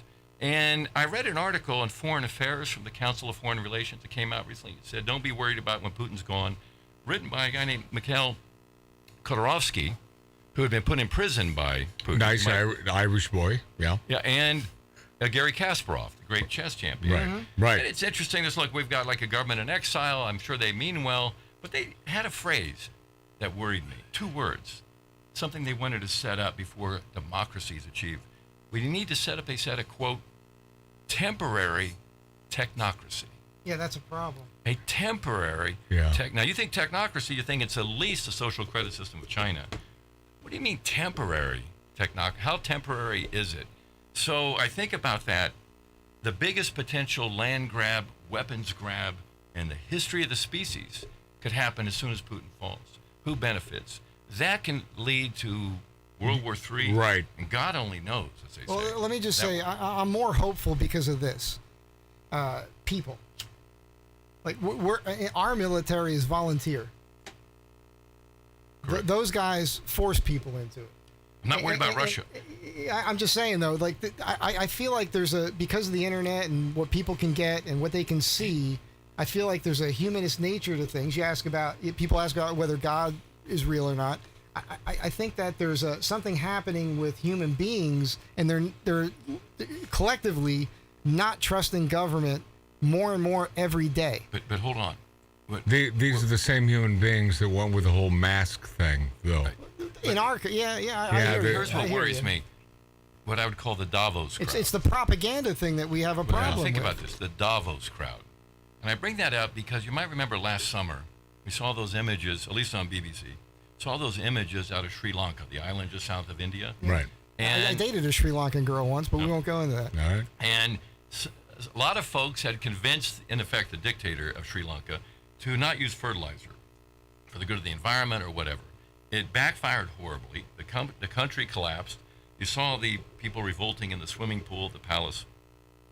But there's a lot of people, I think, who'd want to take over all that land, all those riches, with China right there. Yeah, natural resources. Hell yeah. money, Now, in all that. I get nanotime, one of these when we go to World War III. By the way, another book, Bart Right. KOSKO book, Nanotime. Right, about what World War III might look like. That's Yeah. the year 2030. Right. That's why I thought about it. Yeah. One of the things that happen is when, if I can use another term, the shit hits the fan. Yeah. For different reasons, China makes a play and takes Siberia. Because it's got historical reasons as well as anybody else has for that region. There's all those great natural resources. There's not a lot, at least when I wrote the novel, it came out in the mid-90s, that Russia could do about it. Right. But that's another. But now there's a relationship between China and Russia that hasn't been there since the early days. Right, really, which to me is... thank you, Biden. This will probably be post-Biden here, but it's a very it will scary be, but time. it's happening now because of what's happening right now. thank you. I don't want to share my raw speculations, but the question that nags at me is after Putin, the instability that's sure to follow. Interesting. All those resources, all those weapons, and China right there, that could be something what we would later call World War III. Yeah. Are you talking about the weapons that we left behind, or the weapons? Well, that's another triggering event. That's what I was going to get into. Yeah, good tattoo, Dave. Yeah, exactly. If you look at, you say, well, what did you do in Afghanistan? Well, we did this, that, created Bagram, gave it to our opponents, and then we gave them the best weapons Americans could develop. Right. My understanding of that is it's led to an inflationary effect in the black market for weapons. That's in that right. area. The And people that are there aren't using the weapons. They don't even know how to use them. One thing I learned in my old days in aerospace was to always look first at the nuclear picture. And this is what concerns me. Aerospace. I'm not concerned Another because notch. the UFOs don't want us to use the nuclear. Well, would it were so, that would help. But I think before we learn more about that, we have to assume the worst here. So I got some pictures to show you. If you think about the legitimate concerns about Iran spinning its centrifuges, that's a uranium-based thing. Yeah. Right. Where did they get those centrifuges, do you know? From From- Pakistan. And think about that for a minute. First, Pakistan is Sunni. Iran is Shia. That's one of the biggest conflicts in history. Of course. 100%. But nevertheless, they got them from there. And you might remember that when we invaded Iraq, we were in effect negotiating with Gaddafi in Libya. And he said, hey, don't invade me, and look what I've got. I bought this stuff from Dr. A.Q. Khan in Pakistan. I bought this stuff in Abu Dhabi, or one-stop shopping, they used to call it. Here are my centrifuges. Here's my so-called CHICOM-4 formula for creating an implosion. And they hung him anyway. Well, they didn't quite hang him. Well, they hung Saddam, but they knifed him. Oh, that's who. Yeah. What they did to Gaddafi, you don't want to talk about. On radio. But my point is, if you go back a little further. See, I was thinking Saddam. You mentioned. As the Bushes called him, Saddam. Yeah, exactly. No, I was thinking Saddam. And it turned out short for sodomized. Yeah, closer to the mark here. So if you go back to, remember the movie Goldfinger? Oh, yeah. It comes Who in this bar doesn't remember the movie? The great. Well, look over there under the TV there. Starring. Well, that's Octopus. I know, but I'm just saying. It's James Bond. Hell yeah. But starring the great Dr. Bart KOSKO as James Bond. Yeah, I don't think so. But in that movie, as you know, the plot wouldn't work, and so the screenwriter said, "Wait a minute, we got to find something, so we'll nuke the gold supply at Fort Knox, and it'll be irradiated for so many." You expect me to talk? No, Mr. Bond, I expect you to die. One of the greatest lines. You know, and I tested that on the audience to see the movie reference. My students, not one student even had heard it. You know why? Because no matter how hot those little chicks are in your class, dumb as mud fences. Continue, please. I can't comment. Well, I know that movie won't interest them because it doesn't have enough stupid music to it and everything else. It's, you know, I'm sorry, but that's okay. But if you remember that in there. By the way, Shirley Bassey, I'm sorry Mike said that. My apologies. Yeah. Go ahead. What a great voice. No, really. the music in the movie was great. I know. It's what they're listening to today that they Yeah, won't yeah. identify with. So, if you go back to the movie, exactly in the scene you talked about, Bond has to find a way to stop that laser about to split him in two. And Goldfinger is off talking to who? The quote-unquote Red Chinese. Remember that? Yes. And he says, Operation Grand Slam. Right. Where's your, can you be sure? And then he thinks of something, stops it, saves them, and he's on the airplane. I think the movie goes downhill after that. Yeah. But that's one of the greatest. No, it's the greatest of all time. That Remember, scene. the laser was first invented in 1960. And that movie came out in 64. So Yeah. First use of it. So when James Bond has that, after he spied on Goldfinger's talk, not a lot of that makes sense, but when he comes back and I've done some calculations, I've figured it out, and you're going to kill all these people, you won't be able to drive it out all the gold. And he said, who said I want to take it out? This is what Goldfinger's talking. Right. And then he says, oh, I see, it works for everybody. The gold supply, your prices go up at least tenfold or whatever it is, and the Red Chinese get economic chaos in the West. Remember that? Yes. Now, what surprised apparently the CIA, according to books I've read, this is not something I learned in aerospace. I am a student of nuclear history. And according to books I've read, that the CIA underestimated when the Chinese would have their first nuclear detonation.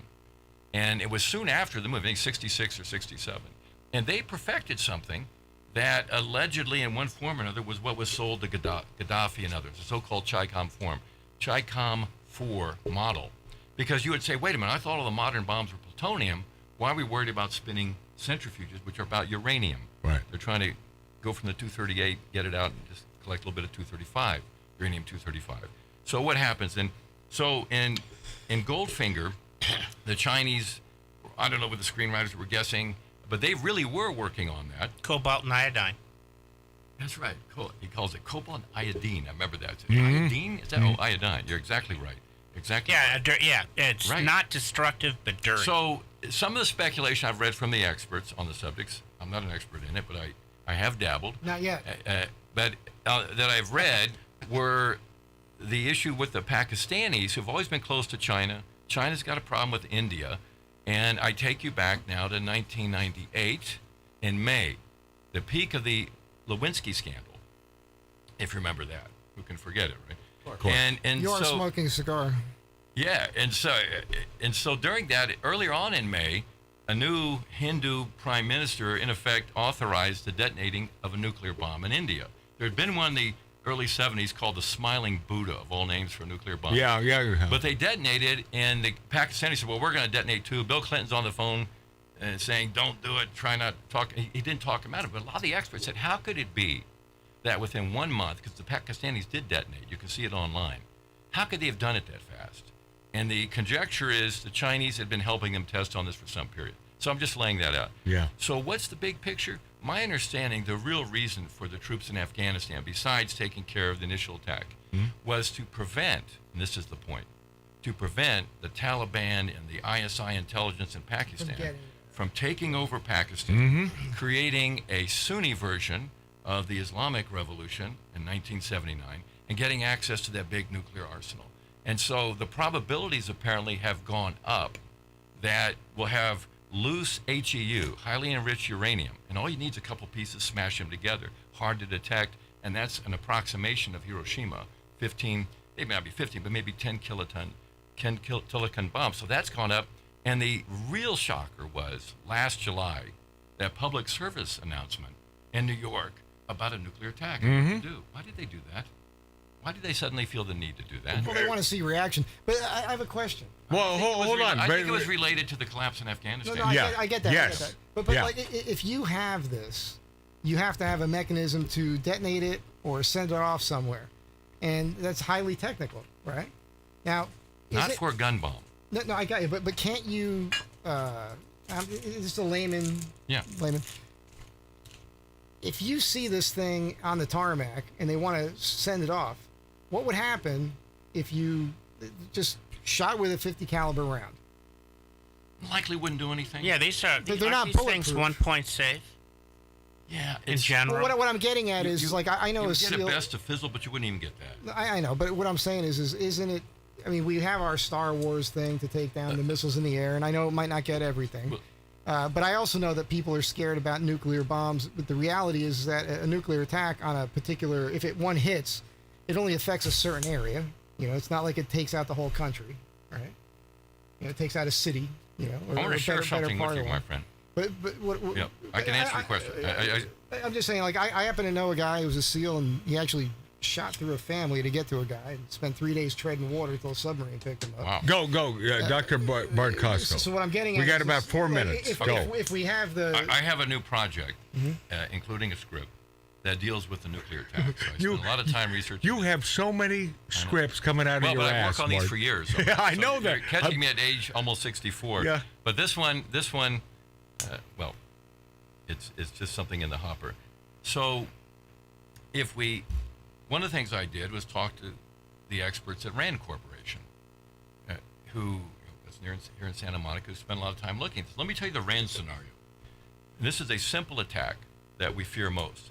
And President Obama said, I think it was in his beginning of his second term or thereabouts, he said, one of the great ironies of history, though the risk of nuclear war has gone down, the risk of nuclear attack has gone up. And he's referring, we think, to what they tested on here in L.A., an Operation Golden Phoenix. That is what would happen if somebody detonated what's called an improvised nuclear device. Like Hiroshima-style gun, not plutonium, where they shoot one bullet of highly enriched uranium into another. Very relatively easy to do. I mean, in effect... Are we talking EMP? It can have a smaller effect. This is a much smaller effect. So RAND Corporation's best predictions that it would take place you can find this online, it's not classified. It would take place in a container ship brought into Long Beach Harbor and would simply detonate there.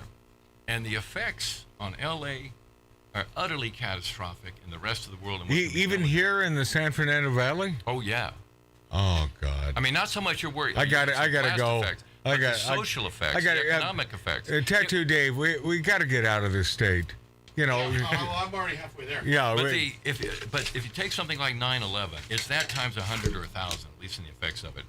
And so now I disagree that's where they would do it, but I think most people have looked at it would agree that's how it's likely to happen. Yeah. But the main thing is, thank God, we've been able to keep the HEU relatively secure. But now, with all the money and tradable goods, after the re-weaponization of Afghanistan, and whatever the stability of Pakistan, the probability of that, it's not more likely than not, but it went up.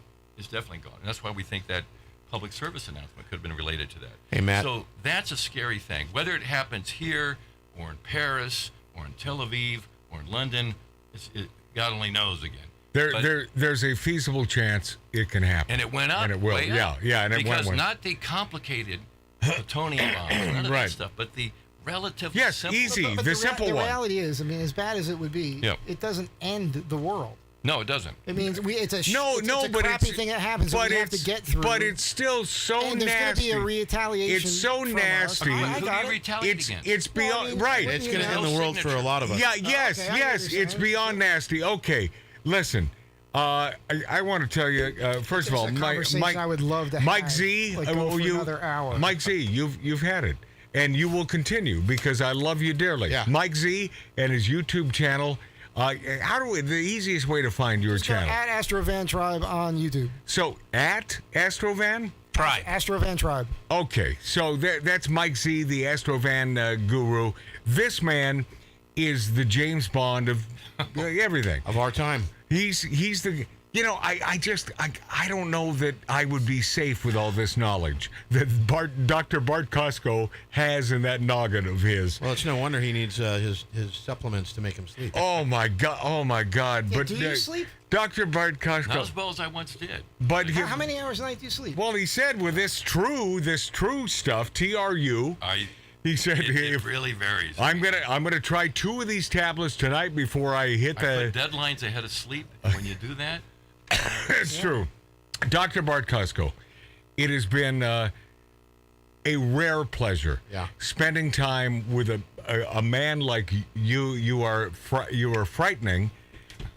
Yeah, I mean you are, because you make us think about things that are reality, and that things that bad things, good things, mostly bad things that could happen at any second. I recommend, my friends, you buy his damn book. I mean, unless you're a friggin' idiot stick. It's Dr. Bart KOSKO and Fuzzy Thinking, re-released. And he has a bunch of other books. And just look him up, Dr. Bart KOSKO. That's KOSKO, not C as in the store. It's KOSKO. It's Costco. Or is it KO? Yeah, it is. KOSKO. Yeah. EIEIO.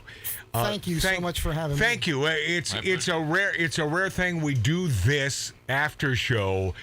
But I'll tell you what, my friend, from my heart, it was worth it. For you. I appreciate it. Thank you, and thank you for the great cigar. No, thank you. We got some food out there, so let's go eat. Hey, thank you, my friends. Thanks for sticking with us. And by the way, you should probably be thanking us, because this has been pretty friggin' ridiculous. Eye-opening. The learning curve is, my God. Yeah, it touched him. Mike Z has touched him 3 times. He is now up 4 IQ points. Yeah, I don't even think I got a half because I'm way over here. Yeah, you got it. Very unfair. Tattoo Dave, you got to touch him. Yeah, I'm gonna shake his hand. Bart KOSKO, my friend. Are we all? Good night, everybody. Good night. Selling my soul. That was So fun. many things. Working all day, overtime hours, bullshit pay, so I can sit out here and waste my life away. Drag back home and drown my troubles away.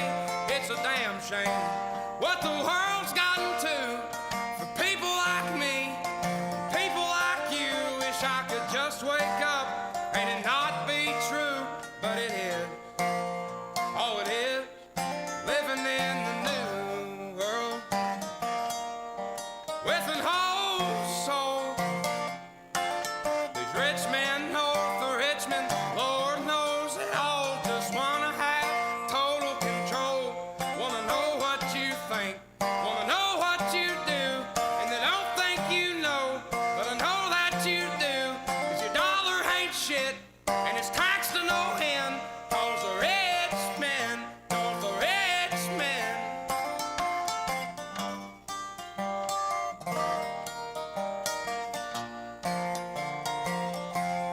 I wish politicians look out for miners, and not just miners on an island somewhere.